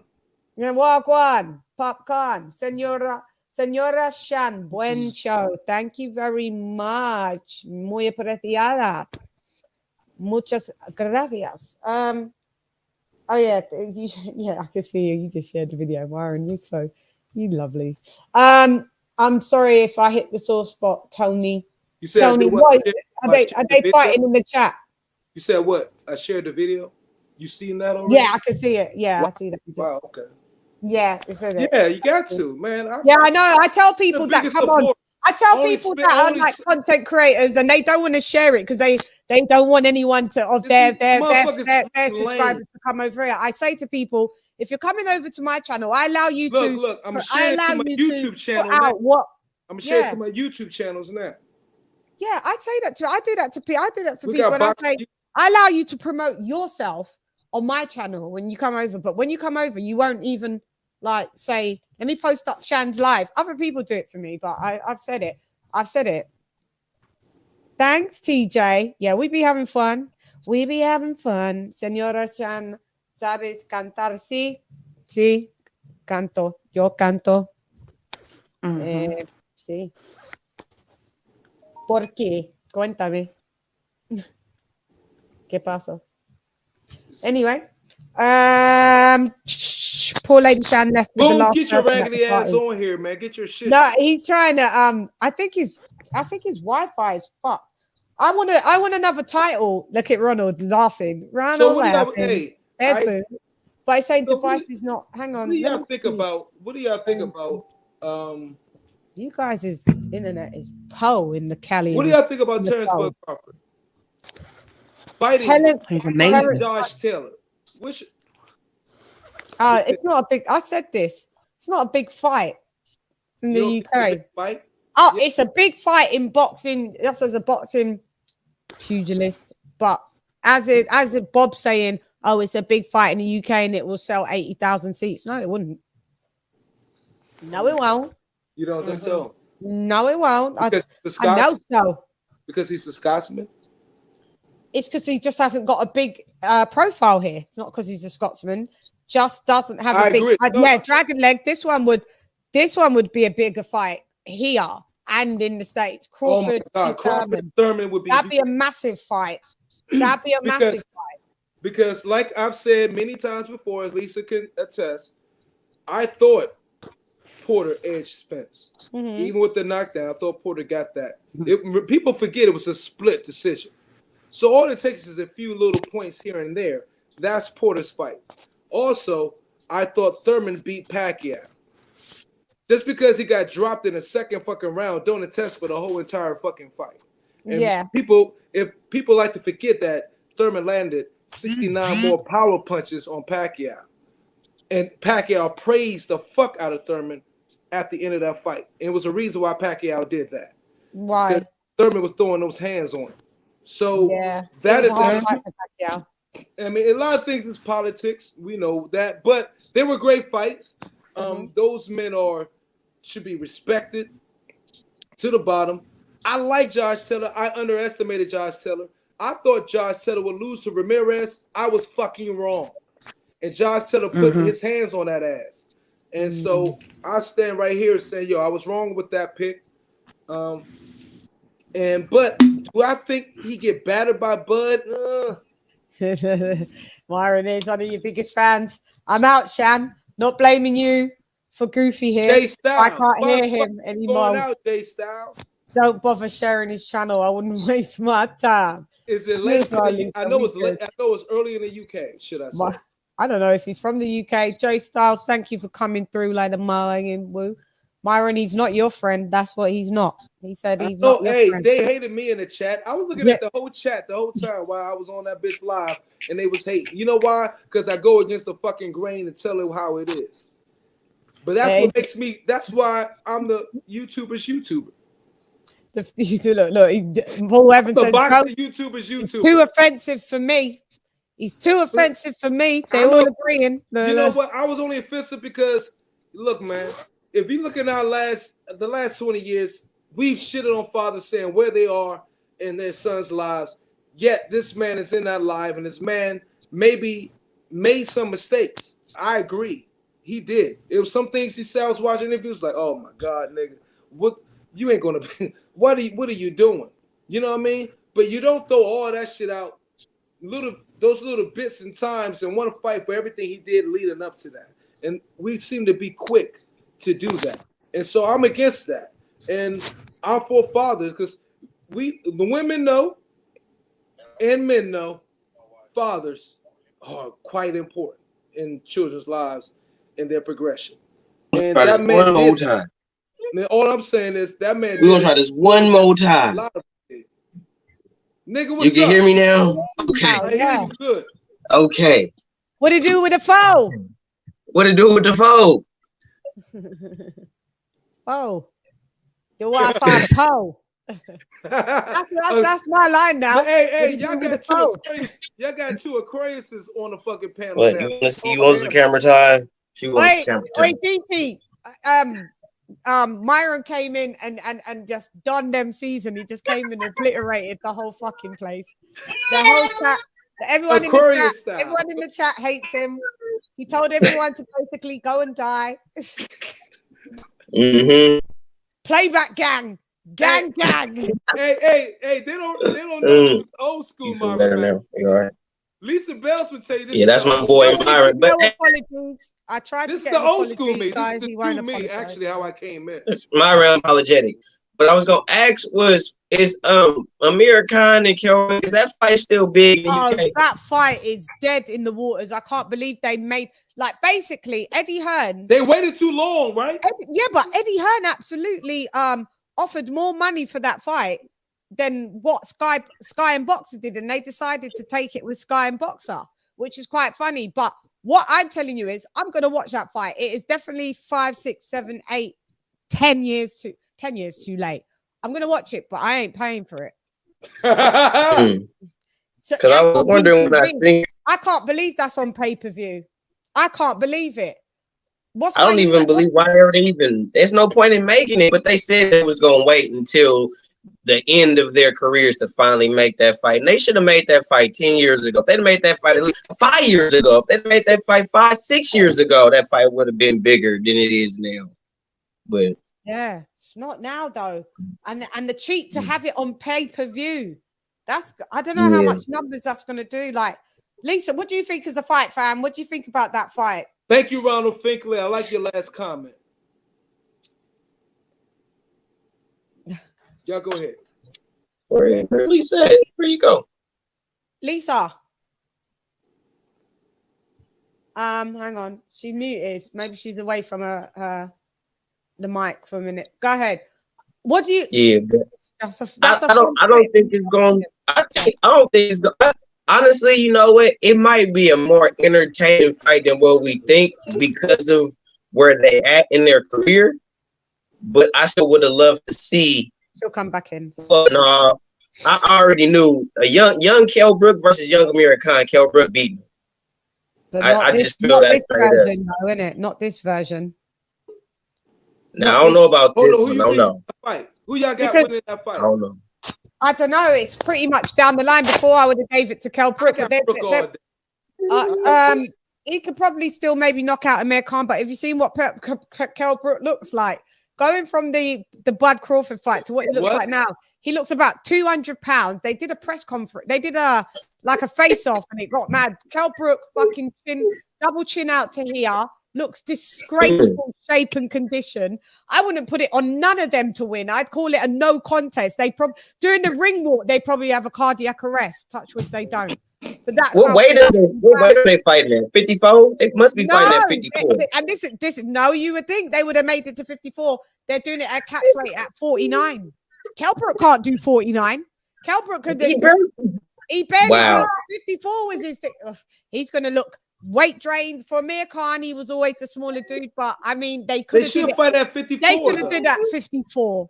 Yeah. So just on that, on that merit, I don't see where I don't see Brook being able to win. And you know, Amir Khan got a glass jaw. That is one glass jaw. Geezer there. His jaw is glass. So I don't even know. This fight is now. It's just two out of prime fighters that look a damn state, and you've got the cheek to ask us to pay for this on PPV. I ain't doing it. I'll watch it for the debacle that it's going to be. It's a fucking clown show, mate. He's funny, like I ain't doing it. I ain't doing it. I'm not paying for it. I was surprised that they made it. I was laughing at Ralphie Dawkins when he did the thumbnail where they had him look hella old. That Ralph. Yeah, it's a fucking no, guys. You can give your opinion. If stop stringing out the fucking thing for so long. If you do your opinion, no, you don't deserve to die. Both got dad. Paul Evans said they both got dad. They both got dad. They both got dad. They both. It's horrid. It just looks shit. Like put it on for free. Put it on for fucking free. How dare you? It should be free. It should be free. And pay. I'm not paying. It should be free. It should be free. It should be free. And I wonder how much that's going to be. You know, PPV maybe £20, whatever. We don't care. Even if it's £2, we don't want to pay. It doesn't deserve pay. It doesn't deserve paying. They're mad out of their prime. They look. Lisa, can you hear me? StreamYard keep kicking me out. I don't know what's going on. Yeah. No, it'd be weird sometimes. Do you see what it's been doing? Lisa, what do you think about this Kell Brook and Amir Khan fight? Oh boy. So Lisa. It's passes expiration to me. Big time. Everybody losing their signal today. Yeah, it might be just my fucking thing. I don't know, because it was doing some mad shit to me the other day. Like I literally couldn't post anything that I said in the chat. It wouldn't go up. It looked like I'd hid myself from my own channels. Weird. But yeah, so what do you think? You know what? Go ahead, Myron. Somebody in the chat, Tony Lyons, piece of pugilism. It's shit still buffering for me. Piece of pugilism to Tony Lyons. He said Eddie Hearn wanted to make buffering. Did y'all catch on? Y'all think hang on, DT. Myron's talking. Tony Lyons said Eddie Hearn wanted to make Conor Ben versus Khan. I would like to see Conor Ben versus Brooks or Khan. That would have been a better fight than Chris Algieri. I think that would be a good test to see what Conor Benn is against both of those men. Yeah, but now we're getting Chris Algieri. Chris Algieri, yeah. Yeah, but I don't want the Chris. Either one of those three. Yeah, well, he's doing Chris Algieri. Maybe we just, you know what? Let me just actually take that back, because what I've realized is that Conor Benn doesn't have any amateur background, so we can't expect him to be going in like with top tier at the minute. They have to build him. Oh, hi, babe. Shouts out to Canna from TBV family. What city you live in, Shan? You in London, the capital. London? Okay.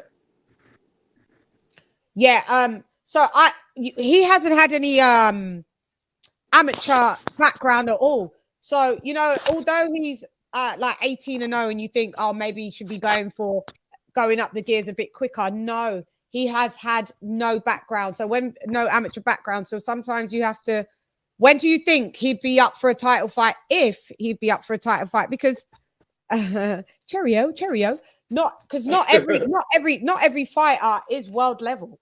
We always assume that they're world level. Some fighters are just domestic. But do you think that if you haven't had any amateur background that you should be built slower? Good point. Because then everyone would be world champion. Algieri's a movers. That should kind of gauge where he's at with people that move real good. Yeah. How old is he? Because he was commentating on the fight yesterday, wasn't he? Algieri's what, 34? 35? No, I think he's older than that. Chris Algieri. Really? Let me pull up a record of. I'm trying to give benefit of the doubt. Shit. I thought for some reason I thought he was older. Wait. No, he's in his 30s. Yeah, but I thought he was a bit older than mid-30s. I thought he was towards the 40 bracket. But I could be wrong. I thought that's where he was. Let me see. Chris Algieri. Hang on. Why is it? I hate when it does this and tells me to log in, and I've been logged in. I'll show it to you guys in a minute. 1 second. I'll show you his box rec. Where he at? Where he at? Where he at? Where he at? There. Okay, Chris Algieri, and then I'll share it with you guys. Everything you own in the box to the left. All right. God damn. All right, so let me share the screen. Share. Oh, they got a new thing that you can share now. Slides. Great stuff. Peace out. Hey, peace out to BXR Talking Tactics. I like that dude. Why was he BXR saying? Peace and Pugilism, baby. Peace and pugilism. Peace. Okay. This is the box rec. You can see this, right? Box rec. Yeah. You can see it? Okay. Coolio and the motherfucking get. So how old is he? How old is he? 37. Yeah, I thought so. You guys was 34. No. Chris Algieri's going to the foldies. Oh. So, yeah. So he out his prime like I thought he would, because they would never have someone in his prime fighting Conor Benn. But yeah, so Conor Benn's 19-0. Chris Algieri has been mad inactive, by the way. I think the last time he fought he did one in 2021. Third of, you guys do your dates backward, 8th or the 3rd. So for me, that would be March, but it's the 3rd of the 8th. So he fought in August. And then before that, he didn't fight 2019, but I guess because of the pandemic as well, maybe. He fought in 2018 before that. Then before that, 2016, that's 2 years. Errol Spence. Then before that, 2015, yeah. Oh, he fought Pacquiao. I don't remember that fight. Chris Algieri and Pacquiao. I don't remember that fight. Yeah. He knocked him down so many times. Pacquiao knocked him down. Several times. Yeah, I remember that fight. Pacquiao beat on Chris Algieri. He beat on that man.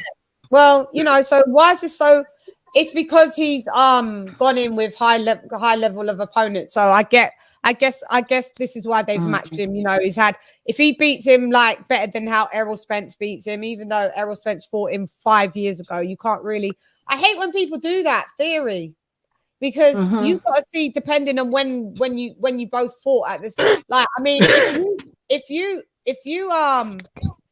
fought Errol Spence 6-7 years ago. And then if this geezer fought Errol Spence 6-7 years ago, and then you've got a fight that's fighting him 6-7 years on, obviously you're probably going to beat him better than Errol Spence beat him, because when Errol Spence beat him, it looked more impressive because the dude was in his prime. Now the dude's nearly 40. You can't gauge it and go, well, he beat him better than Spence did. Wow, you Spence beat him down. And fucking thank you for making that pretty much. Very, very, very. I can't hear or see Myron.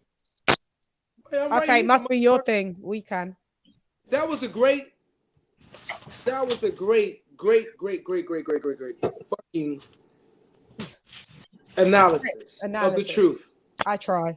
Oh my fucking God. People, they don't do that all the time. Right. Beat a motherfucker 5 years after one, it's not the same. You know what I'm saying? But they do it all the time.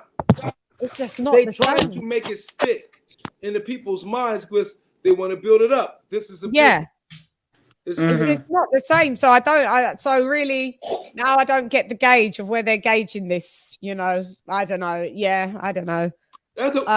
She an MC because she can fucking think. Yeah, we got to think out the box and real quick, innit? We got. I got my money on. Who's these people? LadyChann VH Money Celebrity Boxing Match. I got my money on Shan. Oh God, Lisa Bell.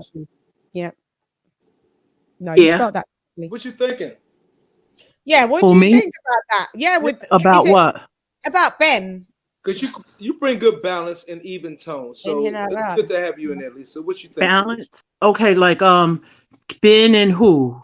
Algieri. What is it? I think because he's had no amateur. Is this like I got Ben. But it's how he's gonna have to cut that ring off because Algieri's a good mover. He's a boxer.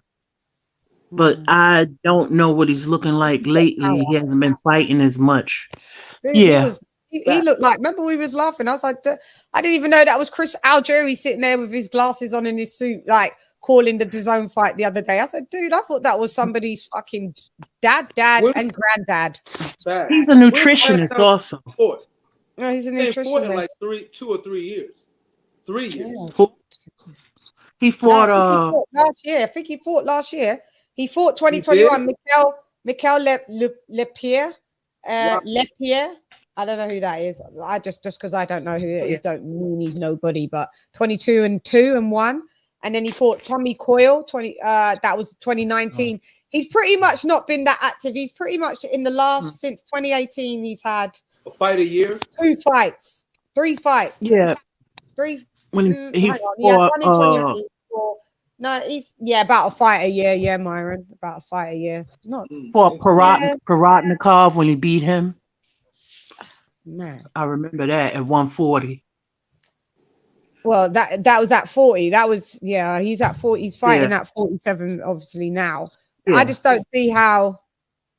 Oh, maybe I don't. Do you know what we should? Like I said, not everyone's like destined to be like elite and destined to be world level. There's people that are European. There's people that are domestic. There's people that are just British Commonwealth. Depends. We've got all of these like labels here.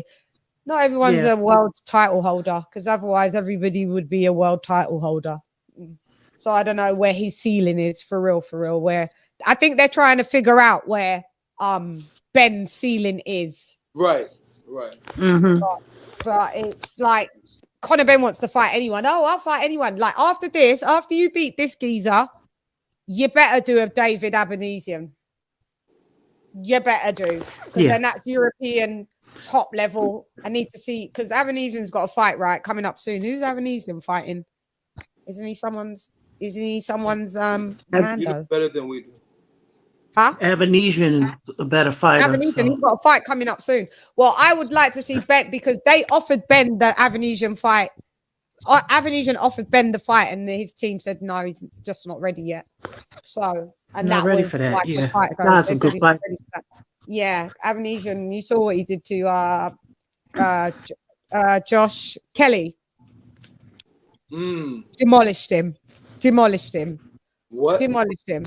And I'd what? like to see. Yeah, I'd like to see Conor Bennett. Do you know Yeah, Michael? is it me or is Chan you sound robotic? No, maybe it's just to you. Is it me? Yeah, maybe. Yeah, it's you. Yeah, it's not clear to me. Avenesian's ordered to. That's it. Yeah, All of y'all are robotic. Yeah, it's you. It happens. Yeah, you sound robotic as well. There's so many people on StreamYard now. You know. Okay. There's servers. Let me come out back there. Yeah, now, okay. you're breaking back up. You broke back up a little bit. I'm not sure. Yeah, Avenesian is ordered to fight Ortiz in the W fight. Yeah, that's where I see that he's fighting. Love Nigel Ben. Love Nigel Ben. He always tells Conor, put your medals on the table. Yeah, Nigel Ben. I like Nigel Ben too. But yeah, that was where The Dark Destroyer. The Dark Destroyer. Yeah, amazing. I don't know if his son's gonna be as great as he was. We'll have to see. I don't know where his ceiling is. I don't know. I just want to see him after this fight. I think maybe after this fight, Eddie said, or maybe a fight after this, they'll build 2 more fights and then we'll see him in something that's a bit more testing and trying. Because people are too are we too hard on people that like get an O, lose their O? And are we too hard on people? Yes, we are too hard on people. I'm not. I I'm not like that. Lisa could tell you I was extremely hard on motherfuckers. Was you? I was bad. You know what I mean? Yeah. And I had to freaking realize, but that shit grew my channel to where it was. Mm-hmm. And it got people to like me, but I didn't like myself. So you was like, yeah, fuck this shit. I'm being honest. I didn't like myself. Yeah. I knew that I will always have to make a video with some redeeming factor. Yeah, that's long. Let's use Wilder. After I made a video shitting on Wilder, whatever, Lisa saw me make a video that was some redeeming factors like Wilder, you need to do this, blah, blah, blah, blah. You know what I mean? Yeah, I remember then. I didn't like that. You know what I mean? Because I didn't want to be. But when people don't realize, I wasn't really against Wilder till he said the dumb shit, whereas the UK fans don't like because I'm dark skinned. That's when I fucking lose my motherfucking mind. Oh, yeah, I lost my mind at that. I lost my mind on that, and I was like, he was an enemy now. Then I just started shitting on him, and that shit was growing. But then this was what the channel was. Yeah. Well, but you know, at the same time, you guys still have composure. You still understand it's a business. Still understand, like, okay, it was things I'm learning now. And believe it or not, here's a shout out. I'm gonna give a shout out to Showbiz, the adult, for sure. Showbiz, the adult, my guy. I'm out.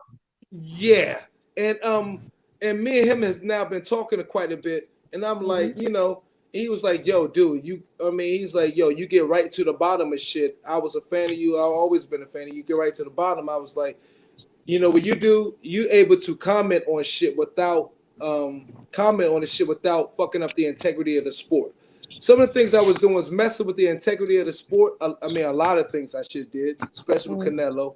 Certain things at times was messing with the integrity of the sport. Wasn't good. Someone said, look, he's harder than Canelo. Yeah, so it was like, okay, you know what I mean? My little small voice, they can shut it down. I'm not going to build it up, you know what I mean, how I wanted to if I go on this path. So, you know, you got to tweak things and learn and everything. And I was maybe too hard on Wilder when I should have been hard on Wilder. Bro, he needed that hard shit because the dude was chatting a load of shit. He was seeing those videos I made. And that's why that's when I met you along that Wilder. Someone was really... Me, you, and Kurt was shitting on him. I was really uncut, though. I was really did you go deep? Well, if you told us all to die, I could imagine what you told Wilder. Lisa would tell you. I was way more entertaining, but, you know, I got realized that like Mr. going back to Mr. The older dude that was Bruce. The older Bruce is. You gotta realize this is not our era. We gotta understand. I feel that. No. Yeah. You gotta let every era be in itself. And things go through a cycle, and it's going through a cycle right now. And you can't be like, because you grew up in this era and mad at fighters of this era because of what we saw 20 years ago. That's not fair to them because times is different. The upbringings are different. Things have changed. So Biz helped me understand that. And me and talking with him a lot on behind the scenes helped me understand that. And watching his videos, he was like, and now he like, yo. And he went to 100,000 subscribers within 3 years. Right. And you know what? Years. The thing is, and me and him talked about, and I'm not cloud chasing when I say this. Me and him talked about shit. He was like, yo, and we was talking. He was like, yo, I saw you, and I was like, I thought you was corny. He said to me, I saw you, and I thought you was very, very making a lot of creative shit that nobody was doing in the game. And he was like, yo, you show, and I was like, I thought I was, but I wasn't sure I was. You know what I mean? I was just trying to make boxing spicy. But what you showed me was the marketing aspect that you was doing that I wasn't doing. So we was teaching each other at the same time. And what group, Myron, someone wants to know what your channel is, so maybe put it in the chat. And I don't got nowhere near close to these motherfuckers. You know what I mean? But because I did a bad move that fucked up the motherfuckers who was beating me, and that was the Zone, Boxing Logics United. But I was hoping, and Lisa is well known of this. She knows all of this. What happened? Because I met you on and off posting. I don't want to bring up the names no more because I've done that. It's what it is. It's in the past. But I made videos. I was making videos on somebody that was quite fucking big and important to the sport. And I saw things and it wasn't good. And then I turned the industry against me. But was you telling the truth? I don't know. Is that a good answer, Lisa? Bye, Tony. I guess. Yeah, I guess. Thank you for coming, Tony Lyons. That wasn't a good answer. I don't know if I was telling the truth. Maybe not. Oh well, then maybe not. Most likely not. I was just telling what I saw, and yeah. But Lisa was there through the whole fucking ride. That's why I keep referring to her. She was there. She's like, this motherfucker. Oh, I wish I was there because I've only been on. I've only been on for 12 months doing boxing for 12 months. So yeah, we was 3 years in. By the time we hooked up, it was through Kurt DeVille. Shouts out counterpunch to you. Shan, you were just like me. You going in balls in on Wilder, and I was going balls in on Wilder. Yeah, because that's what I was gonna say. I was going balls in on Wilder. Like I had so many Wilder shows. They had so many views. Like straight off the cuff. My most views was on AJ. AJ and Wilder's my most views. Yeah, AJ and Wilder. I was trying to make that fight happen between them. Yeah. I had all the Wilder, and then I came across, the LDBC, and then like I tried to chop it up with them, and I had Blue Blood Sports TV on my channel, and then that kind of went left because our opinions. Blue Blood is a good dude. I like Blue. This is the thing. He's a good dude. I don't have he just when it comes to Wilder, that's where he'll cap. Anything else, you can get with him in the sport of boxing. Just Wilder, he'll cap. And I get it. He's a fanboy of Wilder. That's his thing. No, don't say he's a fanboy. He is because he caps for Wilder. He won't tell the honest truth.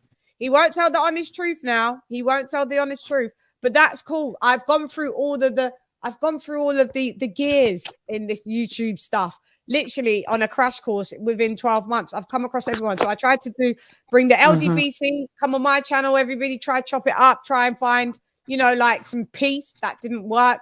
They asked me to come on their channels. I went on their channels. I went on Fred the Barbershop.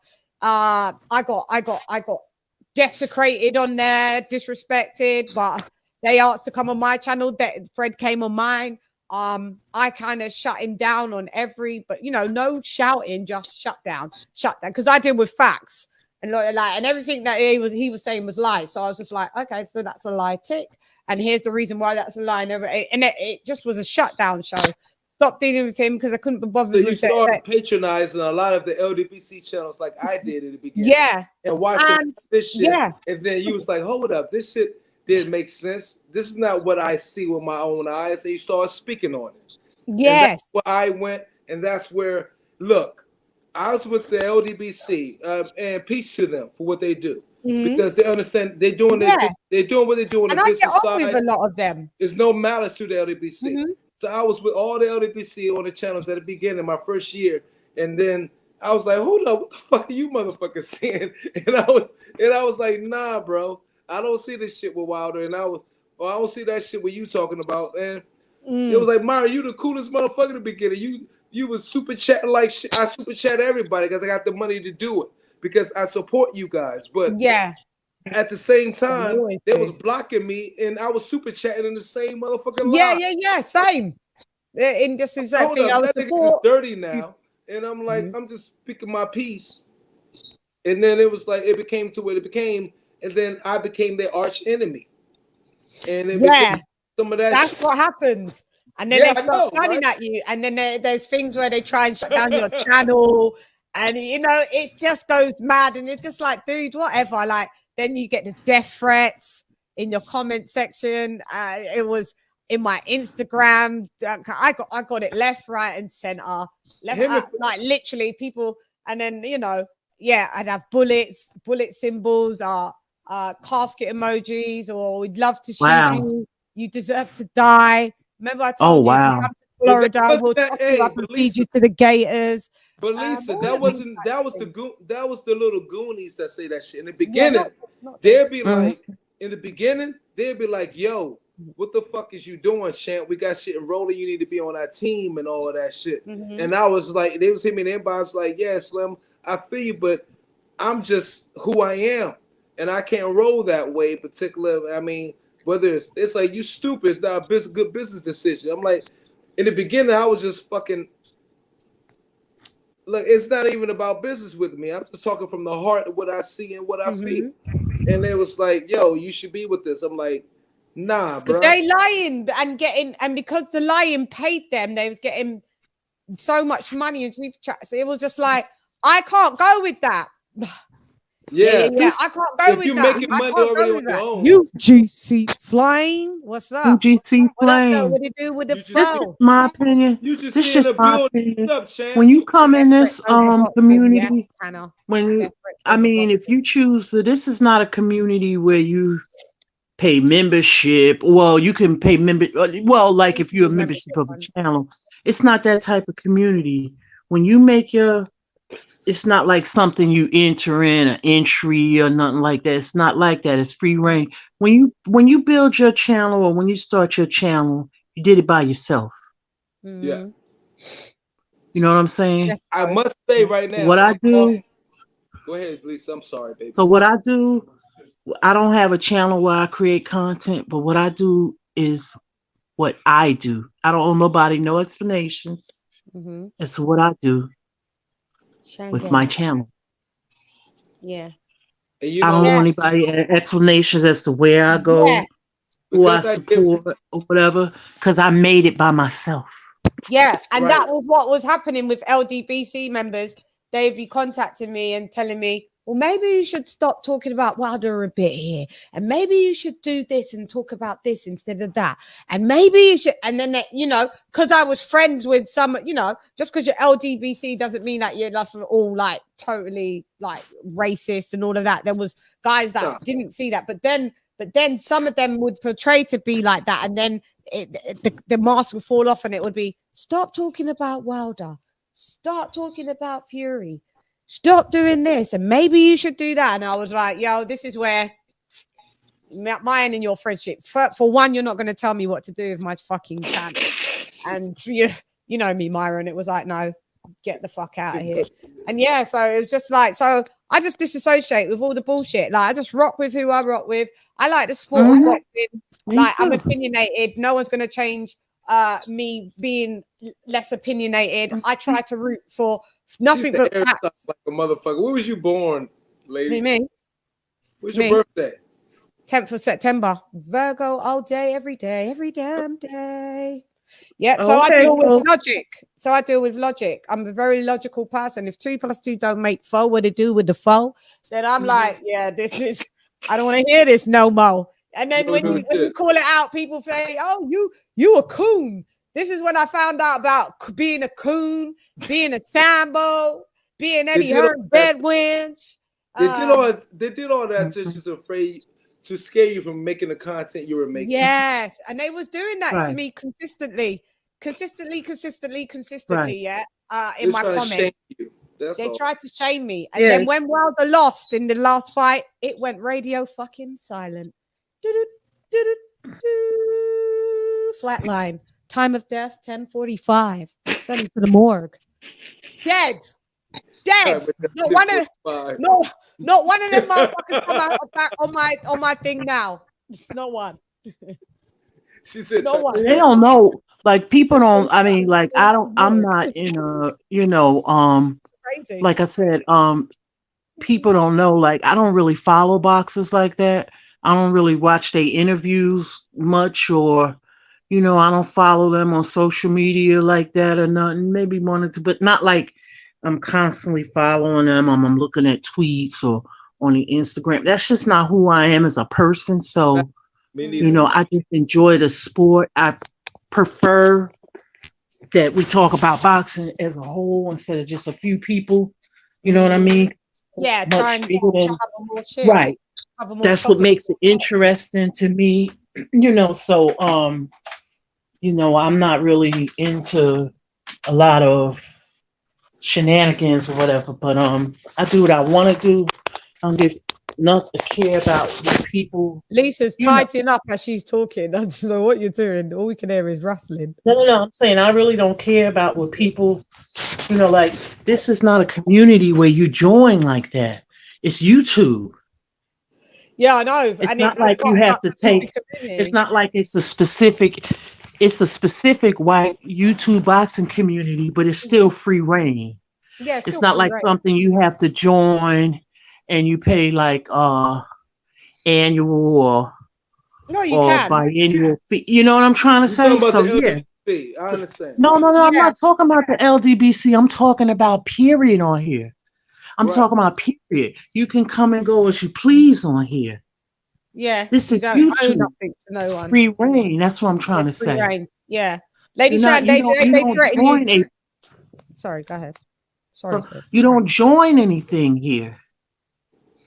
No. Unless you join like a channel where you can join as a member. Oh, where we go. Oh, hang on. Let me just read this, sis. They threaten you, yet they don't know you're from the grime scene. Lol, many will have your back because Ghost, you must know me from being an artist. Beer shot, no shot, Teddy Brock shot, Wallan. You know, and then wife said, "Oh no!" As soon as we mention Wilder's name, it's like the fucking Candyman. All these fucking people. You see Third Coast in here. I know you, Wilder to this day. Go on. Start talking. I ain't seen you in a million years, mate. That's my guy, and there ain't nothing wrong with that. Oh God. Yeah, it was. Go ahead, Lewis. That's who you are. Go ahead, Lewis. Say what you got to say. Get the Wilder stuff out of you, and we'll continue the convo because we ain't spoke about Wilder in a hot minute. What do you think, Lewis? Let me see your opinion. What do you think, Lewis, about him losing in the last fight? And if you want to come on the panel, you can because the link is pinned. So everybody is still welcome. You better take advantage of Shan doing a long live because Shan used to do 10-hour lives, 8-hour lives. I haven't done a live that's over 3 hours for a long time. Little bro, you back? Yeah, I'm back. What's up? Yeah, what's up? What's up, damn? I missed you, AJ. But I just had a question for Myron right quick. No disrespect. We ain't got to be disrespectful. We ain't got to be disrespectful. All right. Okay, so as long as you're not going to be disrespectful, because we're cool, we've been cool. All right. I just wanted to ask him a couple of questions about Tio. That's all. Just 2 questions. All right. Just first question. All right. Do you want what's best for Tio? You have his best interest at heart? Yes. I got look, bro. No, I mean that's all. I mean, I mean, like, I'm sure you do. You do, right? Oh God, you've come back with the same old smoke, AJ. We've moved on. No. Yeah, go ahead. I got what's best for every boxer at heart. Okay. Now, okay. Question. No. I'm just, okay. Now, second question. I just wanted to touch on because I just wanted to get your take. That's all. Okay. So now, if there's a trainer out there, right? Just any trainer at all that could like take T.O. to the next level, that could just improve him, make him better. That's all. Do you think that that's an opportunity he should take, or he should retain his dad? That's all. Name a trainer. Just any, like Joey Gamache, anybody that can help him improve. That's all. Just better than he already has. Just anybody. Doesn't have to be a specific trainer. Just any type of trainer that can improve him. Okay, so being a co-trainer. I mean, it depends on what role they want to take. I mean, just the main trainer or head trainer. I need specifics. Just somebody to like be a head trainer for T.O. just to take over. Like just because a co-trainer, and I'm not really sure if that would work, but somebody that should be a head trainer that should like just take over T.O. Like, do you think he should take that opportunity? He should just retain his dad in some way, or would you be cool with him working with like a new trainer that can? He has to retain his father. I don't think he would not retain his father. Okay, all right. I mean, but you don't see him like, working with a new head trainer. Bringing another trainer in. Yeah. Of course. It's nothing wrong with doing that if it improves your position. For sure. Okay. I mean, because I was just from where we were coming from. I just thought you were just like, oh, he has to retain his dad. He can't like work with anybody else or anything like that. So no, that wasn't that wasn't the point I was making. Okay, for sure. That's why I'm asking. I just wanted to clarify, like, if you were open with him working with anybody else. That's all, or even just as a head trainer. Nobody said it was not wrong with working with anybody else.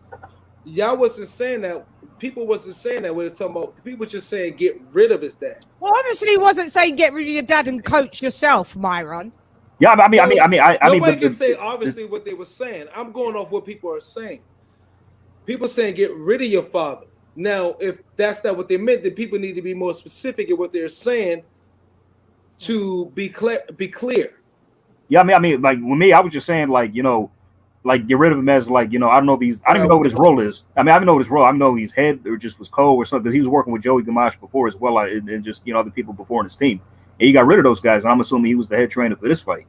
And if that was the case, it's like it's best to maybe get a main guy and maybe retain Senior as a co, or just just something like that. That's all. I mean, but it's just that like it's best. I was just trying to stress it was best that he gets somebody just due to what happened in this fight because he lost his belts, man. He got beat up bad. You know what I mean? And sorry, go ahead. I think he got beat up bad because he the main 2 or 3 reasons he got beat up bad. He underestimated Kambosos. I agree. And Kambosos was the challenger and everything to win, nothing to lose. Yep. 2, he was so busy with trying to save face. Mm-hmm. Going around to all the other fights, trying to show his face and make himself not look good, like he wasn't being affected by the pushbacks and the pushbacks. So there was so many other things that had to do with this, is what I'm saying, bro. You know what I'm saying? Not just the father. Now, the father and son didn't make it look any better with their recomments and everything after their loss. Yep. You feel me? But to try to throw the baby out with the bathwater is stupid when the father got him to where he was today. And I couldn't do that. And as I was saying again, as I said it early in this live, father's learning as he go, the son is learning as he go. But the father's done a damn motherfucking good job thus far until this fight. Nobody was telling him to get rid of as many as people, or should I say, was not telling him to get rid of his father until this fight happened. Nobody put out all his flaws and said his father was so horrible in the corner, all that, until this one fight. So one fight, just totally. Now that you are here, a representative. Listen, I'm gonna be me all day, every day.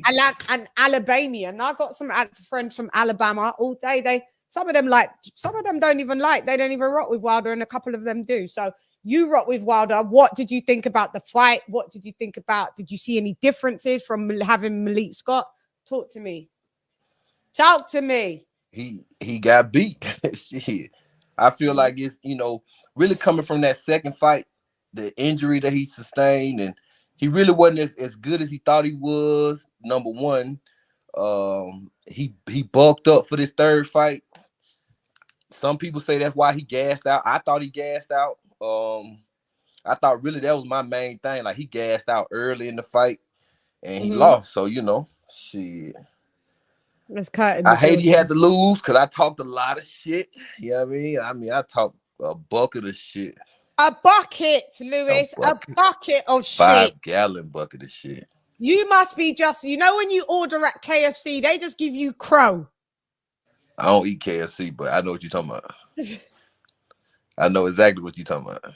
Crow, crow, crow. You've been eating a lot of crow.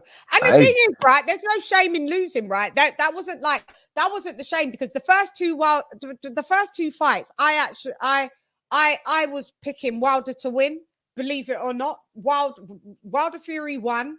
I was like, Wilder's gonna beat him. Fury Wilder 2, I was like, Wilder's gonna beat him. Didn't happen. So this third time, and then the excuses happened, and that's what turned me off of Wilder. Before, I didn't mind Wilder. I was like, yeah, Wilder's going to beat him. Dude, bomb squad, whatever. It's all good. Then when the excuses came, and this is what I'm saying, the fan base can make you not like a fighter. And then when I saw him kind of endorse the lies and the excuses, and then when I saw his personality change, it's almost like he became his alter ego. He became like that villain. I was like, yo, this ain't it, Lisa. Lise. But I never looked at it like that. It's just another tool to me, you know what I'm saying? Boxing, you know what I'm saying? He changed though, Lewis. He changed.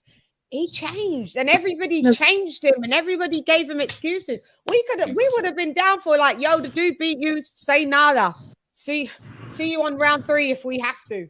But it was the excuses that came in, and you was a part of them as well. Because I saw what I saw, Lisa. You can't make me not see what I saw.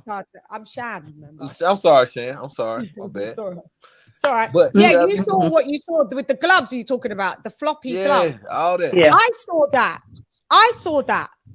But I just know that Muhammad Ali had those type of gloves, because if you remember, before Tyson Fury knew how to sit down on a punch, his jabs weren't power jabs. They were flick jabs like Ali.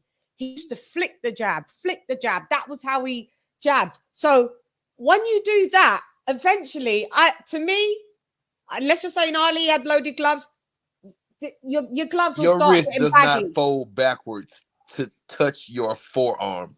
That just doesn't happen. It do. That's abnormal. If it's loose. That's abnormal. If it's loose, yeah. If it's loose. Yeah. Your gloves aren't loose, though. If the gloves are loose, that shit will flop. I even got a glove expert on my show, and everyone from Bomb Squad told me we was lying on the live. I tried to do everything to see both sides, and it was just like, man, just be the enemy then. Fuck it, because I'm a coon. Because I'm not agreeing with that there was a glove gate. And everybody knows I can't stand Tyson Fury. So it wasn't even a thing that I was on Fury's side, like I support or root for Fury. Because if you look on my channel, I bang on Fury. I bang on him. I'm mainly daily. But everybody from the Wilder side was like, oh, she's a Wilder hater. No, I'm not a Wilder hater. I actually liked Wilder in the beginning. It was y'all that made me not like him in the end, because I just thought, why you gotta put an address on that shit. Y'all, it wasn't me. Y'all, you was part of y'all. You got to talk about them. That was them. I still like who I like. I still like all the fighters I've always liked. Yeah. Mm-hmm. Yeah. So what do you think now? So do you think that Tyson Fury is the top guy? Definitely. Was going to say that, because you couldn't say that he's not, because then your guy losing to someone that's not the top, it makes your guy not look like no. I'm gonna tell you exactly why I said it. It was like 6 years ago at the barbershop. I had already said Joshua was number 1, and I said Wilder was number 2. I don't know how y'all had it ranked, but I had Joshua number 1, Wilder number 2, Fury number 3. And at the time, Wilder was trying to fight AJ. So I was like, out of these 3 boxers right here, if they fight each other, whoever wins is the top fighter. Now, 6 years later, here we are. Fury has won those fights, the ones that happened. So I got to put Fury at the top. Mm-hmm. But even though does resumes count with you? Because I did a resume show. Yeah. I mean, Fury hasn't fought anybody. But he was the top at the time. Like I said, it was to me and my friends, those were the top 3 boxers at the time in the heavyweight division. Has that changed? Does the order change? Is AJ yes, the order has definitely changed. What's your order of your top 5 heavyweights? I don't really have a top 5, but you got top 4? My top 3. Top 3 then? My top 3. Fury. Wilder. And probably Usyk. Because Usyk was so, I did not see that shit coming. I ain't see Usyk coming. So why is so Lee, you tell me, like, I'm just trying to wonder, because I'm not here to quibble anybody's top this because it's subjective, but I like to sometimes pose a question that do you base your top 3 or 4 as in popularity, or is it in who is the better? Because for me to put Wilder over AJ, it just simply cannot happen. It just can't. Whether or not if I preferred Wilder's personality over to AJ's, for me, it simply can't happen because if Wilder fought AJ right now, who will win? In my opinion, AJ. That's just in my opinion. But I can't put Wilder over AJ. Meaning, you think AJ would beat Wilder right now today? Yeah, in my opinion, he's got better skills there. A lot of people that not everyone would beat Wilder, but yes, I do think that he can't take no punches. Like once he get rocked, it's over for him. But neither can Wilder. But Wilder can still stand while he's rocked. AJ can't even stand when he rocked. I've never seen AJ drop with a body shot. I have with Wilder. Yeah, they all have people. You know what? But can I just say this last thing, and then you guys can chop it up. The reason why.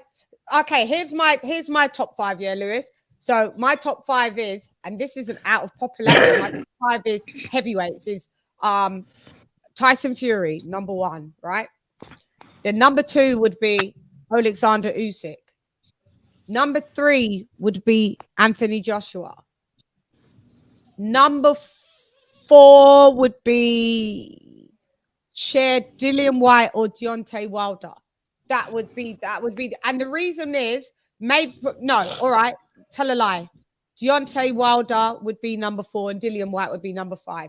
The reason why they are where they are, number 1, Tyson Fury is undefeated, so you got to put him at 1, whether it's level of competition, whatever. His resume is trash, but he's number 1. He's undefeated. Number 2 is undefeated Alexander Usyk, pound for pound, coming from cruiserweight, undisputed as well. Beat AJ. Number 3, AJ, 2 times unified heavyweight champion of the world. Wilder can't go above that. He's only been 1 belt holder for champion of the world. But he don't got no bad losses. See, Wilder doesn't have bad losses. But he has got bad losses. Bad loss is not knocked out.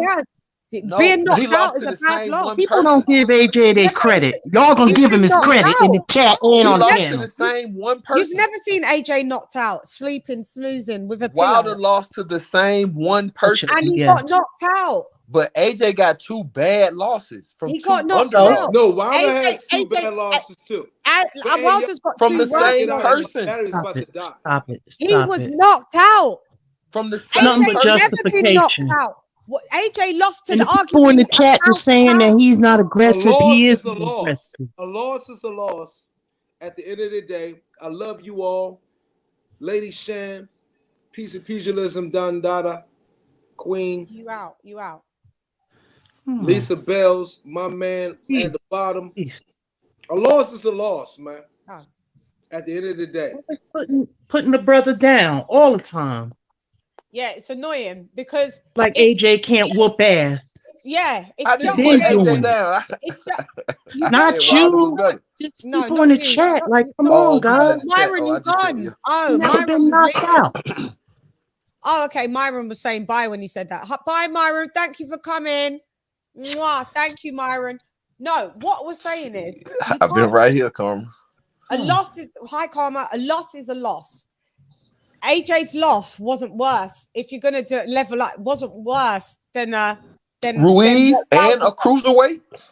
No, he wasn't a cruiserweight when he fought him. So when Evander Holyfield came from cruiserweight and fucked up people at heavyweight, Evander and when he Holyfield lost, is one of when the he greatest. won at cruiserweight, wasn't it? Was people when he won at heavyweight? Were people saying, "Oh, a cruiserweight beat them"? When he lost as a heavyweight, was you guys saying, "But yeah, you know, he was a cruiserweight"? No, he came in from cruiserweight. Alexander Usyk fought AJ as a heavyweight. But it fits you guys' narrative to try and play it down that he lost to a cruiserweight. How many heavyweight fights have you had? This would be his third. So what narrative? This was his third heavyweight fight. What narrative does he have if he's only had 3 heavyweight fights? What narrative? He's a heavyweight that has had 3 fights. He's a cruiserweight that's moving up. They move up in weight all the time. Okay, so when he moved, but in order to move up, Lewis, you've got to make the weight to be in that weight category. So when he moved up, he was a heavyweight. But you know how boxing goes. People have careers. I don't go like that, though. That's not how I go. I tell the truth. Listen, the truth is his career as a cruiserweight, he dominated the cruiserweight division. Cruiserweight. So he moved up. That's how they do it. That's how it goes. And Evander Holyfield was a career cruiserweight, and then he moved up and became a career heavyweight. Do we take anything off of Evander Holyfield? Gave him no credit after only 3 fights. Has anybody taken any credit away from Evander? When Evander Holyfield got his ass whooped, did we say, you know what? He was only a cruiserweight. Anyway, when Evander Holyfield whooped ass, did we say, oh, he was a cruiserweight whooping ass these heavyweights? No, he was a heavyweight. So you guys need to stop. It's the truth. It's not it's the truth. Lost you say you someone tell the truth, that has right? a poor resume that he said had pillow fists, and he lost. He got knocked. Look at the irony of it. He got knocked out by someone that can't even punch. And he went on record saying that Tyson Fury was a pillow fist. And we all know Tyson Fury to be pillow fisted. And that's the only person that he's lost to. Okay, and he got knocked out. Anthony Joshua has fought people that can knock you out at career heavyweights and still hasn't. But they probably would knock out Wilder, though. He hasn't been knocked out. Wilder's been knocked out by Tyson Fury. Yes, one guy. He's in the lowest list of knockout justification. And this is why I'm not just saying you, like, that's why I like people don't give AJ credit. He don't duck no fades. Okay. He got that belt back now, Lisa. He did that. But that's still like one guy, 2 guys. Doesn't matter. Yeah, they hate on him. And people only hate on what's great. That's it. They Usyk beat him, but his face was busted up. 2. He had like a little knot on his eyes. No. If AJ get the right, he had a vertical and a horizontal slit, which was deemed for medically unfit for him to spar for 4 months. I hope you do know that. That's how bad, and that was AJ not even hardly landing. So I hope. But he won. Yes, he won. But what I'm saying is, you've minimized it. He had a little old slit. No, he had 2 slits, and that was deemed from the board of control. You're not allowed to even spar. We're not even going to clear you for spot. And he didn't even get knocked 4 months. So by the time Usyk has to catch up, he's not allowed. 2 slits to be unified champion. I think I'd take them 2 slits too. Yeah, no. It's fine. I would take the 2 slits. But what I'm trying to say is that's how hard AJ hits, even when he's not trying to hit. He was getting hit. He was getting hit because that boxer's getting hit. Boxers get hit because it's boxing. No, he was getting beat up.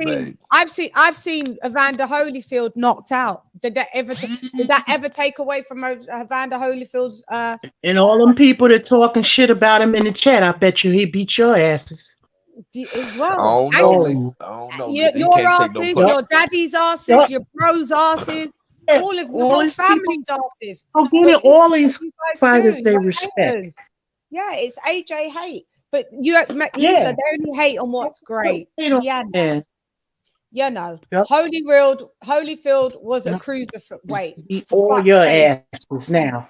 I've said it. This is what they're saying. This is when it's Holyfield, it's a different story that Yeah. AJ got beaten by the #1 pound for pound, by Yeah. one of the top 3 Yeah. pound for pound kings.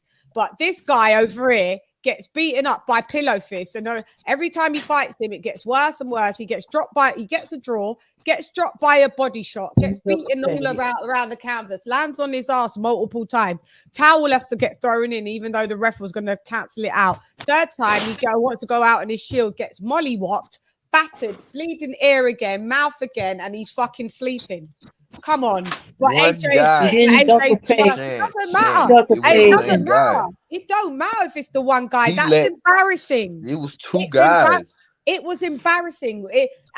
Okay, with 2 guys, you'd think there would be a higher ratio that one of those 2 guys would snooze you. It's a higher ratio to be knocked out by 2 different fighters. But it's more than one way to lose a fight, though, Shane. It's not usual to see someone fight the same fighter 3 times. It's not been done in history. He joined. It has been done. Do you know what club he joins? The Floyd Patterson club. That got the Floyd Patterson club that Sonny Liston lost 2 times in a row to the same fighter. It's at least Deontay Wilder goes down in history for that. He got 2 back-to-back losses. There's not many. Go looking. The last time it happened was in the 60s. Floyd Patterson, Sonny Liston. It's embarrassing. Been, it's embarrassing. And they didn't get knocked out. And he didn't knock him out either. But Wilder got knocked out by someone with that hasn't got a high ratio of punch power. And Wilder went on record saying the dude can't punch and he couldn't feel his shots. And then Tyson Fury came. Don't you see how humiliating that is? Don't you see that God doesn't sleep? God don't sleep. Yeah, you want to lie? God don't sleep, but that's not. You want to lie? He lost to the same one guy. You want to lie? You want to say that this guy's got egg weights in his thing? You want to say then all of a sudden that he can't punch? Guess what I'm going to make you? Guess what I'm going to make you do? You're going to sleep, dude, and you're going to look embarrassed lying in that ring with your girlfriend fucking crying from over there because you've lost Fury. Fuck Fury. Fuck Wilder. Both of them. Fuck both of them. That's just it was a good fight. Fury won a good fight. 2 back-to-back knockouts. Yep. Embarrassing. I didn't, I felt like Wilder gassed out. But we got fights this right now, Shan. Let's talk about the fights. What did you think about Errol? What did you think about Bud and Porter? Who was you rooting for? Man, listen. Porter, weren't you? You was rooting for Porter. I was rooting for Bud, first of all. Okay. I'm a Bud fan. I had money on that. You know what I'm saying? Yeah, well, I talk this shit, but I'm betting on this shit too as I'm talking. Mm-hmm. But anyway, so I had money on Bud. And I had it to go out later than that. But you know what I'm saying? I like how it happened. But the dude had gave up. Once he hit the floor and started punching on the floor, he was done.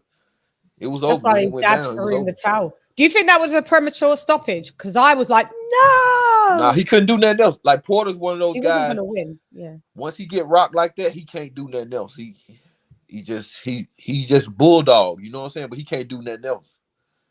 He couldn't get out of the way of no shots. Dude was sizing him up, getting ready to take him out. Bud was ready to, he was getting ready to take him out. So that's why it was stopped. It wasn't a premature. They saved the embarrassment. Yeah. Yeah, because his dad didn't want him knocked out. His dad was like, yes. Because that was a 10-7 round. That's why you need your dad in your corner, like we were saying earlier. Yeah, but there's a difference with having that type of... No, look, the difference is with Kenny Porter. Kenny Porter is a great trainer. Kenny Porter is a great trainer, and he's brought Sean up to being a 2-time 47 champ, right? Never take any credit away from me. When you need corner advice, he's a proper coach. You get the corner advice that you need to. You get the adjustments made that you need to. You get what you need to get from a coach. Kenny Porter is a coach, but the only similarities that I put in with all the other dads is that he's a bit overbearing, but that's about it. He's a bit overbearing, but Kenny Porter, you don't see him in the limelight. You don't see him all in the video. You don't see him rapping on the... You saying Senior is like Diddy and Diddy. And Porter is like... Porter's like come to death row.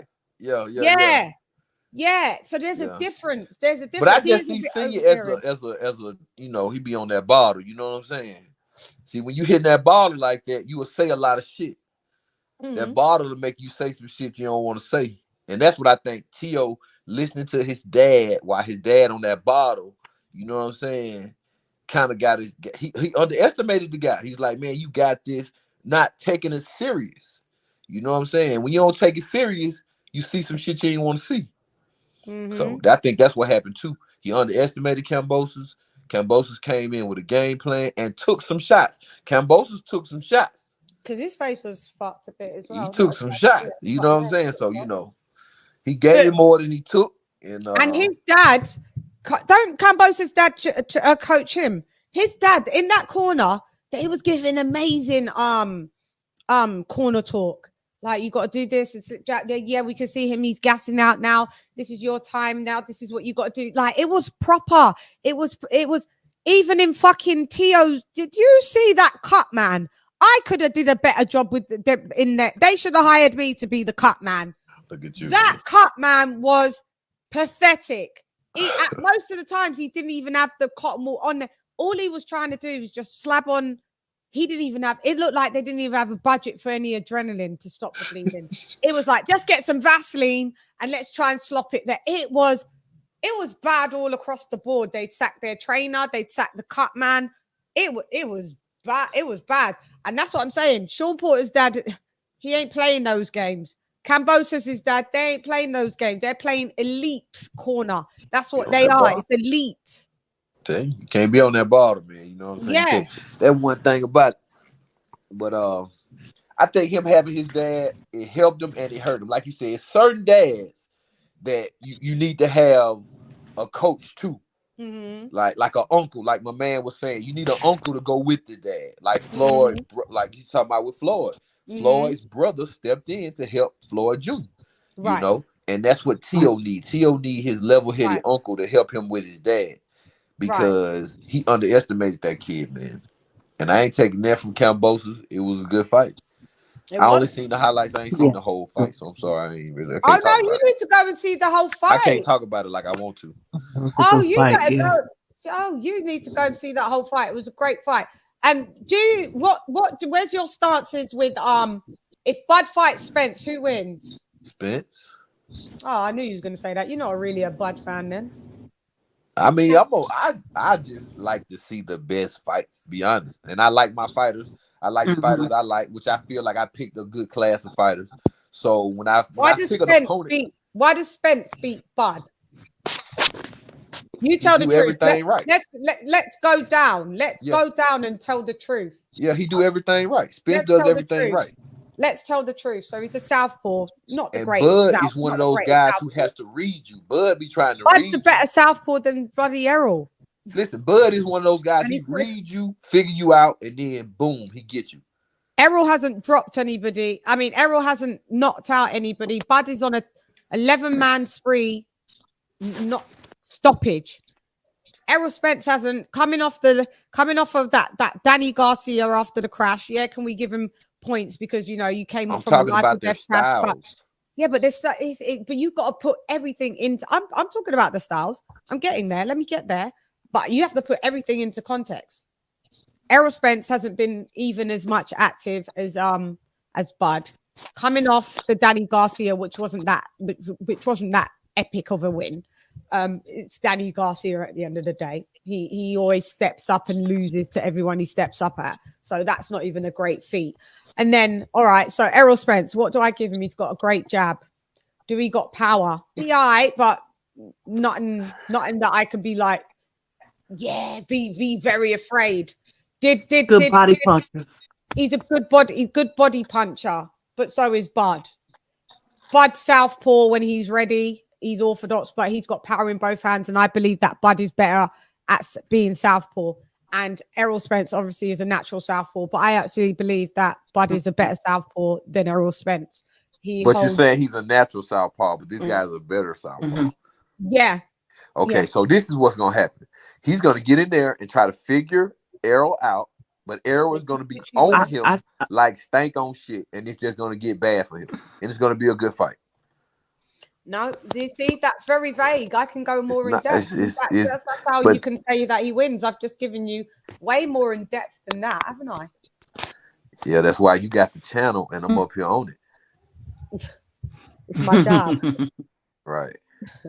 It's my job. I've got to be in depth. Butter's just too explosive to me. Say that again, sis. I said Butter's too explosive. And he's strong. But he like to and sit he's back stronger at than first. people think. I'm trying to find a weakness. Yeah, go ahead. It's okay. I'm trying to find a weakness where. Go ahead. Sorry, sis. Go ahead. Sorry. It's okay that he thinks that, because once he downloads you, it's a wrap. But by the time he get the 3-4 rounds in, Errol's gonna be up on the scorecard, and he's gonna be continuing to come at him. How do you go? Where do you get that from? Because he's gonna be putting in punches. That jab, you just said he had a great jab. He's gonna be working that stick. He's gonna keep that stick on his head. Not coming until up some knots start to appear on it. You're gonna see some knots forming on Bud's shit, because you ain't never seen nobody touch Bud up like that before. Well, he hasn't even got power like that. Like, he hasn't got power like that to not. Okay, well, he'll get some cuts like Usyk had. I haven't seen. Oh, I'd like to. I wouldn't. Yeah, he gonna get some cuts. I doubt I'd see Another that. level. What When Bud's Bud gonna do gets is hurt. what he did to Kell Brook, sis. Because Errol Spence is gonna be coming with that detached retina shit. Errol Spence, let me tell everybody, and I'll say it clear and bold, he will never be the same. He will never be the same, because when you sustain such an injury with something with a detached retina or orbital bone breakage, once it heals to the level, it's never fully healed. But what happens is your brain kicks in your mind. You're like, he went through a windshield. He flew out of a car. Yeah, and now he's got a detached retina. He detached retinas never heal 100%. It could take one more punch. After they say go back to feet, he got fucked up in sparring. What do you think Bud Crawford's gonna Bud Crawford's gonna knock that eye out? And once he gets that pressure on his eye, like what Kell Brook did, he's gonna be like namas, because he's not gonna feel confident. Okay, go. Coming back off of that. 3-time 3-division champion, former undisputed, twice lineal, 3-time lineal champion. And he's not special? Please. Never said he wasn't special. Delusions of grandeur. I'm just saying how his style of fighting compared to Errol's style of fighting. You know, the contrasting styles that they both have. It's actually, they make good dance partners, but one of them is going to be accumulating punches while the other one's trying to figure out where's his weakness. Because Bud is figuring out your weakness. Bud figuring out the one thing you can't do, whether it be southpaw or orthodox, and then he's exploiting it, and he's waiting on you to make a mistake. Errol isn't going to overextend. He's not going to do too much. He's going to use the jab, work off the jab, go to the body a lot, just to get that boy off balance. Who's got the quicker footwork out of Bud and Spence? At this point, Errol's footwork is not as good as Bud's. You know what I'm saying? But you're not going to outwork Errol. It's nothing that Bud can do that Errol can't figure out. And vice versa. Except for, is he going to be able to get out of range of the jab? How much range is Errol going to have? Bro, you got to be sick of eating crow. Like, I'm giving you a chance not to eat crow, you know, for the second, because you ate crow for the Wilder. My and cup you've gone runneth back over. into Crow City. My You've cup gone back runneth Crow over. Juice, Crow Smoothies, Crow Pat Lunch, Listen, my Crow cup Burrito, runneth over. Crow Tacos. How I'm much telling crow you. do you want to eat? My cup runneth over. I'm good. It runneth over. What I'm going to do is, when that fight gets made, you come back on my thingy. We're gonna have a bet. I'll take your cash app. You'll take mine. I'll bet you. I'll bet money. You got Bud? Yeah. You set how much you want to bet, and I'll match it. I'm down. I see what I can do. Yeah, see what you can do. Because I bet. These are one of these bets where I don't care. I'll bet whatever. You know the ones, Lisa, like, I'll bet whatever, even if it means like, yo, Shan, you're going a bit out there. I'll bet it. Bud beats Outlaw Boxing Jetstar, my brother. What's up, my Australian brother? What's going on, is to say? What's going on, Lisa? Hey, what's going up? on? What's going on? What's going on as well, bro? Would you not bet on Bud Jed, against Spence. You tell me the rundown of what styles, because Lewis sees that Spence could beat Bud because he thinks that Bud wouldn't be able to work out Spence quick enough before getting hella knots on his head. And cuts. Don't forget cuts. You're gonna get cuts. I'd have to take Bud at this stage. Just be a more the well-rounded fighter, and even Spence as well. We don't even know. I know he come back against Danny, but he's tore that retina again, so there's even more question marks over him. The only way I could see Errol having success is if he gets on the inside. But the thing is with Bud, because I was mentioning in the chat, because of his wrestling background, he's so strong in the clinch. So even if Errol could start to get to him, I think Bud could just hold on to him and maneuver him around. Because you saw he did that against Porter.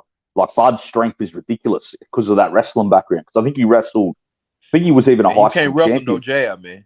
Ain't no wrestling. No, but that's what I'm saying, bro. Once they get inside, how's Errol going to out-jab Bud at distance? Bud will just move around him. Listen, Errol's not going to be able to out-jab Terrence. The only success I see Errol have is getting inside. He fights off the jab. Yeah, but it's not going to work against Bud, bro. Bud will take that jab away. The jab works. It works in every fight you have. Yeah, but it won't work against Terrence, bro. Terrence takes your weapons away from you, lad. Terrence is I understand how Bud fights, but I'm telling you, Bud's a beast. So you think Errol can? I'm not saying, look, anything's possible. We don't know till they get in there. So I'm just saying. So you think Errol can out jab Crawford at range in that fight? Easy. He's probably Errol has a longer reach. I bet. Nah, no, Bud has the longer arm. Bud has a longer reach, and like I said, Bud can move better. Errol can't even. Errol moves just back and forth. For a shorter guy, he's got a long reach. And Errol doesn't move. Errol just steps back or steps forward. He can't move around like Bud. Stop smoking that crow. Listen. Crow's not supposed to be smoked. It's supposed to be eaten. Listen. But like I said though, we never know till they get in the ring, so I can't say for sure. I can't see it, but you know, I can't see Bud not beating Errol Spence. I'm not counting Errol out though. I'm just saying I think he has to get inside and rough him up. So did you pick Cambosos to win that fight, lady? No, I didn't. No, none of us did. No, I didn't. No, I didn't. And Tony's review did, and I was. Oh yeah, Tony. That lad Tony was the only one that did. I'll post it tomorrow. So now you got to let that play in your mind while you picking Bud right now. And I'm sitting here telling you, I can't pick no other than Bud. I can't. Listen, not. I'm telling you, this man fights off the jab. No, I know what Errol Spence does. He's got an amazing jab. But that's the only good thing that he does. Bud does everything. What bad thing does he do? He don't do nothing bad. Okay, but he's got bad foot. His footwork isn't good.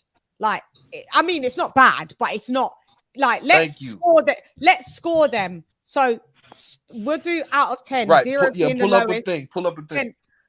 What thing? And we can vote on. You can get everybody in the chat to vote on and everything. Like pull up a thing and do a side by side. How? You know what I'm talking about? I don't know how to do it. No. What thing? Tell me. It's like when you put the both fighters up here and then you put like stamina and you put all this. Can you do that on here? I've never known how to do that. Can you do that on here? I don't know. Don't make me lie. I've seen it done though. Yeah, but are you sure? Are they using StreamYard though? I don't think they use. It's something that it's a format that they're using. Oh, it's a format, and then they share it. Hang on. Yeah. I think Tony Review know about that. Tony's not. I know. Are you talking about watch along? Not the watch along thing. No, it's kind of like a comparison thing, and you could put. Because Tony showed a channel, another channel I go on, I think called Watch Together or something. Tony showed. Yeah, that's what Lisa showed me that ages ago. Is that a good thing to use? But all right, we can just use it ourselves. Just use the notes on our phones or something. Like, so we're gonna put. I'm gonna put Bard and Spence, right? And we'll score it. We'll score it. You can. I can keep it in my head. I'm good at keeping numbers in the head. Yeah. Bud and Spence. Okay, so let's go. We're gonna do speed. Right. We're gonna do power. We're gonna do footwork. Wilder got the power. I got the power. Footwork. Yeah. Go ahead. Come on. Footwork. Stamina. Yeah, that's important. What else can we put, guys? Defense. Ring general. ring generalship or ring IQ. You want to put ring IQ, ring gen, yeah. Ring IQ, gen, yeah. I'm missing something. I can't think. You do body punching, because I think that's a huge part of one of these fighters' games, or even just fighting on the inside clinch, something like that category. Inside fight, mid-range. Inside fight, we'll do inside fight, then we'll do mid-range, and then we'll do at distance, yeah? Jab. What you gonna say? Jab. Effective aggression. Hang on, inside. Do inside. There's a lot of categories. Yeah, because we'll go through. So do inside and then do mid, and then at range, like distant. Then we'll do at range. We'll do offense because we did defense, so we have to do offense. And then what else? I think. What did you say, Lewis? Or was another one? You said it. I just effective aggression. Effective aggression. Do you want to use that as effective aggression? Effective. Yeah, we could. What about chin? What about chin? Like chin. Who's got the better chin? Yes, squad. Yeah, chin. Yes. Oh, chin. Yeah. Chin. Yeah. Mm-hmm. I think that's it. Yeah, Wow. that's a great one. That's a great one. So that is great, guys. We came up with great shit right there. I'm impressed. Mm-hmm. I will try and find that app and so we can do that more in the show as well. But it's good to do that. Okay, so let's start. So we're going to start with speed. So 0 is the lowest. Everything that we're doing is between 0 to 10. Yeah. So 0 is the lowest, 10's the highest. So Bud, speed. I give Bud. I'm gonna say 9 on speed with Bud. Lewis gives him a 9. I give Bud an 8 on speed. Lise, what do you give Bud? I give him an 8 also on speed. You give him 8. Jedstar, what do you give Bud on speed? Yeah, give him 7.5 to 8, but I'll give him 8. 8 or 7.5? 8. 8. I'll give you about 8. 8. Okay. He has great timing as well, so that adds to it. So, yeah. So that makes his speed better. If his timing is good, that means he's fast. Yeah, not necessarily. Well, not necessarily because, like, if you look at Gary Russell versus Lomachenko, Gary Russell had the faster hands, but Loma had the better timing. Not necessarily. Sometimes you could be slow as molasses. I see people fight as slow as molasses, but they know when to land and the timing, and then that's it. Joe Joyce is one of them people. Sounds weird. Okay. Joe Joyce is slow. Yeah, but he got timing. At best, he's slow. He's slower than that, though. It's crazy. Don't matter. His target always lands. And they always land, though. This is what I'm saying. He has great timing, but it's crazy because his feet are that fast. He does backflips and that. He's got the slowest hands. Yeah. I wonder, should we put agility? Does agility come on as one? Well, athleticism, maybe. I guess. Shall we put athleticism or agility? Both, isn't it? Like athleticism. Yeah, put that as a category. Athleticism. All right, so we're gonna go now. We're gonna go to Spence with speed. So it's Lewis. So it'll go Lewis, Lisa, Jed, because the way I've written it, I've got to know who said it. I got you. So So I give Spence an 8 on speed. Spence an 8 on speed. I give Spence a 7. I would say. Yeah, I'd give Spence a 7. Out of 10 now. We're going out of 10, Chan. Yeah, I know, because I don't think he's faster than Bud. If I've given Bud an 8, I can't give Spence. So that means you have to move Bud up. No, it doesn't mean I have to move Bud up. I don't think Bud's even faster than an 8. I out know of 10, you're telling me Spence's speed is only a 7. And you think that's fair? Because I don't think that Spence is remarkably. I don't think he's remarkably slow, but I think 7 is above average. Remember, out of 10, so 5 is a lot of fighters are 5, Lewis. So to be, but we're 7, talking about the top of the class. These are the elite fighters in the class. Yeah, but there's elite fighters that haven't got speed of 7, but they're still elite. There are.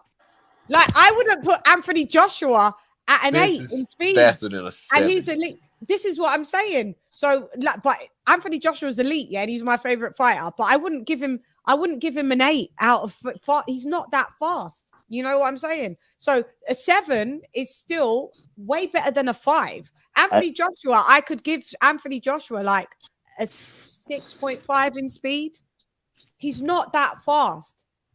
So you think there actually his combinations are fast. Combinations could be fast, but just in general, I wouldn't say that Anthony Joshua is one of the most fast pacing, heavyweights. Like Tyson Fury's faster than him. Like, you know what I mean? Doesn't mean he's better, but yeah, Lewis, I'm leaving. All right, do you know what I'm going to do, Lewis? 7.5. Shut up now. 7.5. Bud to 8, Lewis. Bud to 8. 7.5 is okay. We're telling the truth. It's only our opinions. It's only our opinions. Yeah. It's fact. And we'll see, won't we? Sometimes we may review it and go, I might change it. You can. But you might change your mind in 2 seconds too. I may, and if I do, I'll tell you. I've done this game before, and I go upon further review, haven't I, Lise? Upon further review, I may change it. I may. Yeah, I'm not adverse to. I'm not biased. I'm literally going to do this of how I really think. And I've did this with Anthony Joshua, and he hasn't had the highest of scores. I did this on the Boxing Voice, Lewis, time again. So I'm not biased with it. Okay, so you've done 8, Lewis, for Spence and Speed. I did 7.5. It's only 0.5 lower than yours, Lewis. 0.5 lower. Lisa, what you got? I give 9. You know why? Because his work rate is higher. You give Spence a 9 in Speed. Yeah? Work rate is higher. No, we're talking about Speed, though. Oh, yeah. How busy he is in the ring, you mean? Yeah. Yeah. See? And then that makes me, on further review, make me think I should maybe give, because he is fast. All right, I'm changing it. I'm giving him an 8 with you, Lewis. I'm giving him an 8. I'm giving him an 8. I'm giving him an 8. No, you can't. Don't do it because of Lewis. Because of you. No, because of how you explained it. And then I'm getting flashbacks of how Spence is in the ring. He is mad busy He is mad busy. I give him that. So 7.5, maybe a bit laggy. I can do an 8. Keep it a buck. Yeah. See, I'm fair. That's all I asked. Yeah, that's all I am. That's all I am, D. So, Lisa, what are you, a 9, did you say, for Spence on Speed? Yeah, I gave him a 9. Okay, and then Jedstar, what are you on Speed for Spence? Yeah, I'll give him a 7.5. Iraq, the links in the link up to the top. It's pinned. If anyone wants to come on, it's pinned. What did you get? What did you say, Jedstar? 7.5. And listen, this ain't when I'm comparing the boxers through history. Spence and Crawford, I don't think either of them are that fast. Like when I think of fast hands, I'm thinking Camacho, Sugar Ray Leonard, Roy Jones. These lads are nowhere near as fast. Those guys are 10s, though. Those guys you naming are 10s. They're not as fast as those guys. No. Yeah. Yeah, that's why we're giving them 10. We're out of 10. You see what I'm saying? That's why she said anything above 5 is above average, right? Cool. Yeah. But a 7 and an 8, yeah, that's high. But if you want to give him a 7.5, that's kind of like saying he's not as fast as the best in the class, so he's not that fast. To be honest with you, Sean Porter. That's 75. That's 70. That means I've got 75%. This is even what Luis Reyes says. 7.7 ain't bad. It's way above average. 70%. I'd 70% to a Roy Jones. That's a compliment. Roy Jones is definitely faster. How are we debating about each other's scores? I'm saying he's 70% of Roy Jones. This is what if I give Roy Jones a 10, we can't debate everybody else's score. It's true. We just I'm not debating anyone's score. It's Lewis. No, that's that 7.5 y'all trying to issue out. But that's 75% though, bro. That's a good score. That's a good score. That's what the one he wants to do, Lewis. You got to leave him alone. Right, we're doing. No, you don't have to leave me alone. I could take it. I can come back all day. But I'm just 75. That means 75%, bro. I don't think you get that. If Roy Jones is a 10, that means he's 100%, lad. 7.5 means I'm giving him a compliment, bro. He's lucky to even get that. Actually, drop him to 7. I changed my mind. He only gets a 7. Spence gets a 7. Jan, he's dropped to a 7 because he's lucky to be 70% as quick as a Roy Jones or a Camacho. I've gone to 7.5. See, Well, we Lewis? both dropped. I'm dropping to 7.5 now. Oh man. He's been dropped. Yeah, that's Lewis's fault. Should have left it No, alone. y'all hating. I'm just keeping it real. No, you just made me think about it. It made me realise I was giving him too much credit. So thanks, me brother. too. You let me He's realise. 7.5, yeah. Because when I'm thinking of Roy Jones Jr. at 10, but yeah, he's 7.5. That's a 10. And he's 7. He's 7 for me. Yeah, I've given you a 7. Yeah, all right, so now we're going to power for Bud, right? So my turn first. So Bud for power for me gets. Hang on. Bud gets leave me. Bud gets because I want to be fair. Bud gets a On power. On power 8.5. I'll give him a 8. You give him an 8. Because I want to give him a 9. I wanted to, but I don't think it's quite there. Yeah, you see what I'm saying? So I'm gonna say an 8. He's a solid 8 on power. Really 8.5, like you said, but like a solid 8. So 8. Solid 8. Okay, coolio. Lisa, what do you give Bud on power? Chat, you can join in with us as well. I give him an 8 based on his knockouts, but I've seen some people that hasn't come back that he's fought, like Felix was it Felix Diaz? Was it? But I haven't seen anybody seasoned, so I'm gonna give him a solid 8. And you're giving him a solid 8 as well.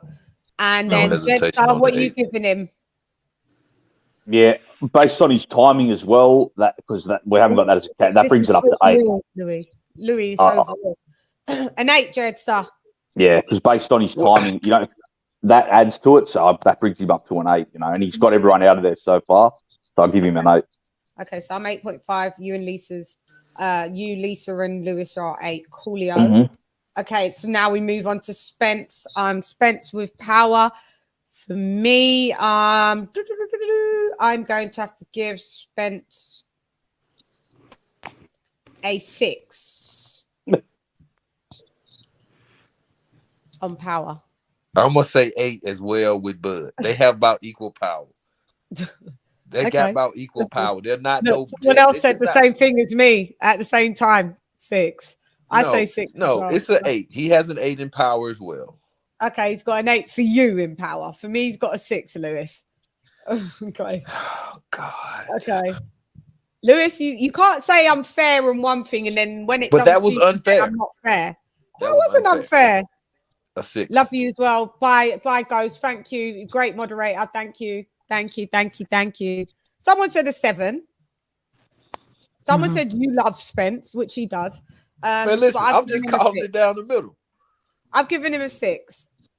Okay. So you've given him an 8. All right. So Lisa, what do you give power for Spence? Power. 7.5. Oh, 7.5. Okay. And Jetstar, would you give Spence on power? No, I'll give him an 8 as well. I've said for a while, I think their power's about the same, but it's different. Spence has that Julio Chavez power. It wears on you. You know what I mean? It might not be as explosive, but you feel it. Cumulative. Yeah, and you feel it. Like, it hits you hard. It accumulates. Hits you hard in the body or the arms. You feel it for a round or two. So it's like Golovkin Chavez type power. So I'll give him an 8 as well. Okay. You know what? I gotta step it up to an 8 because I forgot about that body punching. Oh, mate, power. I've got to change mine then. On further review, I'm only going up 1. I'm only going up 1. I'm going to a solid 7. I was a 6. I'm going to a solid 7. Leave me alone. Leave me alone now. Leave me alone.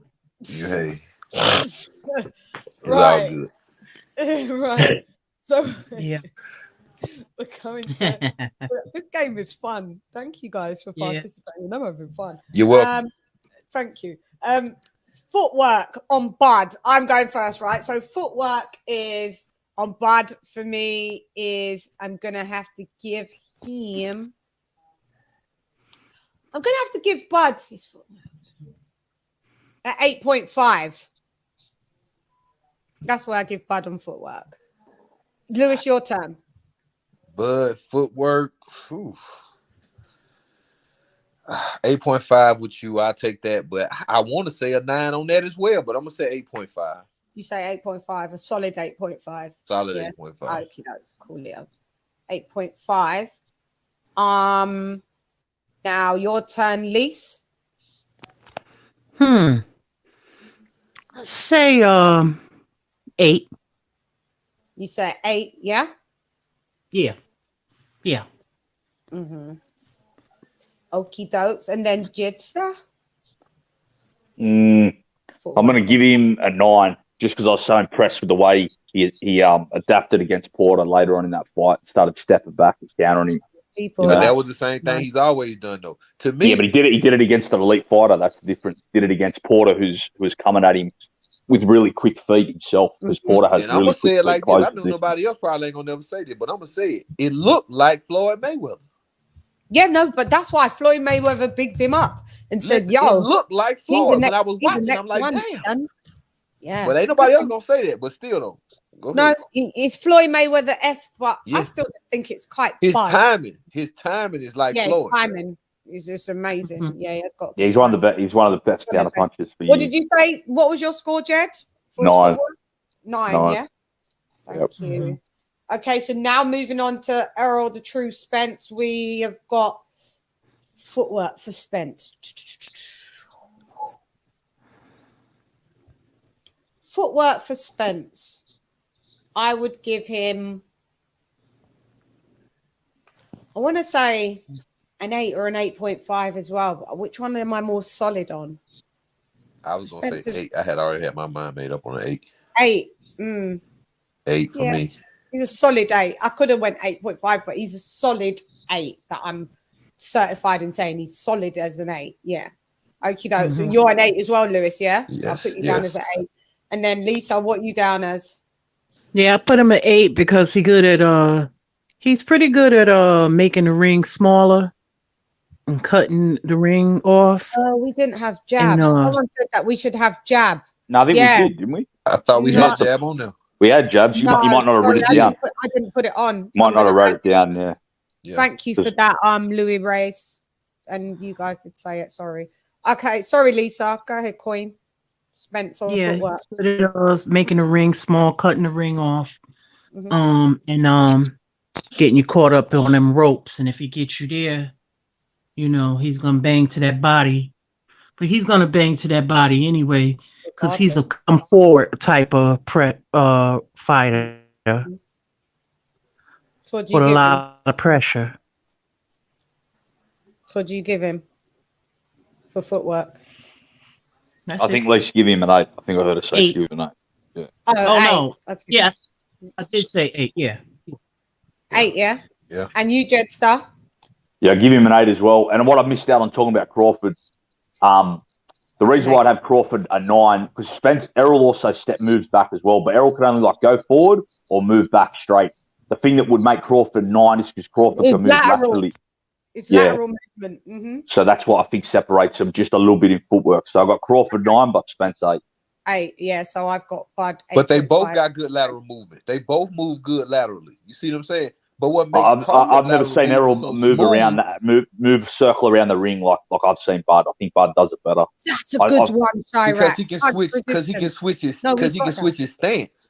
Yeah, that's what makes him so good. That's what gives him a 9. Doing it as a southpaw. That's what makes it off balance for Bud. Bud gonna have to figure that out. Yeah, but we're just talking about in general, I think, for their number. We're not looking at the matchup here, I don't think. I think we're just grading these fighters. The matchup, Lewis, because then it would be a totally different amount. Yeah, then it would be, but I've put punch resistance. We did chin is just for the face. But that's what I'm saying, Shan. Are we grading these fighters as a whole or just how they match up against each other? That's no, as a whole. We're doing it as a whole. That's what I've been doing it as a whole, yeah. No, that's why Bud's better to me, because you can do it laterally. Yeah, so I've got Bud 8.5 for footwork. Lewis has got Bud 8.5.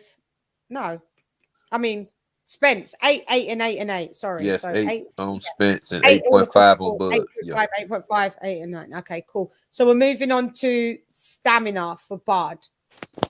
So stamina, I'm going to give Bud stamina. I'm going to give him I'm going to give him his stamina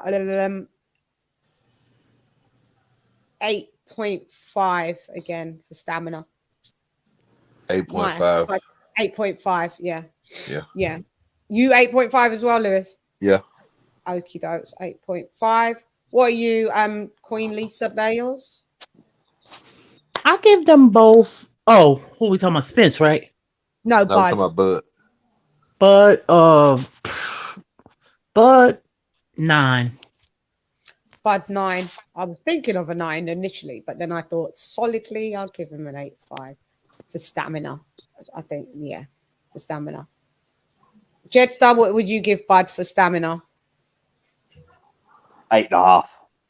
8.5, yeah? Yeah, Cool, I agree with you. Yeah. Okie dokes. And then now we're going to move on to Spence. So Spence for stamina, I'm Spence can go down. Really? Yeah, I don't think Spence is as great as stamina as Bud. Not I think he saying does. so. I think he does. Maybe a little bit better. Yeah, I'm giving Spencer 9 here. Me as well. I'm giving Spencer 9 on that too. Hang on.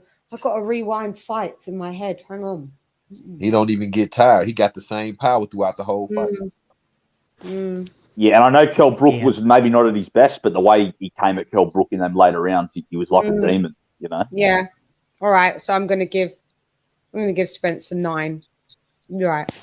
Oh, stamina. I haven't really seen him gas out. No. You're right. You know.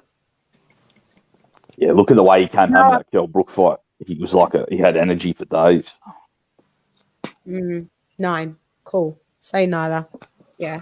So 9, and you're a 9 as well, Lewis. Yeah. Yes. And then Lisa, you are. I know what Jed is. Lisa is 9. And Jed is. Are you a 9 as well, Jed? Right? Yeah. Wow, he's got 9 all across the boards there. That's great.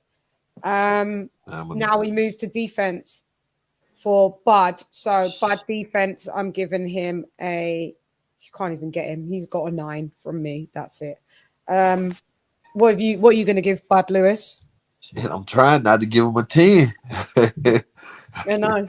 10 is perfection. I So know. and there's hardly any. There's a few fighters that Floyd would be a 10 for me. Right. Yeah, So I'm going to say 8.5. He'd be a 9.5 or a 10, Floyd. 8.5. 8.5. Yeah, on defense, 8.5. On defense, 8.5. Lisa, defense. For Bud? 7. 7 on defense. Okie dokes. I was just looking about that good timing. To me, that's defense too, because he's he got the pull counter. Yeah, he's got all the counters. He's sound. He is.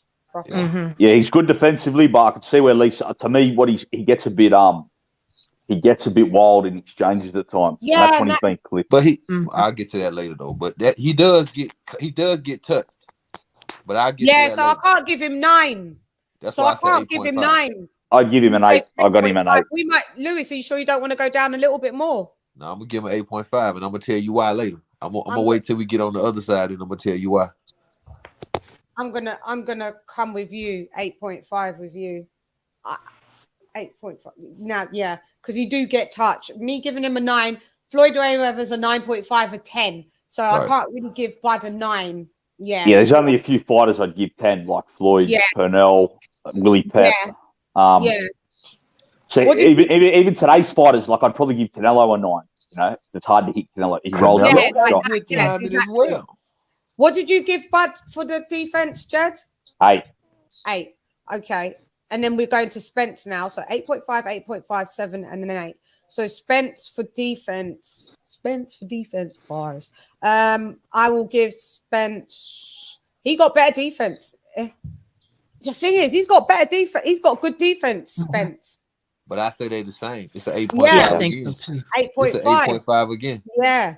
He got good defense. He come in with his high guard and all that. Spencer's got a good defense. Because like we were saying, he get touched. But when we get to it, he has a good chin. Bud has a good chin. And so does Spence. But we ain't got the chin yet. That's why I didn't want to go elaborate on it. Yeah. You see what I'm saying? But he does get touched. But that's a part of defense as well. That's a part of defense when you know. And it's a part of boxing, and it's not like he gets battered. Yeah, so yeah. Okay, so you 8.5 with me then, Lewis. Yeah, 8.5 on that. 5 on defense. For Sis? both of them. For both of them. For both of them. Yeah. Sis, what are you? Defense Spence on defense. I'm gonna say an 8. You gave. I tell you, I'll tell you why. Okay, because you gave Bud a 7, just so you can remember. You gave Bud a 7 on defense, so now it's Spence. Yeah, so just keep it in mind. Yeah, solid 8. Yeah, Spence 8.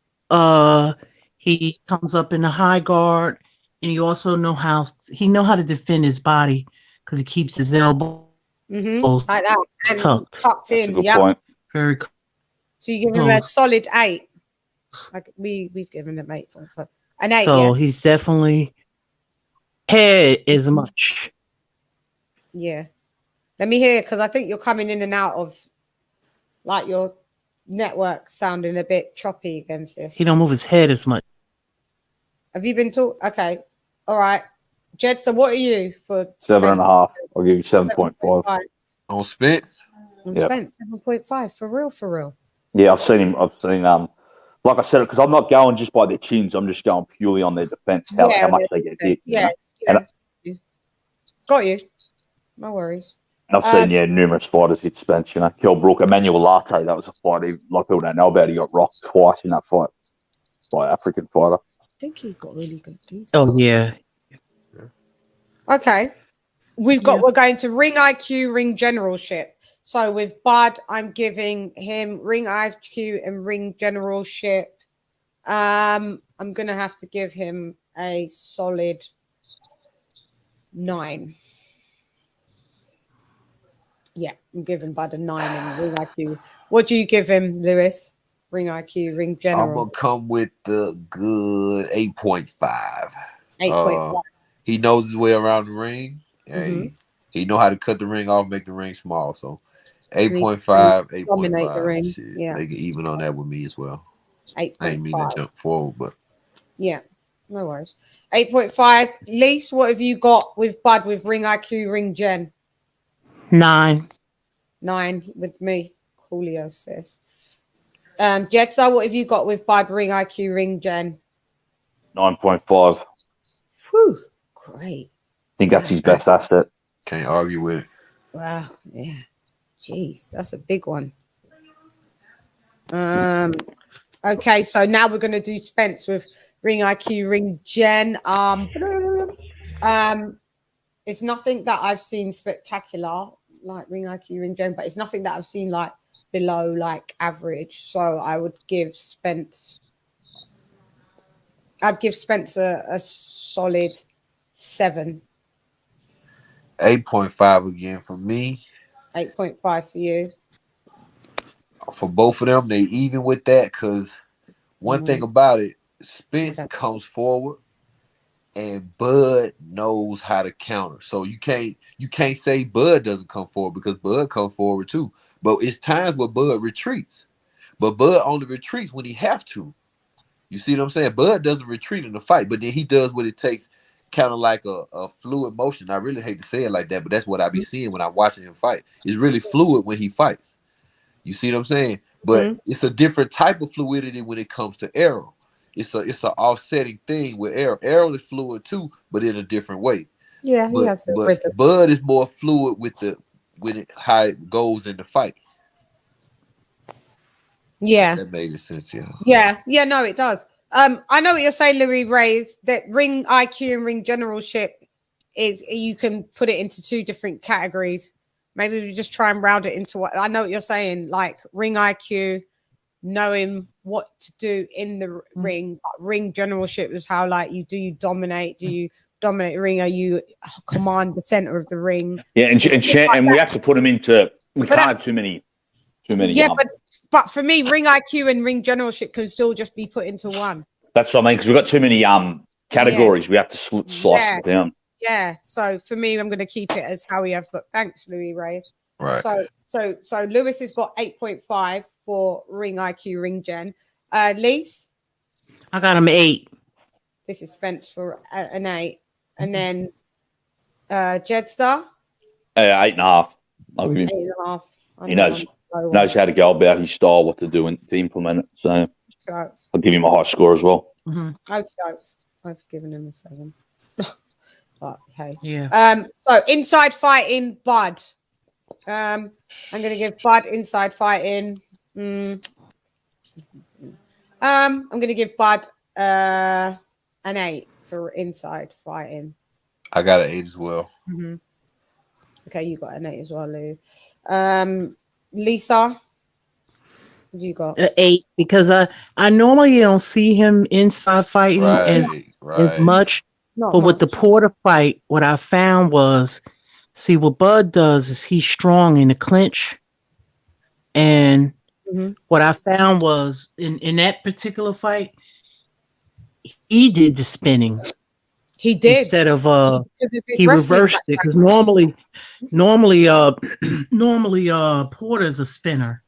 Yeah, Porter is the spinner because Porter plays football, so know how to tackle, know how to do that body domination, that upper body domination. But Bud spun him, but Bud when he's in camp, he does wrestling and stuff as well. So and come from that whole. That's why everybody picked Bud to win that fight, by the way, because he knew that was going. At some point, it was going to come to that in that fight. Which when he fights EJ, is going to come to that same point in that fight. You see what I'm saying? It's going to come to that. Inside fighting is going to come to that. I don't see it, Lewis. I don't see it.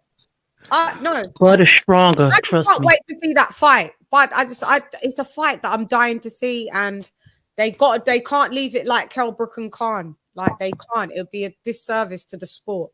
They got to get that fight out in next year. Like let them do whatever they're doing. I want as long as that fight. It doesn't have to be the first quarter of next year. It could be the last quarter of next year. I just want to see that fight.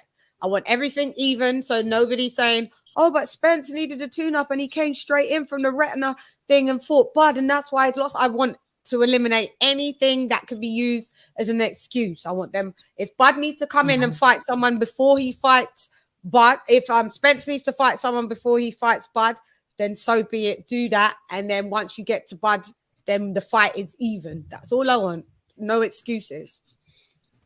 Yeah. Oh yeah, everyone keeps saying now I say Porter because it's British. Porter. Porter. Okay, so 8, 8, and 8. Who's left? Jedstar. Inside. Bud. 7.5. I'll give him 7.5.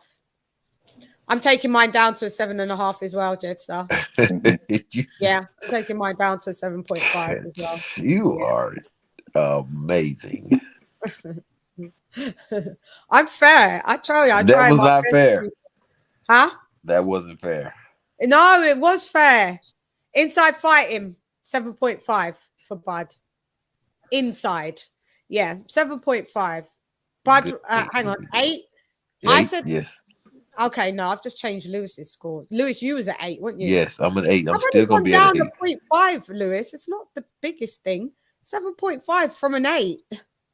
It's not like I was at a 10 and I said, no, I'm going to dip to 7.5. 7.5 for me, 8 for Lewis. What are you? 8 for Lisa and 7.5 for you, Jedstar. That's right. Yep. Yep. Okay. Yep. 7.5. Keep getting all these scores. Okie dokes. Now we're moving on to Spence with inside fighting. Spence with inside fighting. I'm gonna go. Let's see better right. I'm gonna give Spence the same as Bud. Spence is back behind the jab, dude. But I think 7.5 for Spence. I'll give him as an inside fighter. Inside 8.5. 8.5. I'm giving him a 7.5. You give him an 8.5. Spence is way better at the end of with keeping people at the end of the stick, working off the jab, and then coming from mid range to. I don't. But see, he's done a lot of inside work. Bud hasn't. Bud ain't even been on the inside because he knows how to counter so well. So he know how to turn you. That's only because Porter was in trying to stay from getting hurt. See, Porter clinching because he's trying to keep from getting hurt. So Bud stronger than him. He spin him, hit him with some shots. That's what he kept doing to him. But he ain't gonna be able to spin EJ like that. I mean, I hate to keep going back and forth to the fight, but that's what I'm seeing right there. Yeah, I'm 7.5. You're 8.5. I'm 7.5. I don't know. Yeah. If that's So Bud is an 8 and EJ's an 8.5. I've got him. Maybe I'll have to put EJ up an 8, a 0.5 up then. That's what I'm gonna have to. Because I put him as the same as Bud, but Bud, yeah. Okay, 8, and you got him an 8, but I've moved him up to an 8. You're an 8.5. Can we just answer Chirac's question? Queen Shan, who on the panel's got Brooke or who we got Brooke or Khan? I explained this. It's they're so mad out of their prime. They look, but they both don't look good. They're fighting at a catch weight at 49. Kell Brook's gonna suffer to make 49. He suffered to make. They should have did it at 54. They're old. They can easily just come down to 54 instead of going down to 49. What's the point? 47 to 49. Who cares? £2. It's still going to be. It's gonna hinder Brooke more than Khan because Khan's naturally he can probably do that. But I don't know who I've got. Khan's got a glass jaw. He do. Kell Brook's got 2 damaged orbital bones. They're a fucking hot mess. Like 2 Frankensteins fucking fighting. The eye versus the chin. All damage coming in, patched together, Frankensteins. Now we've got to watch that on pay-per-view. I ain't doing it. I'm trying not to laugh. It's so true. When you just give it a rundown, sis, they're broken. They're broken. They're broken. Sis, they are you laughing because it's the fucking truth. You know you little sis don't cap. That is a hot fucking mess right there. Oh, you're terrible. Oh my God. Frankenstein. I don't know. Chirac, I honestly tears don't of know. mine. Honestly, I'm just gonna keep it real. I don't know who wins that fight. Before I would have picked Brooke. Before I would have picked Brooke. Now I don't know. Yeah, I don't care, but Brooke stalked him for all these years. Maybe Brooke just stabs him before the fight or something and kills him. They might not even make it to the ring. I don't know. The ring walk might kill him. They're fucking in awful state. When I saw that face off, I said, how fucking dare you? And charge us for this. This is ridiculous. Chirac, I honestly don't know, King, who I've got. Khan's been hanging with Bud Crawford. Bud. Oh, yeah. He's with Bud. So I'm going to edge it to Khan because Brooke's gone back to Domingo. And that ain't faring well. All right, say nada. Khan. I got Khan for this fight.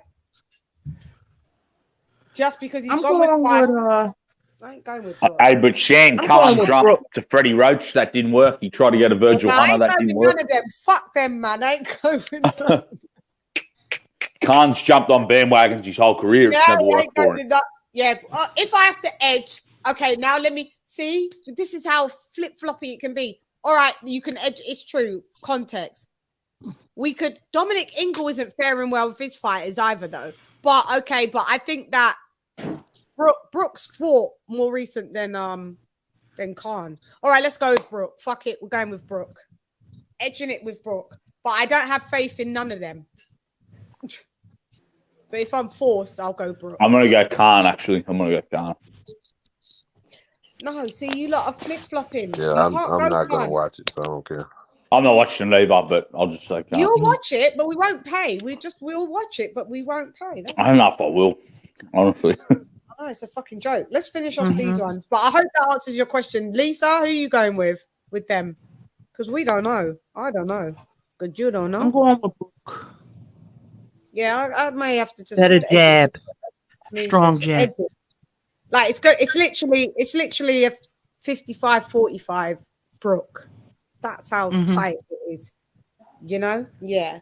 All right, so we got to Spence. So I did Spence inside. Lewis did Spence inside. Now we need Lisa's Spence inside game. Spence inside 8.5. 8.5. When you think about Spence and Porter, the way they was fighting, that was some good inside fighting. Spence with that was some really good inside. Yeah, that was some good inside fighting. Yeah. I gave him yeah, I made mine an 8. Lewis did an 8.5. You did 8.5. Not on the level of a Georgie Benton and Ruben Hurricane Carter, but it was pretty decent. Decent inside fighting. Yeah, I'm going to give him an 8.5 because even also fighting a bit dirty, you know, let's be real, it is part of inside fighting. In that court fight, yeah, he fought very dirty, Spencer. So that also adds, and he's a great body, you know, body puncher, which we'll get to. So I'll give him 8.5. So now we've gone to now Bud being mid-range. I'm giving Bud on mid. That is a 9 for me. What is it for you, Lewis? Bud on mid-range. Bud on mid-range, I'm giving him a 9. Dominant in the At 9 for me as well. Just add the same as you. Very dominant. What are you, Lise, for Bud on mid? Mid-range?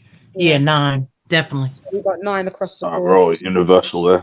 Yeah, that's great stuff. Okay, so what have we got? Spence on mid-range. I got Spence on mid-range. Spence is He's good. Okay. Because I know what the next one is at range. I'm going to give Spence on mid-range at 8.5. Damn, I was thinking the same thing. Yeah, I got the same as well. We got the same as well, all of us. Same thing. Yeah, me too. 8.5. Yeah, just put us all down, Chan. We're like, let me hear what Chad say first. Yeah. Oh, so, Louis Ray said. No, I don't always agree now. No. But you was thinking, let me see where Shan goes. Is it similar? Like, is it going to be similar? You wanted to see where that was like the second time we thought the same thing. So yeah, I had 8 and 5 when you asked the question. Yeah. This one you had 7.5 Reyes on here. He had 8.5 on one thing. I think that was at mid, and then with a Bud, and then you've got coolio. So that's cool. We've got 8.5 across the board for mid range. Now we're gonna go with Bud at range. I'm gonna go down with Bud at. I'm gonna go at range, Bud, an 8, a solid 8. At range, so he's out. So he's, out. He's not playing at range, out, the furthest out. I'm giving him an 8.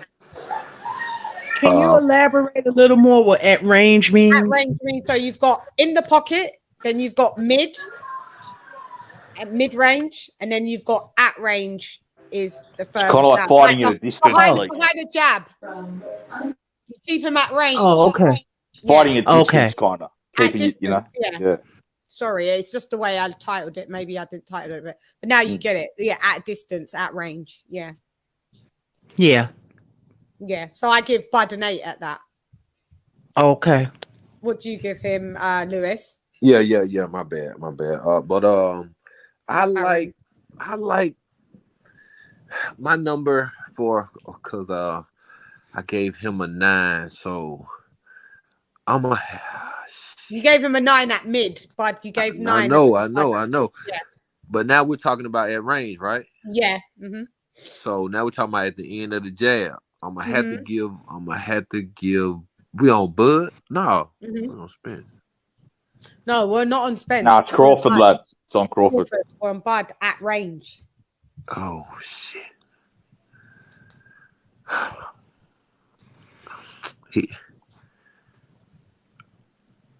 A 9. Shit. Give him a 9 at range. 9. Yeah. Coolio. Because you can't get out of the way when he get ready to throw. Yeah. I just don't think he's solid at range, but I think like what we've come up with, the mid range seems to where he will do like a half step back and then launch what he's going to launch. I just think that Errol Spence is just only slightly less than him at mid range, but when I'm for range, at range, Errol Spence is better than Bud at range, in my opinion. I think that's what I'm saying too. So you gave at range, you gave for mid range for Spence an 8.5. So if you're giving Bud a 9 now, that means you're gonna have to give Errol a 9.5 or a 10. So you gotta know if the 9 was too because high. of the jab. I gave Bud an 8 at range. So you're giving Bud a 9 at range still. That's right. Yeah. Okay. Coolio. Just double checking so you can make sure everything's straight. All right, and then Lisa, what do you give Bud at range? I gave him an 8.5 at mid-range, right? Yeah, you did. So you're saying that I have to give him some better at range? I would say he's just further out now. He's further out. He's further out now. So do you think Bud works better further out than he does in mid-range? Further out. I've dropped it from 8.5 from mid to 8 further out. I think for me, he looks like he works a bit better at mid-range. Because I'm thinking of where I'm going with Errol. And I think Errol works better at range as well than Bud. Yeah, I agree with you. Yeah. So if Bud was at 9 at mid-range, where are you giving him at range? I've given him an 8. Me too. An 8, yeah? Yeah. Yeah. You get where I mean, sis? Yeah, I get what you're saying, yeah. Yeah. And 8, 9, 8. And then Jedstar, what are you for Bud at range? Yeah. Probably give him a 7.5. 7.5, yeah? Yeah. He has shown that he's good though, because he kind of boxed with Postel at range in that fight at times. He knows how to keep you at the end of his punch, like I was just saying. He knows. Yeah. Yeah. I just think that Errol Spence is better. And I have seen Crawford get hit a little bit at range, but he always adjusts that. That's the thing. But I'll give him. That's why he's undefeated. I'll give him a 7.5, and I'll see how he does against Spence. If he can box with Spence at range, you prove me that he's even better at range than I thought. Yeah. He's gonna be trying to get out of range. But I'm just saying, there'll be times when they have to. We'll see how he handles it. Yeah. You'll be able to parallel movement, like I was saying earlier. That's how he's gonna adjust. Lateral movement. Move. Yeah, I'm sorry. Yeah, his lateral movement. That's his adjustment. That's how he always adjusts in fights. I'm watching him. I've been watching him since he ever first started boxing. I'm with Chirac. That Spence is just better at range. That's the only possibility that I could ever give him to win. 9.5 and 9. So I'm giving. Okay, so yeah, I've given him a 9. And Spence is a 9.5. Spence is a 9.5. Yeah. Hang on, I gave him an 8. I'm changing shit. So I'm giving him a 9 at range. At range. Yeah. All right. And then what you're going to give him a 9.5, Lewis, because you gave Thingy a 9. Yes. So you're giving him a 9.5. What are you giving Spence, Lise, at range? You get 8.5. 8.5. Yeah, cool. Yeah. And what are you giving him, Jedstar? Yeah, I'll give him an 8.5. 8.5. Because Kell Brook was still was kind of getting the better of him at range. He had to go inside in that fight. So I've still seen times when he's also been getting the better at range, but he still is very good at it. So I'll give him 8.5. Yeah, he is. Okay, so now we're at offense. So offense for Bud. I'm giving you a good old 9. Yeah. I want to say a 10. I would say 9. 9.5 for offense. I'm giving you 9.5, Bud. Fuck it. 9.5 on offense. Yeah. Nah, I'm going to say 9. I'm going to stick with 9 on that. Okay. You want to go 9? I'm going 9.5. Especially when it's southpaw. Done. What are you going to go, Lisa? Because you know when it's 10. southpaw, it's a madness. He getting a 10 for offense because he turns it up. It's a madness when it's offense. Where especially at south when he goes southpaw stance, it's a madness. You just say your prayers like this because you know you're about to die. 9.5, 9, 10. Jedstar, what are you giving him? I'll give him a 9. You giving him a 9. Coolio and the motherfucking gang. Okay, so we got 9.5, 9, 10, and 9. Yeah, I'm 9.5. Lewis is 9. Lisa is a 10 and Jedstar is a 9. Then we're going to do Spence offense. I'm going to give Spence offensively wide. I'm going to give Spence a solid 8. 8. Yeah, I'm cool with an 8 with Spence. So now don't overthink it. Just be honest and truthful, whatever it is. Yeah. I gotta. No, we can't do 9.3, Louise. We only do I 0.5. did not say 9.3, man. Yeah, Cut it. 9.3. Cut it. I did not say that. Yeah. So I gave him a 9. I gave Bud a 9. So now Errol. No, you did. Yeah. You gave Bud a 9 at range. Yeah. So. Yeah. But this is offense. This is totally different. So.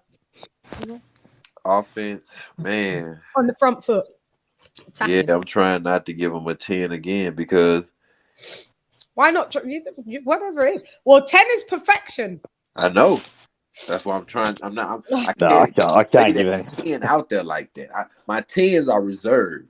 But see, to me, a 10 would be like Mike Tyson, Gerald McClellan. 10 is Mike Tyson. Gerald McClellan, like all the punches in the book with supreme power. Even Holyfield would be 9. So maybe close, but I'd put like Tyson on. Him a 9. George Foreman a 10. You know the man. Yeah, a 9. Yeah. 9. Okay. Lise, what you giving Bud for offense? Oh, I just did. I gave him a 10. Yes, she said 10. You mean Spence Shank? I think. Sorry. Fucking hell. Sorry, Spence. Sorry, sis. Spence for offense. Oh, Spence. Yeah. Sorry. I would give Spence probably an 8.5, maybe. On That's a good offense. answer though. Huh? I like that 8.5. Yeah, when he, when he solid 8 though. Not the, but you know, he has been known to beat people down. I've seen him do it. Yeah. When he comes to get you, Spence coming to get you. When he yeah. He's offensively sound. Mm-hmm. Yeah. So you give him, what did you say? 8.5, sis? Yeah. 8.5. Yeah, 8.5, yeah. And then Jedson, would you give Spence? Yeah, I'll give Spence an 8.5. Because like I said, a 10 would be like Mike Tyson, like Gerald McClellan, like every punch they're looking to send you to the morgue, you know? It's with supreme power, speed, they can throw every punch in the book. So yeah, I'd have him an 8.5. Okay, so we've got an 8, a 9, 8.5, and 8.5 for offense for Spence. Coolio. And again, now we've got effective aggression. So effective aggression for Bud, it's gonna be effective aggression. It's gonna be he's aggressive. For me, it depends on what stage of the fight that it is. Exactly. For Bud. Exactly. So you have to get an edge to Errol, to EJ. Because he's aggressive throughout the whole fight. But like you said, when my boy smell blood, when Bud smell blood, then it's gone mad. Then it's effective. Yeah, he all over you. Yeah, he's all over you. He shoots to a 10 once he smells blood. Yeah, when he's there. This is what I'm saying. So I've got to kind of average it for him. So I would say probably effective aggression. I would have to probably say an 8.5. And put Errol a 9. And then because Errol fights aggressively at all times, because Bud will sit back and just be a counter puncher when he needs to be. So yeah, I agree with that. Give me the same numbers. I agree with that. 8.5 and 9. Yeah. 8.5. Coolio. Lisa, what have you got for Bud's effective aggression? 9. 9 for Bud's effective aggression all the way through. You rounding that through. A 9. And Jedstar, what have you got for Bud's effective 8.5. I'll give him an 8.5. 8.5. Okay. All right, coolio. So we move. So me and Lewis for Spence were giving Spence a 9. 9 for, aren't we? Effective aggression, Lewis. Yeah. 9. Because he's consistent throughout the whole fight. Throughout the fight, he is attacking. And what would you give Spence for effective aggression, Lise? 9.5, because he's always aggressive, like you say. 9.5, always aggressive. Yeah, he is. Jedstar, what would you give Spence? Yeah, I'll give him a 9. You give him a 9. Coolio. That's some high scores there on his effective aggression. Yeah. Being able to put punches together. All that. Yeah. Not just like Sean Porter's not effective. He's aggression, but it's not effective. He misses punches. It's not flush. you know, so it's not really effective. So now we're gonna go Bud Chin.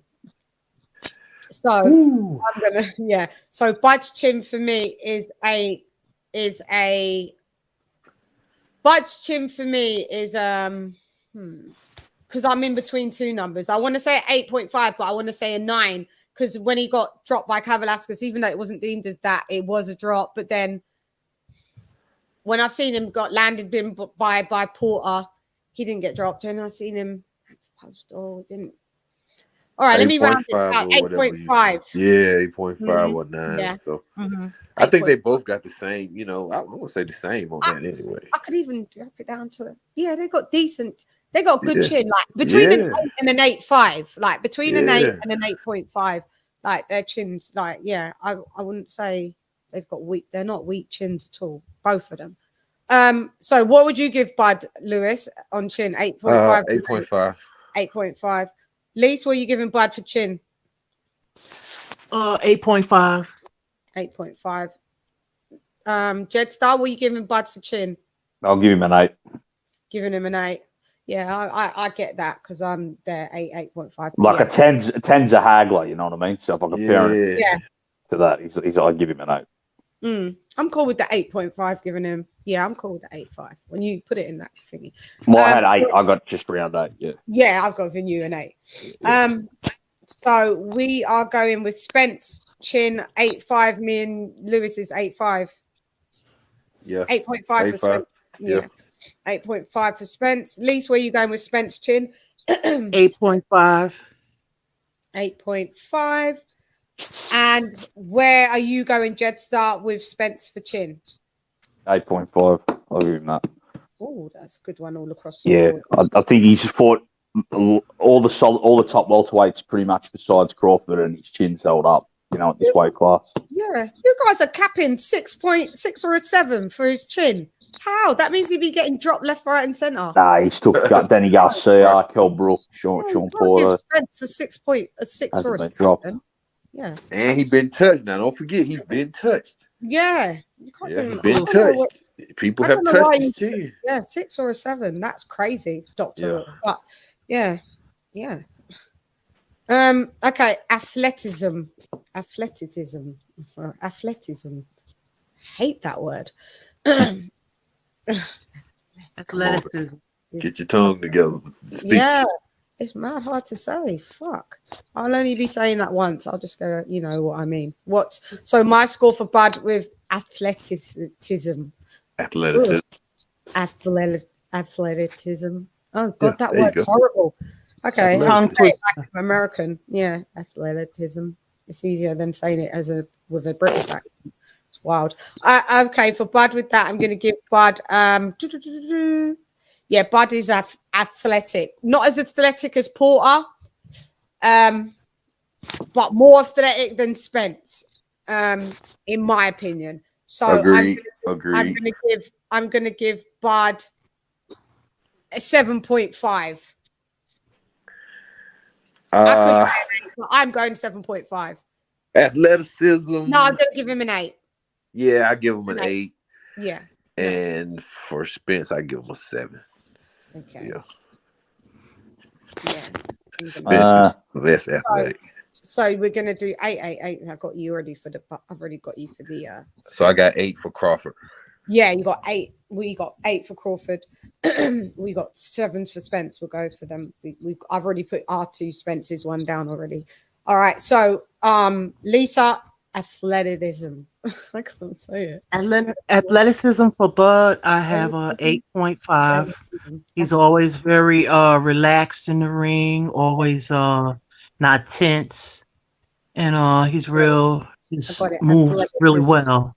Yeah, so you and got him all around, and he's an athlete where he he wrestles as well. He wrestles and stuff as well. Yeah. But my top is Roy Jones Jr. when I gauge this. Yeah. Okay, so but that's a freak of nature. That's like an anomaly. Yeah, he's like a 12. Yeah, he's like a 12 out of 10. Yeah, he's ridiculous. He's ridiculous. So you've got 8.5. Where have you got for athleticism? For athleticism, I got I'd say Crawford. I'm going to give Crawford a 9. I think he's really athletic. I think that's one of his biggest strengths. okay. Okie doke. Yeah. So we've got this on Spence 7 and 7 from Lewis. Where have you got Spence on athleticism? Who, me? Yeah. 8. He's a little bit more stiff than Bud. So yeah, you gave Bud 8.5. You give Spence an 8, right? Coolio. Yeah. Okay, cool. And where are you going, Jester? I'll give him like a 7.5. I think he's just one of them guys who's good at like the fundamentals and that more than being an athletic standout, you know? Right. One of those guys that's just a hard worker. You wouldn't see him go play basketball. Yeah. Well, if he did play basketball, he'd be like a Tim Duncan or something, you know? He'd be more about the fundamentals. That's a good analogy. Yeah, maybe be a point guard. He's not tall enough. Shan might not know. I know Shan likes basketball, don't you? You know, Tim Duncan. Yeah, Tim Duncan was all about fundamentals. So. Yeah, I don't follow it like mad close, but I do like. But I've got a basketball coaching award. His nickname is the Big Fundamental. Yeah, the Big Fundamental. Yeah, that's his nickname. 7, 7, 8, 7.5. Night, Louis. We outdid all of y'all. Night, Louis. Night, Louis. Thank you for coming. Night, Louis. Thanks, bro. Yeah. So 7, 7, 8, 7.5 for athleticism. Okie dokes. Now we're moving on to the jab, and we've only got one more after this. We've got punch resistance, and that's it. And then we could see the average and total it up. So jab for Bud. I'm gonna give him. Giving him a 7.5 on a jab. For me. I would say 8. You're giving him an 8. Coolio. Yeah, but like definitely at the Porter fight, it started to diminish the jabs, which I started to notice. They were there, but they weren't there. And the thing is that Bud has, for his short stature, he's got very long arm reach. He's got long arm reach than some of the weight class above him. You know, it's a bit freakish how long his arms are that you don't even notice, but he's got a long reach. Yeah, because I didn't notice until y'all just told me tonight. If I had to guess, I would think Arrow, but y'all said it was Bud. No, so. Bud, yeah, by like 2 centimeters or whatever it is. Yeah, right. Yeah, very strange. So 7.5 for me for a jab, 8 for Lewis for a jab. Lisa, what do you give Bud on his jab? 8. You give Bud an 8 on his jab. Where do you give Bud on his jab, Jedstar? Jab Bud. You give him a 7, Dr. Hook, as well. I give him 7. I'll give him 7.5, yeah. Yeah, you give him 7.5. Coolio and the gang. Okay, so moving on to Spence. With the jab, I give Spence, I'm giving Spence 8.5 because I'm gauging Larry Holmes as the jab master. Okay, and so he's a 9. Mm-hmm. No, Larry Holmes is a 10. No, I'm saying he's saying Spencer's a 9. I think he's. You're giving him a 9. Okay. Yes. Yeah, his jab is really good. Yeah, that's the best part of his game. Yeah, his jab. I'll give him an 8.5 as well, Shane. Okay. Lisa, what are you giving him? I'm giving him a 9 on his jab. 9 on his jab, 8.5 from Figgy. So I think we can all agree he's got a very good jab. Yeah, he's got a great jab. 8.5 to 9. Yeah, great jab. Punch resistance for Bud. Doesn't really get hit as much. But exactly. I was just finna say that. He don't even get hit. Yeah. But isn't that chin? Didn't we do chin though? No, because chin we're just doing like that, the facial area. But so you're saying body, all that. Yeah, he doesn't get. Yeah, his punch resistance. He don't. I haven't really, like you said, I haven't seen him hit much other than the chin, really. You know. I have seen Porter gave him some body shots. Yeah, he kind of shut it down though, didn't he? Holding on. Maybe punch resistance on the body. I may give Bud a 7.5. He don't get hit as much. And I think that's fair. We have to see more. Yeah, people don't get hit as much. Sometimes because they're not used to getting hit, when they do get hit, their punch resistance is really bad. Well, yeah, I'll tell you an example, Stan. Kovalev took punches to the chin fine against Pascal, who was explosive puncher. But as soon as Kovalev started getting hit to the body, it showed he was soft. Same with Usyk. Usyk's the same. Body punches don't look good with him. So that's why he stays elusive. Tuck him up on the chin, he could take he's mentally tougher than Kovalev. That's why I think he can push through it more. So that's probably the difference. When Derek Chisora caught him to the body, didn't like it. The couple of times that Anthony Joshua, and that's why Anthony Joshua, that was where he had success, was hitting him to the body. He didn't like it. But go with Usyk's chin, amazing. It's amazing. So yeah, so there's a difference between chin and punch resistance to a degree. You could have bunched it all in one category, but I just wanted to kind of separate this. Yeah, and even that's a good example. With good chins, but they can take a body shot. Yeah, even Brandon Rios. Brandon Rios had a 10 for a chin, but Bradley stopped into the body. So yeah, see, this is what I'm saying. Yeah, I see. Look, I see. Wilder got punched with the chin before he got dropped and stuff. He had his chin, but then I see him the fight before get punched to the body, and he was on the floor. There's differences. There's always a difference, It was a big difference. Yeah, there's always differences. Okay, yeah, you will. Oh, yeah, okay, yeah, you will. If I wake up in fucking time to be on TBV, I'm supposed to be.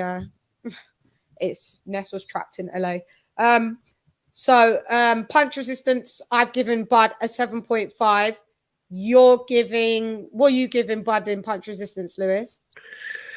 I haven't seen him been hit much. I haven't really seen any weaknesses from Bud, period. So you saw, did you remember Porter giving him a couple body shots? Yeah, he didn't like him that much. He rolled with him, you know what I'm saying? But he was getting out of there when he was getting touched to the body. Yeah, this is what I'm saying. It don't look like he fares well. 7.5.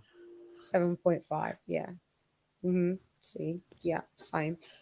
What would you say, Lisa, with Bud with punch resistance, Queen? So far, I give him an 8.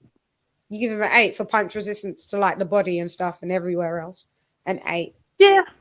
Okay. And just so Bud know how to escape stuff. Yeah. I've seen him get not that much touch to the body, but the only thing I can relate it to mainly that's more recent is Sean Porter. And for me, when Porter hit him to the body, he didn't seem to like that as much, and he was out there. So for me, I just feel that he's not really great with those shots, and that's why he's mad elusive. Because I'll give him a solid 7.5 till we see a bit more, 7.5. Till we see it maybe tested. So 7.5 from me, 7.5 from Lewis, 8 from Lisa, and 7.5 from Jedstar. Sorry, I put 8.5 there. Coolio, that seems fair. These are good scores. They're honest scores, and that's all I like to. They're honest scores. So punch resistance for Spence. Spence's punch resistance is good. Yeah, I'm gonna give Spence on punch resistance to the body and stuff. I'm gonna give him. I've seen Spence get more. I'm gonna give him an 8. What are you gonna give him? He's been touched in a lot of fights. But he doesn't go. It's not like he crumbles. He's got good punch resistance to the body still. I think 8 is fair. 8 is fair. 8. Yeah, that's a good score. 8. It's way above average. I mean, it doesn't crumble. Like, I'm not gonna lie. If I had to do this for Wilder, punch resistance to the body, it would be about 4. It would. I'm not gonna lie. So in reference to that, you can see an 8 is amazing. Lisa, what would you give Spencer punch resistance to the body? Anywhere else set for the head? I probably would give him like a. Can you hear me? Yeah. Yeah, I can hear you. I can't hear you. I guess I would say. Oh, you hear us, Lewis? I'm gonna drop off and come back. Yeah. Okie dokes. Okay. Go on. I'll say 8. No. Yeah, 8. I'll give him an 8. I haven't seen him hit to the body much because he covers up. Yeah, like I said before, he tucks everything in. See, the thing about Spence is Spence keeps everything tight. Tight. Yeah, he does. Mad tight. He defends. He's very defensive that way. Yes, he's defensively sound like that when he has to. I'm going to give him 8.5, Shan, because he's had 12 rounds against Porter, Danny Garcia, coming off that car accident as well. And I think he did take a bit. Yeah, I am further review. I'm down to give him an 8.5 as well, to be fair. Yeah, you're right. And he took some shots in the later rounds against Danny Garcia because Danny, as usual, only started the fight in the last 2 rounds. Yeah. He started landing a lot on Errol, and Errol took it pretty good. Yeah. Hector Garcia. To be fair, where did Lewis go? Lewis He'll be back. Yeah. Okay, so those are the scores. Where is the what do I want? I want to do averages. I want to use my calculator, but my calculator is my phone. So I think I can't do it by pen and paper. I want to average Probably up do it on the computer. Yeah.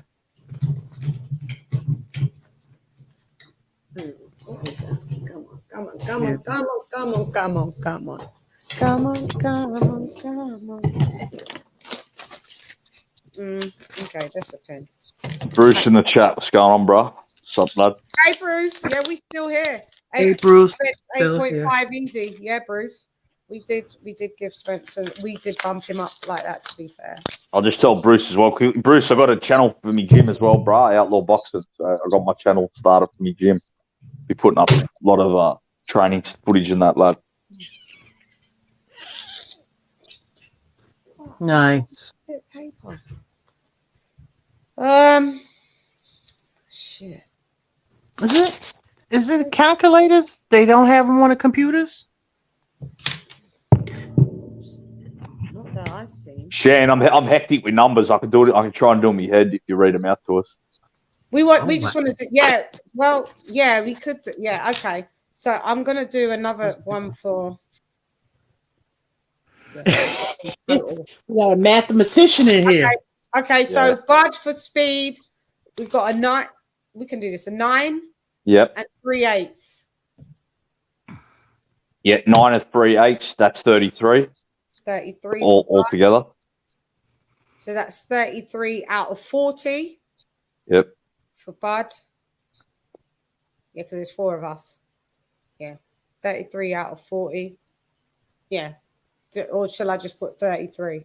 Because it could be anyone that's see 33. Because what if 5 people played? That maybe would look like Bud's. Shall I put 33 or shall I put 33 out of 40? Yeah, would you divide it by 4 because it was 4 of us. That's the score. You know what I mean? Yeah. So should I put the score as 33 /40? 33 out of a possible 40. Yeah. Yeah. If 4 people. But if you divided it by 4, that would give what the average score out of 10 was for all of us. Oh yeah. Yeah. 33.3. 33 divided by 34. 4. I can do that on my thingy now. 33 divided by 4 is 8.25. I bet you it is. Type it in. I guarantee I'm right. Hang on. It's 8.25. 8.25. Yeah. So that's what we're doing it like that. Was that the right answer? 8.25. Yeah, you're a G. I told you. Yeah, you're a G. I've been counting numbers in my head all, keep But count. we've got to round him. We've got to round him down. 8.3. 8.3 because we've got to round it up. 8.3. 8.25, so we round him up, so he's 8.3. Yeah. It's all technical out here, you know. Jeez. 8.3. Hang on 1 second. Sorry, guys. 8.3 is Bud. As is Spence. Is Bud. So now we're going to do Spence is going to be 8 plus 7.5. Yep. Plus 9. Plus 7. 31.5. 31.5 out of 40. And then do the average. I'm going to average that up. That one's the hard one. So 31.5. It'll be like 7.9 or something. 31.5 divided by 4, right? Yeah. It'll be like 31.5. Okay, let's go again. 31 0.5. Lewis, you little bunker, divided by 4. Lewis was probably 7.8. So, we'll, yeah. How do we say that? Yeah. Are we rounding up? Yeah. Or are we keeping it? Do we round up? Are we doing the roundups? Yeah. So I'll give him to put him to 7.9. 7. No, that's wrong. 7.8. Keep Bud at 8.2. Yeah. He was 8.25. And what did I just say? What Spence was? 7.8. 7.8. Yeah. Yeah. So Bud wins that one. Yeah, Bud wins that one. Yeah. And speed. Yeah. Keep it like that. Yeah. So now we go for power. Yeah. 8.5. Yeah. 888. That's 32.5. 32.5. 32.5. And then the average 32.5 divided by 4. Hang on, guys. 32 divided by 4. 8.1. Yep. So 8.1. Just start with this one. 8 equals 8.1. And then we're going to go to Spence, which is 7 3/8, Jetstar. 31. 31. And then we divide that by 4. 31 divided. Do you know it? Hang on. That'll be like 7.7. Again, 31 divided by 4. Yeah. 7.7. Yeah, you right. Yeah. You right. 7.7. Fuck. Sorry, 7.7. 7.7. So Bud wins on power because Bud got 8.1. Spencer's 7.7. Yep. Footwork 8.5. 8.5. 8 and 9. 34. Sure? Yep. 34.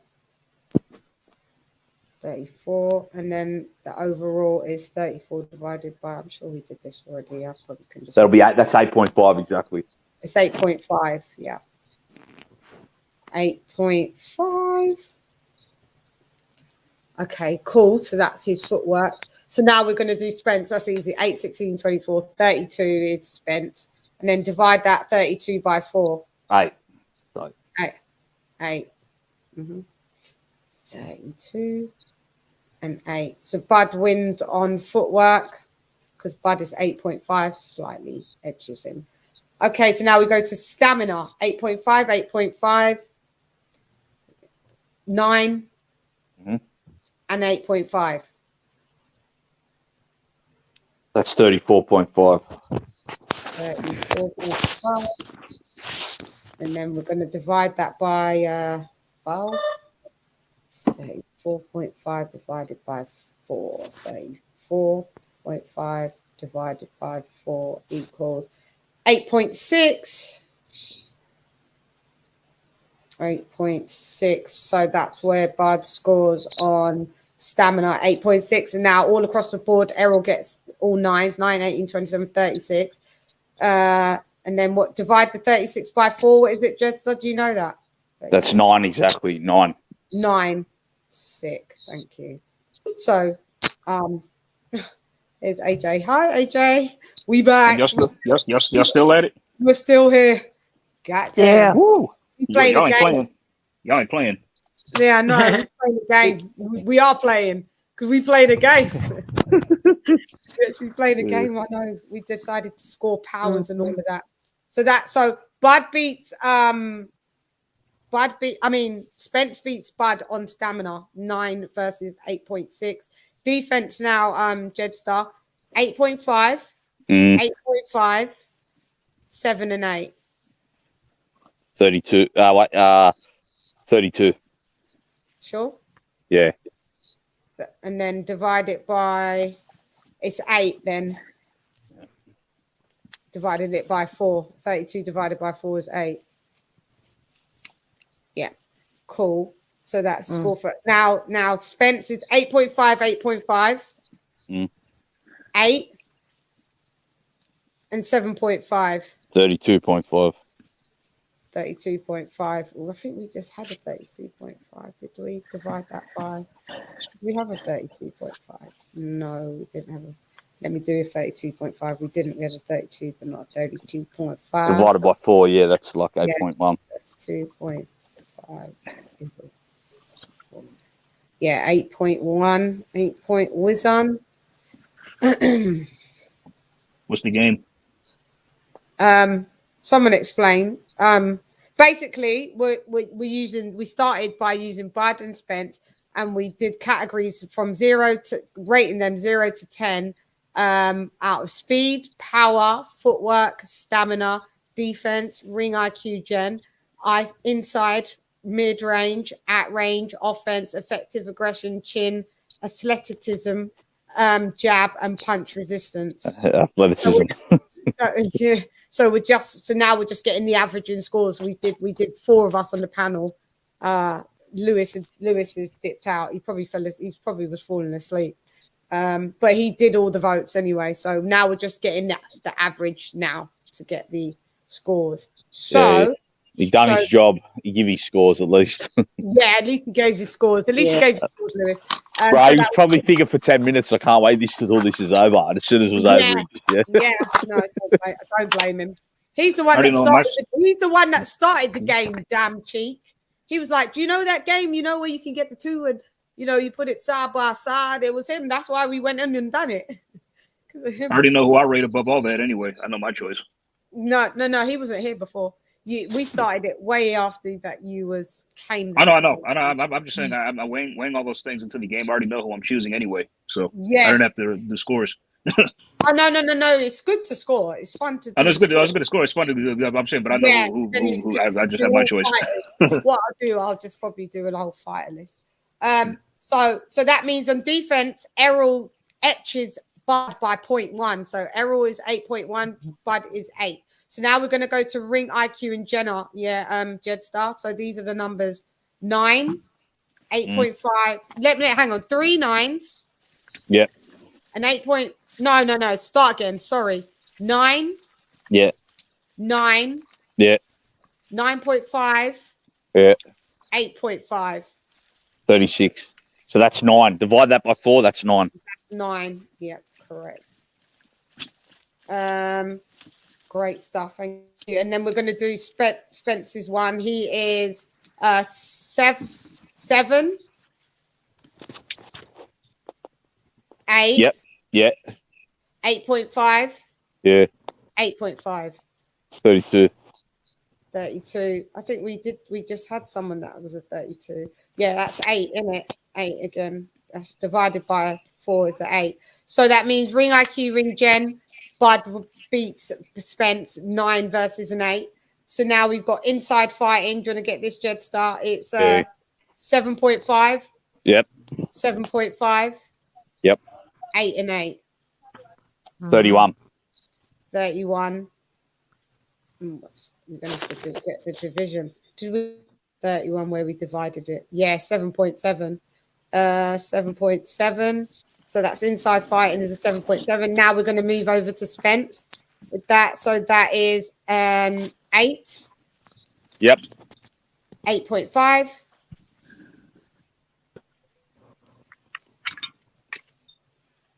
8.5 and 8.5. So 3 8.5s and an 8. 25, 8, 16, 24, 32, 33. 33.5? 8, 16, 24, 32. I lost the connection. Can you do that one again? 8.5. Yep. 8.5. Yeah. 8.5. Yeah. And 8. 33.5. Yeah. 33.5. And let me see. Let me just check if we've had a 33.5 so I can see what the average was. No, we haven't had that. Let me get that in division on the calculator. And show everyone, this is all off the top of my head, no calculator, because I'm out here walking on the street. I'm on the street walking. So I know, I thought as no much. calculator. 8.3. Wow, 8.3. 8.3 for, so basically for inside fighting, Spence leads the way, 8.3 versus Bud 7.7. At mid, like 9, 18, 27, 36, it's going to be 36. And then we 9, 18, 27, 36 is a 9, 36. Okay, and then it's a 9 for average. That's a high score. And then 8.5 times 4, 8, 16, 24, 32, 33. Hang on. 32, 33, 34. 8.5 times 4 is 34, isn't it? That's correct. Yep. Yeah. 34. And then what's the divided? 7, 14, 22. How do we divide it? 8, 16, 24, 32. 9, 18, 27. Let me just divide it on the thing. Fuck. Because I was just guessing the division. It's a rounded number. It's going to be 34 divided by 4. 8.5. Yeah. Yeah. Cool. 8.5. So on the mid range, Bud beats Spence 8.9 to versus 8.5.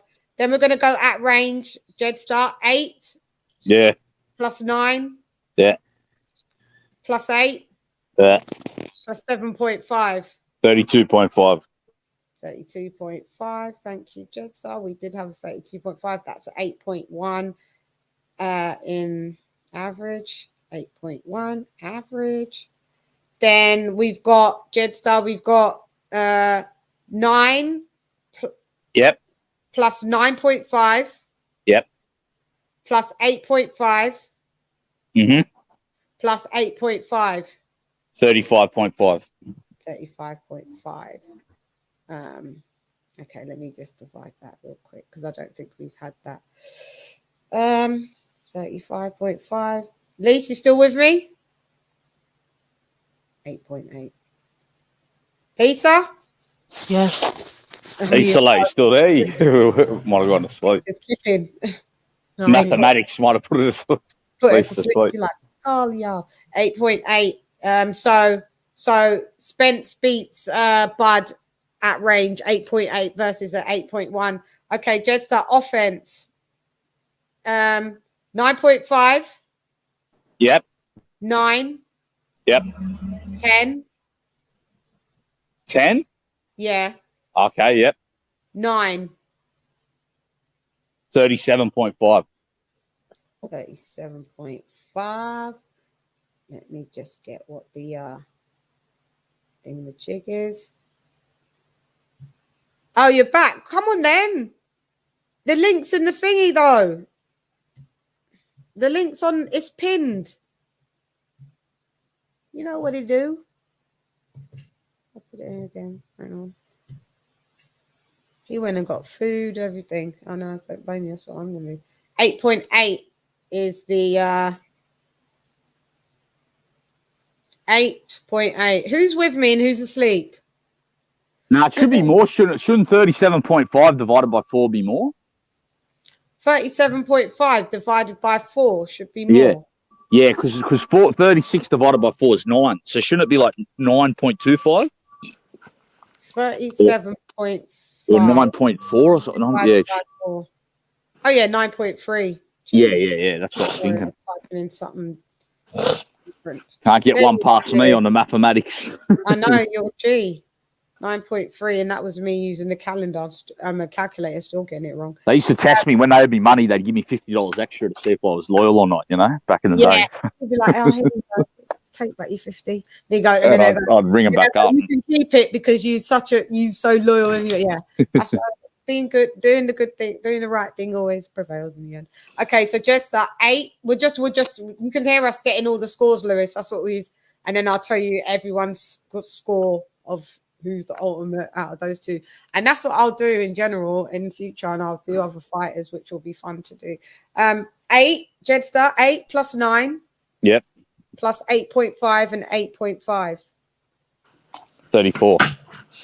34. What was that in divided? 34. We had a 34. That's 8.5 divided by 34. Divided, yeah. 8.5. So, Bud beat Spence in offense, 9.3 versus 8.5. Now we go to effective aggression. 8.5 plus 8.5. Yeah. Plus 8.5. Yeah. Plus 9. 34.5. 34.5. Let me just see if we just had that so I can find the average. We had a 34.5. Doesn't look like we've had that, you know.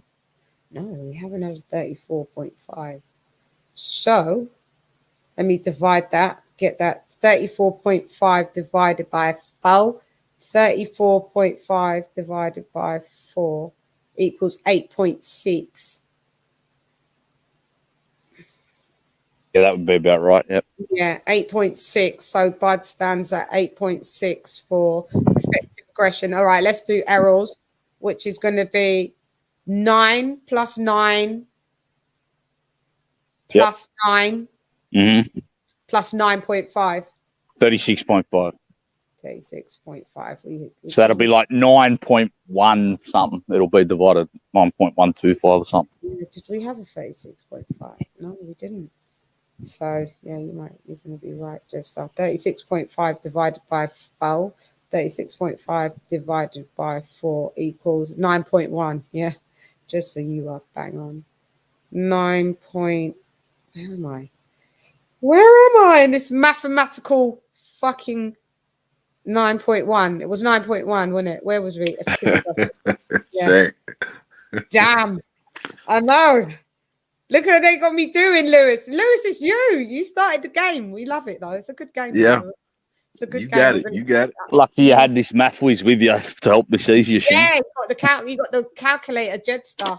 Right. The calculator. So right, we got so basically Errol Spence beats Bud with effective aggression. Errol Spence is 91, Bud has 8.6. Chin, Jedster do this 8.5, 8.5, 8.5. Yeah. And 8. 33.5. 33.5. We did have a 33.5, didn't we? Yeah, which works out as 8.3. 8.3 average, 8.3 average, and that's for Bud. And now Spence is 4 times 8.5. That is 34, exactly. 34. We've had that before. So where is it? 8.5 is divide. So, okay, so Spence beats Bud with Chin. Spence comes in at 8.5. Bud comes in at 8.3. Now, the word that I can't say, athleticism. Athleticism. I hate athleticism.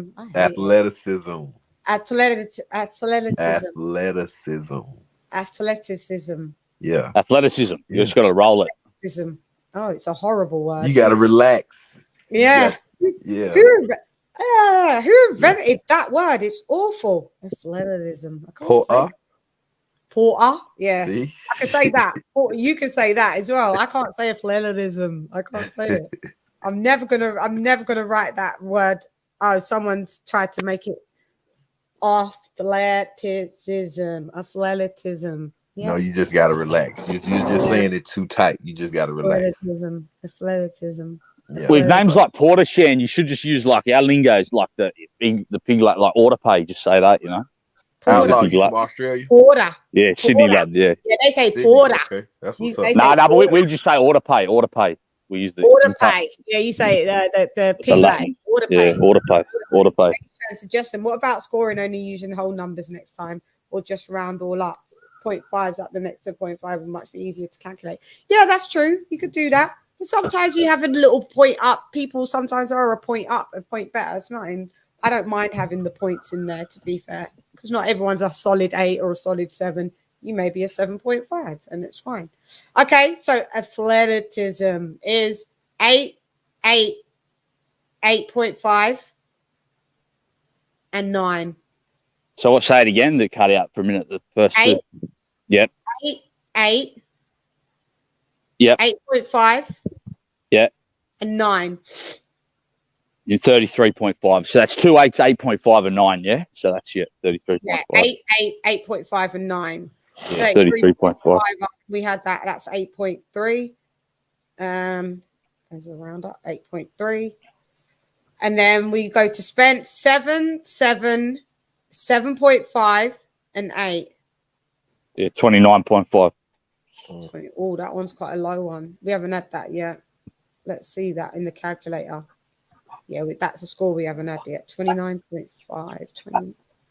29.5 divided by. Is it hot where you are, Lewis? No, it's cold now. Average temperature. It's getting colder. It's getting colder down here in Alabama. Freezing here. It's starting to, and the outsides of London and all that is snowing. Shit. Snowing out there?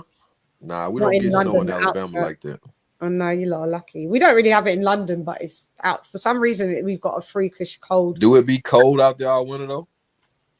Not where it's not. If you're from London, we don't really see snow. That'll be the country, so we stay a bit warmer than the country. But right now, we're going through a weird where it's colder than usual. Right now, we've hit just below freezing.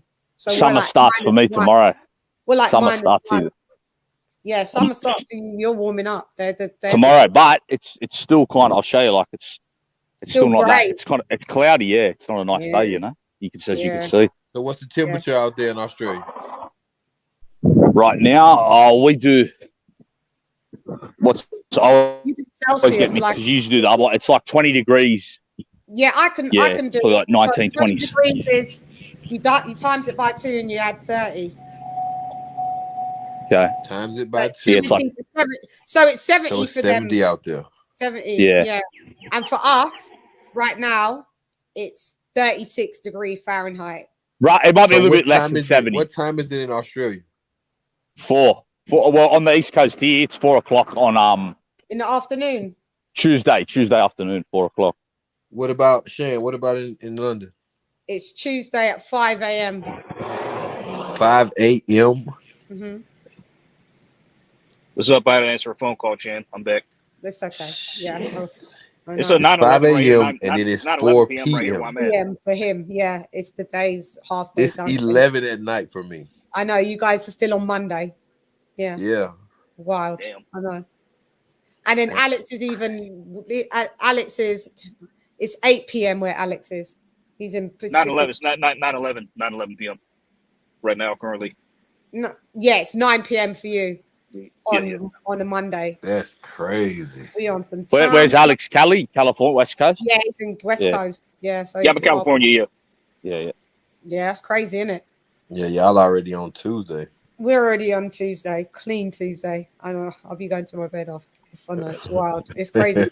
5 a.m. and I'm supposed to be getting up like in about 6. No, I can stay in bed till about 7 hours.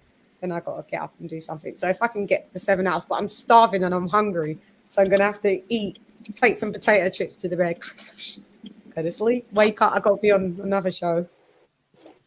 I feel you, man. You on it. We put the ground in, Lewis. We put the ground in. I get my day started about 7. I ain't gonna say 5 a.m. You know, once I get the kids off to school and then I start. Yeah, still a long day. 7 a.m. Shit, I'm on my way to work. Yeah, he's on his way to work because he works nights. I'm on my way to bed. You're still put the nighttime. Woohoo! Like you. Jedster's like, he's in the thick of the day. Right. Like it's fucking wild how the earth is made, isn't it? It's crazy. All praises to the Most High. See, I'd like to go to the UK one day because, like, I can time travel like 8 hours. So. Yeah, when I was in the late, but what would happen is you wouldn't be going to bed until mad late. You'd be going to bed every day. Like you wouldn't get tired till 8 o'clock in the morning. the next morning because that would be a midnight for you. So you'd be staying up mad hours and you're Right, if you came here, you'd be time traveling like 2 days. Oh, 2 days if you go to Australia for you. Yeah. Because I'm like 18 hours in front of you anyway. So. Like 11 hours in front of me. I've been to Australia twice. It's mad. It's 2 planes. It's 24 hours to get there. It's That's far. why when George Kambosos fights next, Jed, we got to ask you like, did he win the fight? You know, in 2 days passed already. You know, right? Right. Because he would definitely have seen it before us. Yeah, exactly. He was here before all of us. Yeah, exactly. Yeah, for real. Man. Tell us what we can bet on. Like, could we not? Right, exactly. Because who's gonna win? Yeah, some people are 2 days in front. That's wild. Yeah, I'll be like that. Do you remember that series? That lad used to get the paper. He had the day's paper after. I can't remember what it's called. New edition. Yeah. What was that? Yeah, you remember that lad? Eh? It was, yeah. New edition, I think. Tell me the name of that program. New edition. I think it was called the new edition. The lad would get the day's paper after. And he would know what the time, like in time travel, he would know how to save the. Yeah, he'd go and stop women getting run over by trucks and shit. Run over and shit. Yeah, I remember that. Fucking hell, I forgot what it was called though. Okay, we got jab, Jetstar. So we got Bud's jab. So 7.5. Yeah. 7.5. Yep. 8 and 8. 31. 31, and then we're gonna divide it by 4.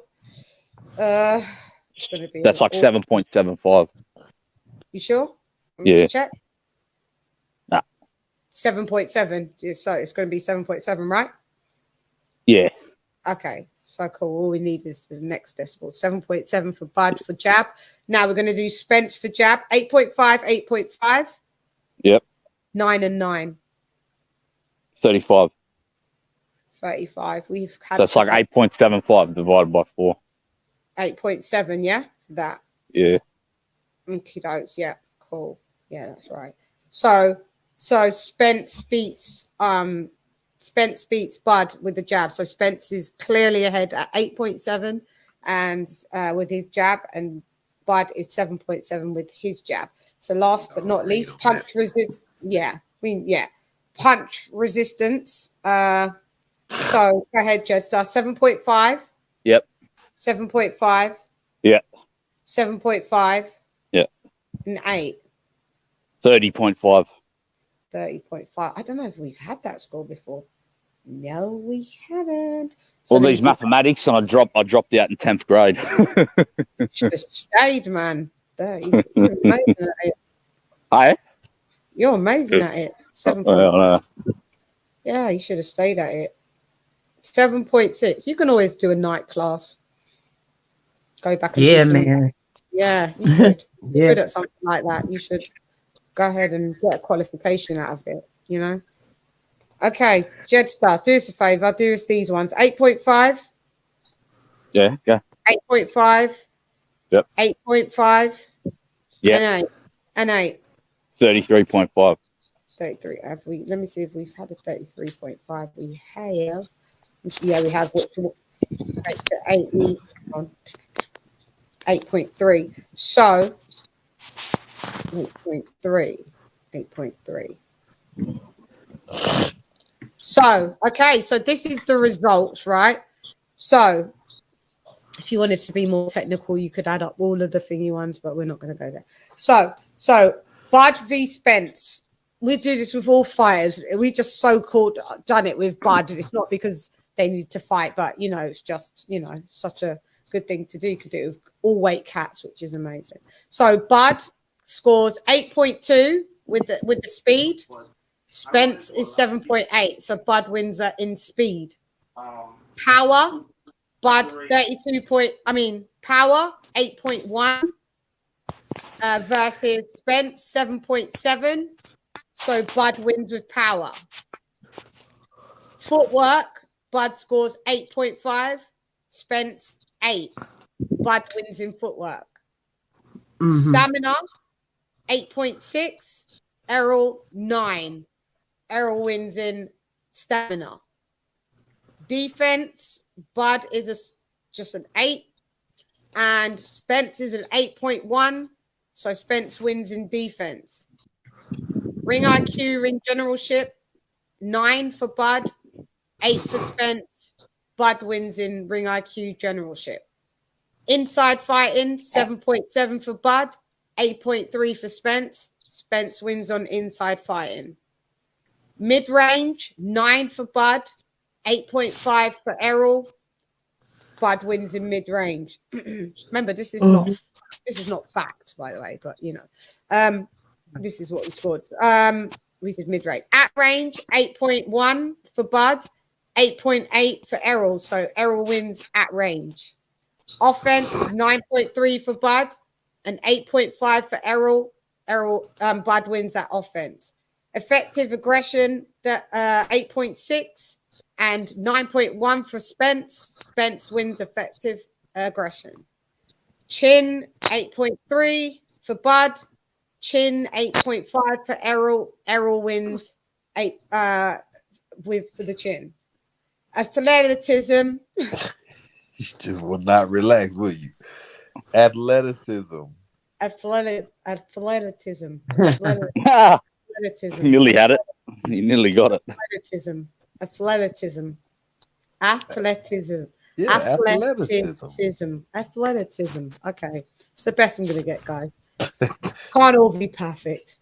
8.3 for the A word and 7.3 for Spence. So Bud wins in athleticism.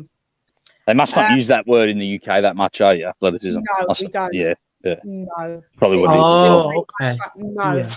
it's we don't use that word at all. See, we say it every day, even like not to do with sport, like you know. Well, we would just say athletic. Yeah. So someone will walk past and I'll be like, oh, that lad's got mad athleticism. He's got mad athleticism, bro. We don't ever use that. That's why my tongue isn't formed to be able to do it. Like I tell People keep you, calling me, kicking me off. Sorry.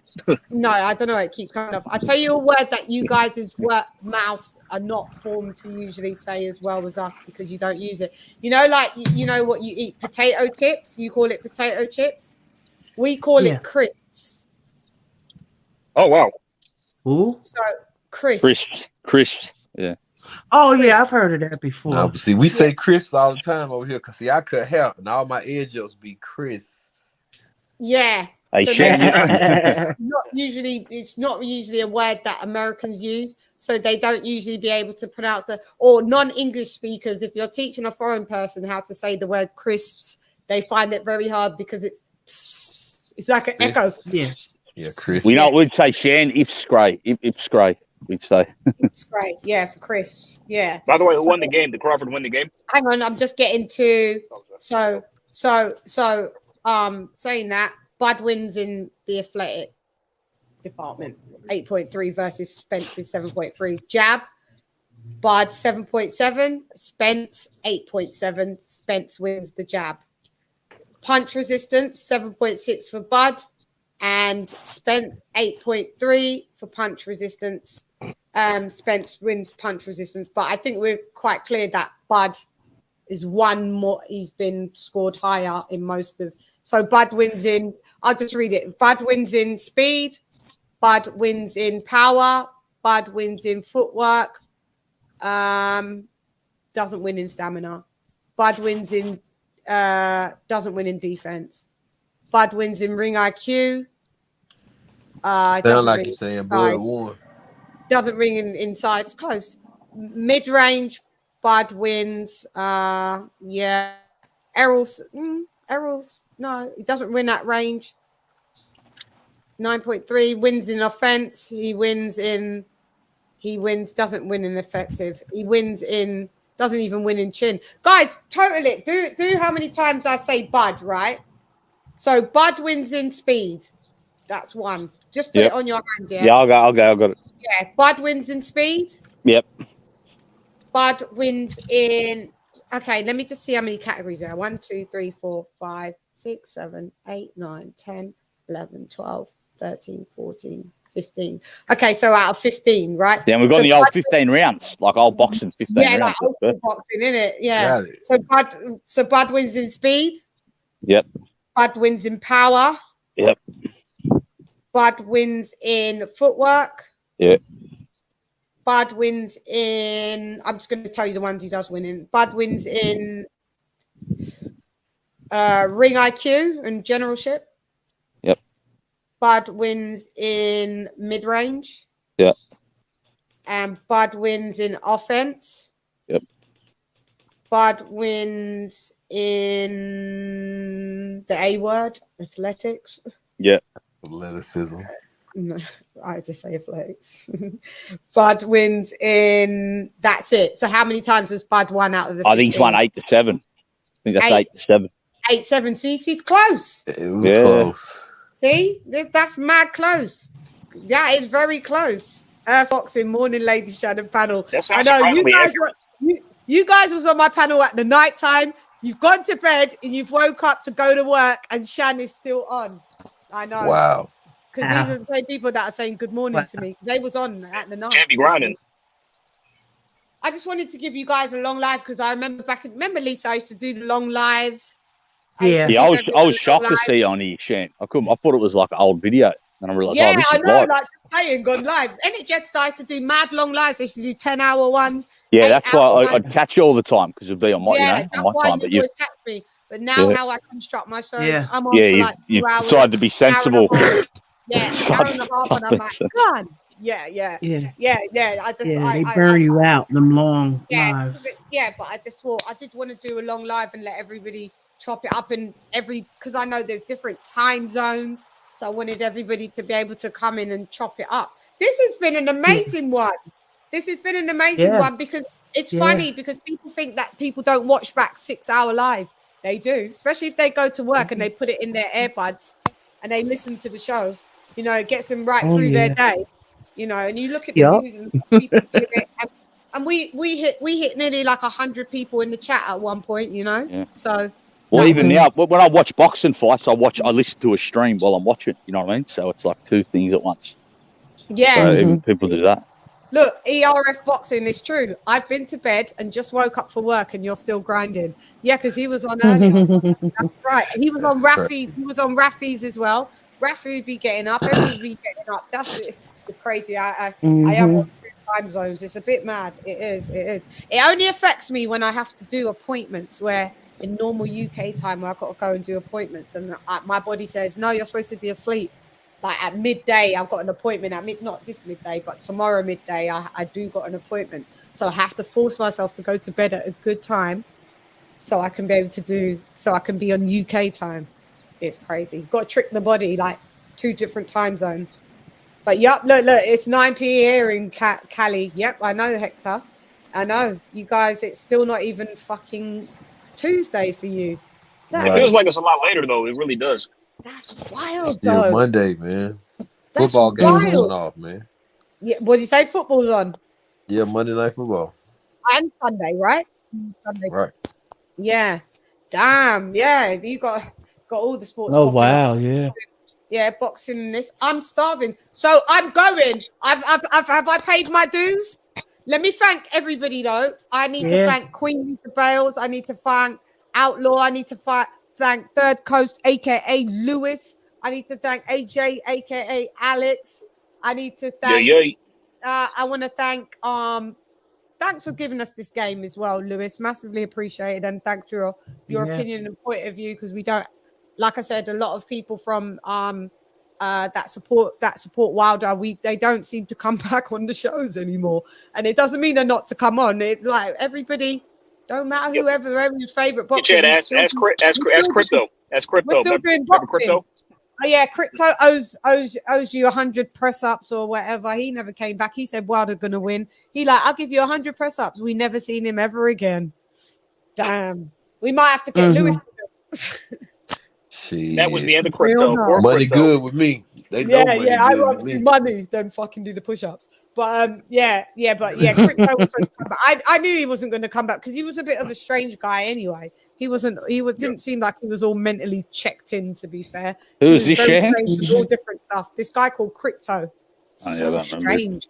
He was really weird. Oh, he was really weird. I'd never seen him before, and he came through with on video proper, but he was strange. He wasn't all there. He was just, he just wasn't all there. Yeah, some whack jobs on here for sure. Yeah, he was just a bit off. He was off. Also, I'd like to thank Boxing Logic, Myron. I'd like to thank Coach Malachi Williams, New Media Today, USA Boxing. I'd like to thank Debo for coming through. I'd like to thank Shelton for coming through. Who else came? Because we had, like, at one point, Bruce Goes for coming through. Tony's Review for coming through. I know we've forgotten fucking people. I know. Who else did we have? I want to thank ERF Boxing. Who? Kenny Ken in the building. My UK compadre. How could I forget him? I want to thank. I thank you lot. I'm just going to go through the chat just quickly. Smells like OTR. Third Coast. There you are. Bruce Goes. Thank you for coming. Hector Garcia. Dr. Hook. Luis Reyes. Hope everybody's having a nice sleep because a lot of people said we're going to bed now. King KO, thank you for coming. Shy Rat King, thank you for coming through for real. You're new to the channel. Thank you for staying and rocking with us as well. It probably won't go back to the ones that we had earlier because, you know, it was Jeff Lucietta. Thank you for coming through. Lana Marley. Woo. Smells like OTR. Thank you for coming through. King KO, Fight Fan 30. Ghost, thank you for coming. God, you guys are really chopping it up, innit? J Stars, thank you for coming. Who? Paul Evans, thank you for coming. Toby Bartlett, thank you for coming as well. Yep. Everybody that gave super chats, TJ, Mark Nash. Oh, there was quite a lot. There was quite a lot today, wasn't there? Gosh, yeah. Jetstar, again, thank you for coming through. You were in the chat, and that's why I can see. Boxing, Pound for Pound Jack. Fish, R1200R. US Soccer Man, Wayne Love Peacock. You guys' names is crazy. Locke for coming. There's some crazy names in there. Jose Rodriguez, Lockie Bradford, thank you for coming. Dang. Karma Serene the Queen, thank you for coming. J Styles, I think I said J Styles. I think the BB, thank you for coming. Jeez. It be scrolling. Jeez. Stanley Hudson, thank you for coming. There were so many on the chat. Oh yeah, Counterpunch Boxing News Round 2. Kurt DeVille passed through again. There he was. Kurt DeVille. Counterpunch to you, baby. Who else did we have? Anthony Lopez, thank you for coming. Canna be Forum. He was here, but he's the one of the moderators and stuff for TBV, and he helps out at TBV. So he definitely went to bed ages ago because he knows where he's got to be, where I'm supposed to be today myself. So he clocked out ages ago. But thank you for coming, Canna. OBZ in the building. Thank you for coming. Anthony Lopez, thank you for coming. We had Ghost Paul Evans, we had UGC Flame, yep. Peter Von Arts, thank you, sis. Anyone you remember, shout them out because yeah, you were remembering. Gorgugura. These names, you guys kill me. Joe Mama, thank you for coming. Gorgugura, thank you for coming. The One and Only Sports, thank you for coming. We had a few trolls, they got blocked as well.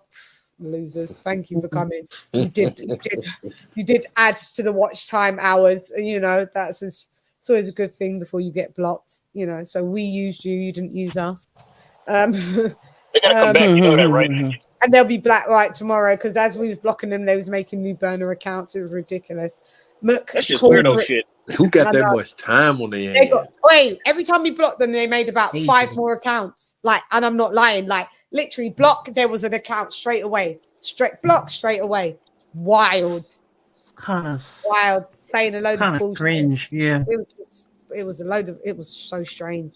Yeah, very strange. McCauldron 93. They got time on their hands. Thank you for coming. Albie, thank you for coming. Tony Lyon, thank you for coming. Big Ronald Finkley, the king, thank you for coming. Graham Taylor, Dragon Leg, thank you for coming.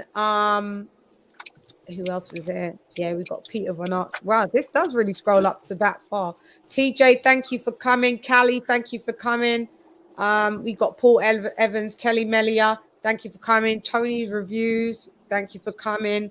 Like I said, dang, there's a few of us, wasn't there? We was hanging out, gang. There was a lot of us because at one point there was nearly 100 in the chat. BK, oh BK, there you go, BK. There's my guy from Adult BK. We hang out, yeah. BK all day. DT3, we forgot you. DT, thank you for coming, my little big bro. Yeah, Paul Evans, thank you for the super chat at that time. Thank you very much. You know, I'm seeing all the tomatoes for Myron, you guys, because over at TBV. Oh, Raphael. Rafi, thank you for coming, Rafi. I know you're just probably getting up to go to work, but thank you for coming, Rafi. Combat Radio. Forgot about you, Raf. Not to be forgotten, Rafi. Thank you for coming. Life and Death. Thank you for coming. Damn. Daniel Rios, thank you for coming. Damn, Luis Reyes. Is it the same Luis Reyes? Thank you for coming. The pictures changed. Graham Taylor, thank you for coming. New Media Today, USA, King KO, OBZ. I think I said that already. Fish. Brandon White, thank you for coming. Dang. Guys, I don't think I'll be able to get through the whole list. It's quite a lot, and it's still Dragon Leg, Brandon White. Yeah, we said that. I think G, the PT. I just don't like leaving anybody out, but it will go physically as much. I don't think I'll be able to shout out everybody. It's like literally scrolling. Shaka Melts Rogers, thank you for coming. Yeah, it's just a lot of people. And I'll be here all day. So, guys, if I didn't shout you out, no disrespect. Thank you all for coming. Massively appreciated. All much love to guys on the panel. Lewis, thank you for joining me. Lisa Queen Bells, thank you for joining me. Who's that? Oh, yeah, Jedstar. I couldn't see your picture. Thank you for joining me. AJ all day, thank you for joining me. You guys are always welcome to join me. Whenever you see me live, make sure you click the notification. Don't just be scrolling. You need to click the notification, Lewis, and then it will tell you, Sean's live. All right, I'm Sean's gonna fuck live. with you. And then you can come fuck with the kid. Yeah? So, yeah, definitely. Jane, you still doing a rewatch tomorrow? Yeah, I'm still doing a rewatch tomorrow with bags under my eyes. No, yeah, no, I'll be doing a rewatch tomorrow. I'll set the thing up. Soldier. Yeah, I'll be doing a rewatch tomorrow. We're gonna rewatch the Teofimo Cambosos because I just want to see how much rounds I get. What time? I'm gonna do it. It's probably gonna be about 4:30. You're in Central Time, aren't you? Yes. About 4:30 your time. Is that difficult? Okay. All right. Yeah. I rescored it yesterday myself. That's 10:30. Yeah, I know. So you can do it again with us again, I guess then. Yeah, that's 10:30 p.m. my time at the night, and you're Central, so it's 4:30 p.m. Quick question: Everybody ever heard of the St. Valentine's Day Massacre with Jake LaMotta and Sugar Ray Robinson? I thought you were talking about when Al Capone whacked everyone. That's what this fight was with Teo and George. The current St. Valentine's Day Massacre and how Teo's face was looking. I do remember that fight, lad, but I thought you were talking about Al Capone, what he did at first. The original one. Yeah, that's what I thought you were talking about. Yeah, when he whacked all his rivals on the same day. Yeah, I just want to see what I scored. Yeah. Real, yeah, like because I was watching it as it was happening. I was like, I don't think I gave him 3 rounds, Teo, but maybe there's more. Maybe I give it. Who knows? So yeah, that's like a hematoma was on his eye. I'm not sure. It was horrid. Or above his eye. That's really bad. I think it was just swollen. Hematoma would have been worse. It would have been a lot bigger. But I think it was just swollen. It was swollen and it was it was bad. They couldn't stop the bleeding in the corner. Yeah. Arthur Hawkins, thank you for coming as well, Arthur. Yeah. Arthur Hawk from Maryland. Thank you for coming as well. Forgot about you. Sad. He's such a young man, you know. It is. To go through all of that. Yeah, it's really sad. It's tragic. It's tragic. Thank you. Yeah, this is what I'm saying. Thank you, Ahmed, for coming. I'm seeing still some new names. Yeah, it was bad. Like, hopefully, we wish him the best, man. So you know, of course, we'll keep it. We'll keep following and see happens with Tio. You know, Yeah, I'm the same here. I mean, I'm sure like we're all frustrated with him, and he annoys us and his dad. But I don't wish no It's ill his will on dad that that family. annoys us more than him. He annoys us a Him, bit, yeah, but yeah. his dad the most. His dad Yeah. the most, man. His dad needs to But take. I wish no ill will on them. I wish no ill will on them. I Yeah, wish them I'm nothing not but the best, you know, frustrated stuff with them personally. because Yeah, I so don't yeah. know them personally. Yeah, So I don't take We it. may be I annoyed, don't but yeah, it's not. personalize Yeah. it like that. That Yeah. dad be capping, mate. That dad. Right, but you can tell he on that bottle though. Yeah, always And bottle and I something. think it might be a little else. more than that, like that booger Might be sugar. a Who little knows, bit bro? more than the bottle. I ain't gonna say that man on that sugar. Might be a I bit. just see that bottle though. I see that bottle.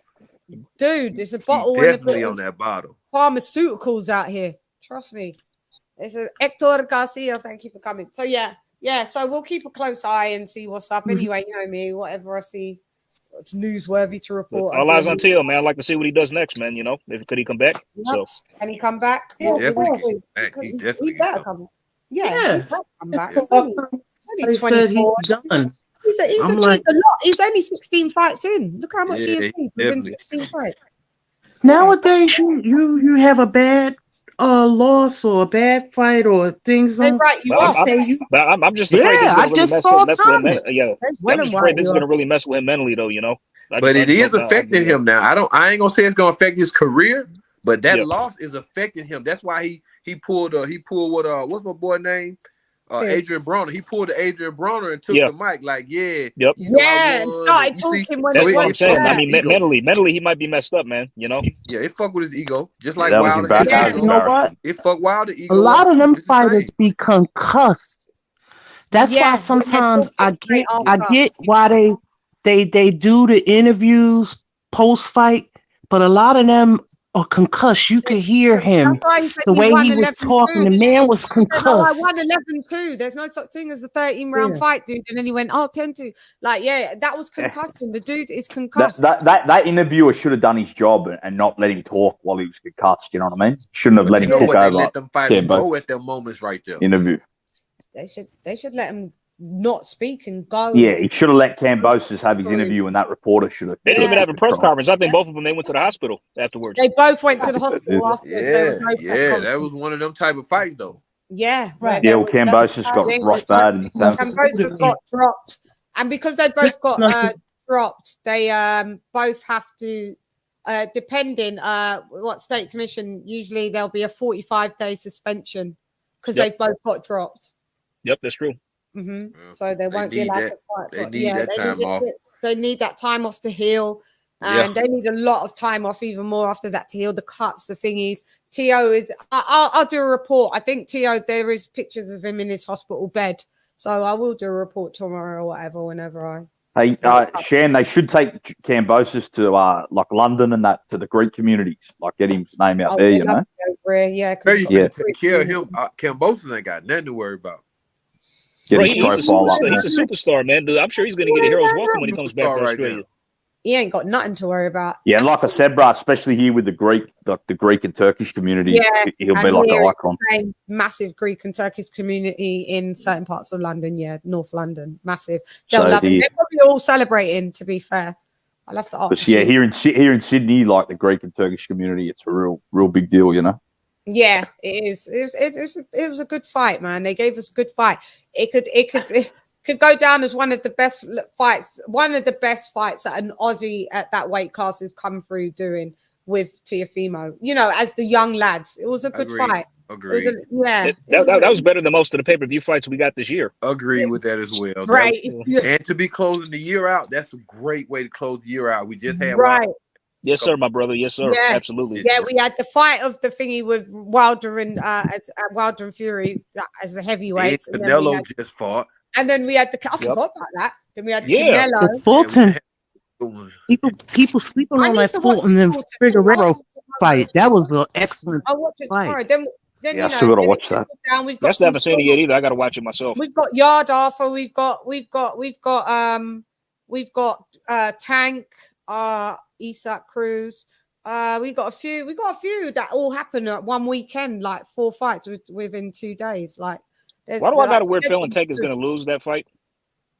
No, I don't think Tank's gonna I knock. don't think he will, but I just got a gut out. feeling he might get No, slept. because you're I mean, getting I used don't to know. upsets. You're getting used to upsets. Nah, I'm getting used to I don't think upsets. so. That's what it is. Yeah, I'm getting used to upsets. You're getting used to upsets. That's what it is. The Cambosis one makes sense in hindsight. I can't see It does. Tank or It does. Yeah, Devin Haney lose. Tank is gonna knock that dude's head off. Clean. Oh, and the fight you mentioned as well, Shan, I want Yard and Arthur. Where's Lyndon Arthur? Is he from Manchester?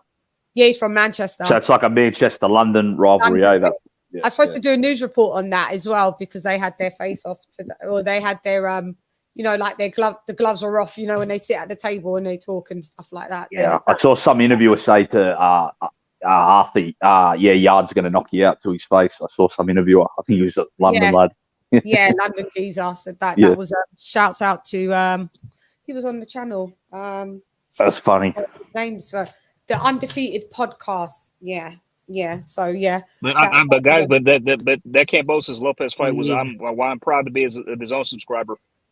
Yeah, that was a good fight, man. It was a good fight from the youngins, man. Can't take that away from them. It was a good fight. They're two warriors. Did the damn thing. Did the damn do. But yeah, so tomorrow we'll do a rewatch. I've got some guests, like I'll sprinkle them through. We've got Hasim Rahman on the table. We've got Hannah Rankin on the table, British. She just won the WBO and I think the WBO and the IBO. I think she just won. We got Tasha Jonas. She just coming off a win as well. Were you interviewing her? I mean, and I'm not going to do them all this week, but these are the people that we've got lined up. We've got loads of people. I've got loads of guests lined up, so we shall be, Chad, you got to get Rock about his prediction. You got to get on him about that Crawford Porter prediction. Oh yeah, that's what I'm going to get Rock on. I need to get Rock on this week so it can be relevant to. That's a good idea. So maybe get Rock on maybe for Thursday or maybe for Friday or something. So yeah, stand by. But I will be just keep tabs in the community. You know me, you guys in the chat. You know when I'm rocking and when I'm not. So yeah, I'll be lively. We have been lively. We've been doing a lot of lives since the fight, haven't we? We did some 5 a.m. ones. So thank you guys for rocking with me as well. Because without you, I couldn't do it. So thank you very much. I appreciate y'all. I appreciate y'all. Do I sound American? You guys are telling me American. Don't do that. Don't do that. Don't do that. Keep your British accent. I appreciate y'all. Keep your London. Keep my British accent. My sister lived in America for like 3 decades, right? And her husband was so happy that he got a British sounding woman, and now he's like, oh, she just sound like us, little British tang. He's like, she was like, she can't tell that she don't sound like she's not from the UK anymore. She's like, no, I still sound British. We were like, a little bit, but not really that much. And he's like, damn, man, he really wanted her to keep the accent. She's like, what do you expect after 30 years being here? So yeah, most of my family lived there. My sister. You got an old school accent as well, Shen. You sound like a bit like a Cockney. I'm Cockney. Yeah, I am. Your accent's like dying. It's good. You keep it. Like you're one of the only people in London. But honestly, I don't really hear a lot of British people. Honestly, on a day-to-day, everybody that I hear are from the US. See, we'll know you from UK as soon as we ask you to say athleticism. We'll already know. Yeah, athleticism. Can't say it. No, she's not from around here. Yeah. She's not from around these parts here. Do you talk even different though, Shan, when you're not on live? Like when you're Nah, I think the only thing that I don't use while I'm on the live too much is certain dialect slang words. Yeah. You guys I got to talk completely different, or no one will understand. Yeah, because you've said it to me, some slang words before when we've talked, and then I'm like, yeah, we wouldn't probably be able to get it if everybody used their their local dialect, we wouldn't. Even my accent, everything I have to change. Yeah, nobody had jobs, right? Huh? Did you say, Felice? People wouldn't have jobs. No, we wouldn't have jobs. Yeah, so we do. Yeah. I am mindful that I try to talk a bit clearer to you guys. Sometimes I do slip up, and I do sometimes say, yeah, but at the end of the day, fam, what go on? And I'm like, yeah, no, they're not understanding. Stop. No, I understand it because I hung out with a lot you've got some things. Things. But if I used some super recent slang like that, it's not. Yeah, you guys probably would be like, I don't know what. I just use context clues. I figure it out. Yeah, you could figure it out. Do you know what I mean? You could figure it out, but yeah, but more or less, I do talk like the same accent wise. The accent, I'm more meant like the sound of your voice, like it's still the same. Yeah, speed it's still and the that. same. It's still the same. Yeah, I got to slow it. I got to be completely slow different. it down a bit. Yeah, slow it down. I know that Aussie get thick. Yeah, and the Australian accent can get real, and Yeah, it depends but where you're from, especially country Aussies. but I got like a city accent. We talk heaps different. It's way different. He's probably even never heard. You wouldn't know what the fuck he was saying. You said we talk heaps different. Like I know what heaps mean. Like yeah, it's like mad different. Like because we're used to Australia, because Australians are in the UK a lot. So we've grown up with hearing the Australian accent a lot. So more or less we get that accent. Yeah, that's not The a new Queen's accent. English. Y'all speak the Queen's English. Not really. Posh people with a lot of money more speak that. I can if I need to. If you want me to speak like this. Yeah. Oh God, no, God, no. No. Say I'm going to have some crumpets and butter. Yeah, that's y'all. That's like the British. Right. But really, that's a certain caliber of Brit. Us black bitches, we just speak like how I speak. Like, yeah, what's up? Everything cool? That's right. Yeah, like regular high school. Everything. Yeah. We just all speak like this. Yeah, mainly. But like I said, depending, there's some well-to-do people that we went to high school with that some kids would speak like this. And we are going for a walk in the park, Mama. And that's what we do on a Sunday morning. Yeah, we do grow up with kids that speak like that, but in general, you'll know who's like from more of the city street vibe than who's not. But yeah, it's crazy. I got you. But yeah. So you guys, but you guys are more used to my accent now, anyway, innit? Because you hear me every day, innit? Yeah. Don't you? But I already. You don't, These cats do, Lewis. You'll get used to my accent. I'm abroad. I'm already anyway. Yeah. No, just used to hearing, but a British person every single day, Lise. Every single day now. Yeah, I do. I went to school. I hung out with some of my good friends. Yeah. Not only that, I used to hang out with other ones. Some of them had the accent, some of them didn't. Some of them wound up developing the American accent, but some kept it. But they know how to use it when they want to. When it's a flick in and out of it. Yeah, my sister can do that. I got some friends around the corner. They're Jamaican, but they from from England. The land everything Papa. Yeah, man, because I'm half Jamaican as well. Their father's Jamaican, but their mother's Antiguan. Yeah, Antiguan, not Quinn. Gun. Hey, Shan, in the boxing group, I'll Anti-gun. In the boxing group, I'll drop a video of like lingo in my city and see if you can understand it. Hear it. Okay. I guarantee you won't be able to decipher anything. All right. If I could come on pun this little thing, and type like this, everybody would be like, "Oh, what the blood clot?" No. I know what patois is. If you did talk like that, nobody would understand what you were saying. And that's the only difference is that when I am with certain of my friends, I do speak like that. When I was younger, every time I tried to make it through Shotters without the subtitles, but I ain't gonna lie. You weren't meant to do it. Like 20 minutes, I can understand what they're getting at, but I can't fully get the conversation. Yeah. Shotters is a good move. That's a good measuring stick too. Even I'm like, it's worse in person. It's worse in person. Yeah, definitely for Southerners, because you don't really hear people from New York. People hear a lot of people from Jamaica, New York, New Jersey, but Southerners, it's not a lot of Jamaicans that settle in the South. Period. They go to school. Like I said, I had a few people. I was lucky to go to school here in Tuscaloosa, where they had we had everything here. Yeah. So everybody. Yeah, we had everybody. It's people here in the U.S. and they're American, and I don't know what they're saying. I know. You got all these from the deep South that I have to really listen to them. My relatives.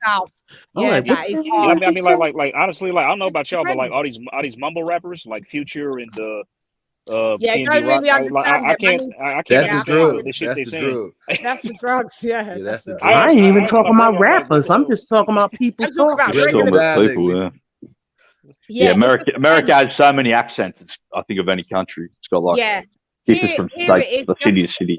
Everywhere, if you're from like if you're from a city, you'll sound different than people from country, and people from the country, the dialect's different, the accent is thicker. Yeah, you can be like, and that's even in Jamaica as well, man. That sometimes with the whole of the island, whether you're from country or Kingston, man. Sometimes they're talking and you're like, yo, that's a matters, like that's a mad thing. Like I don't even know what you're saying, mate. Like, yeah. Hey, wait, and it's Jay, my everybody own on the island. pad. I just got to work, so I'm gonna dip out now. So this Good. I'll see you Yeah, tomorrow. we'll be signing off. See you tomorrow, AJ. all right, AJ. All right, y'all take care. Good night. All righty. Thank you. Love. Yeah. So it just depends where you be at, and everybody has a thick accent depending on where you are. Yeah. So, yeah.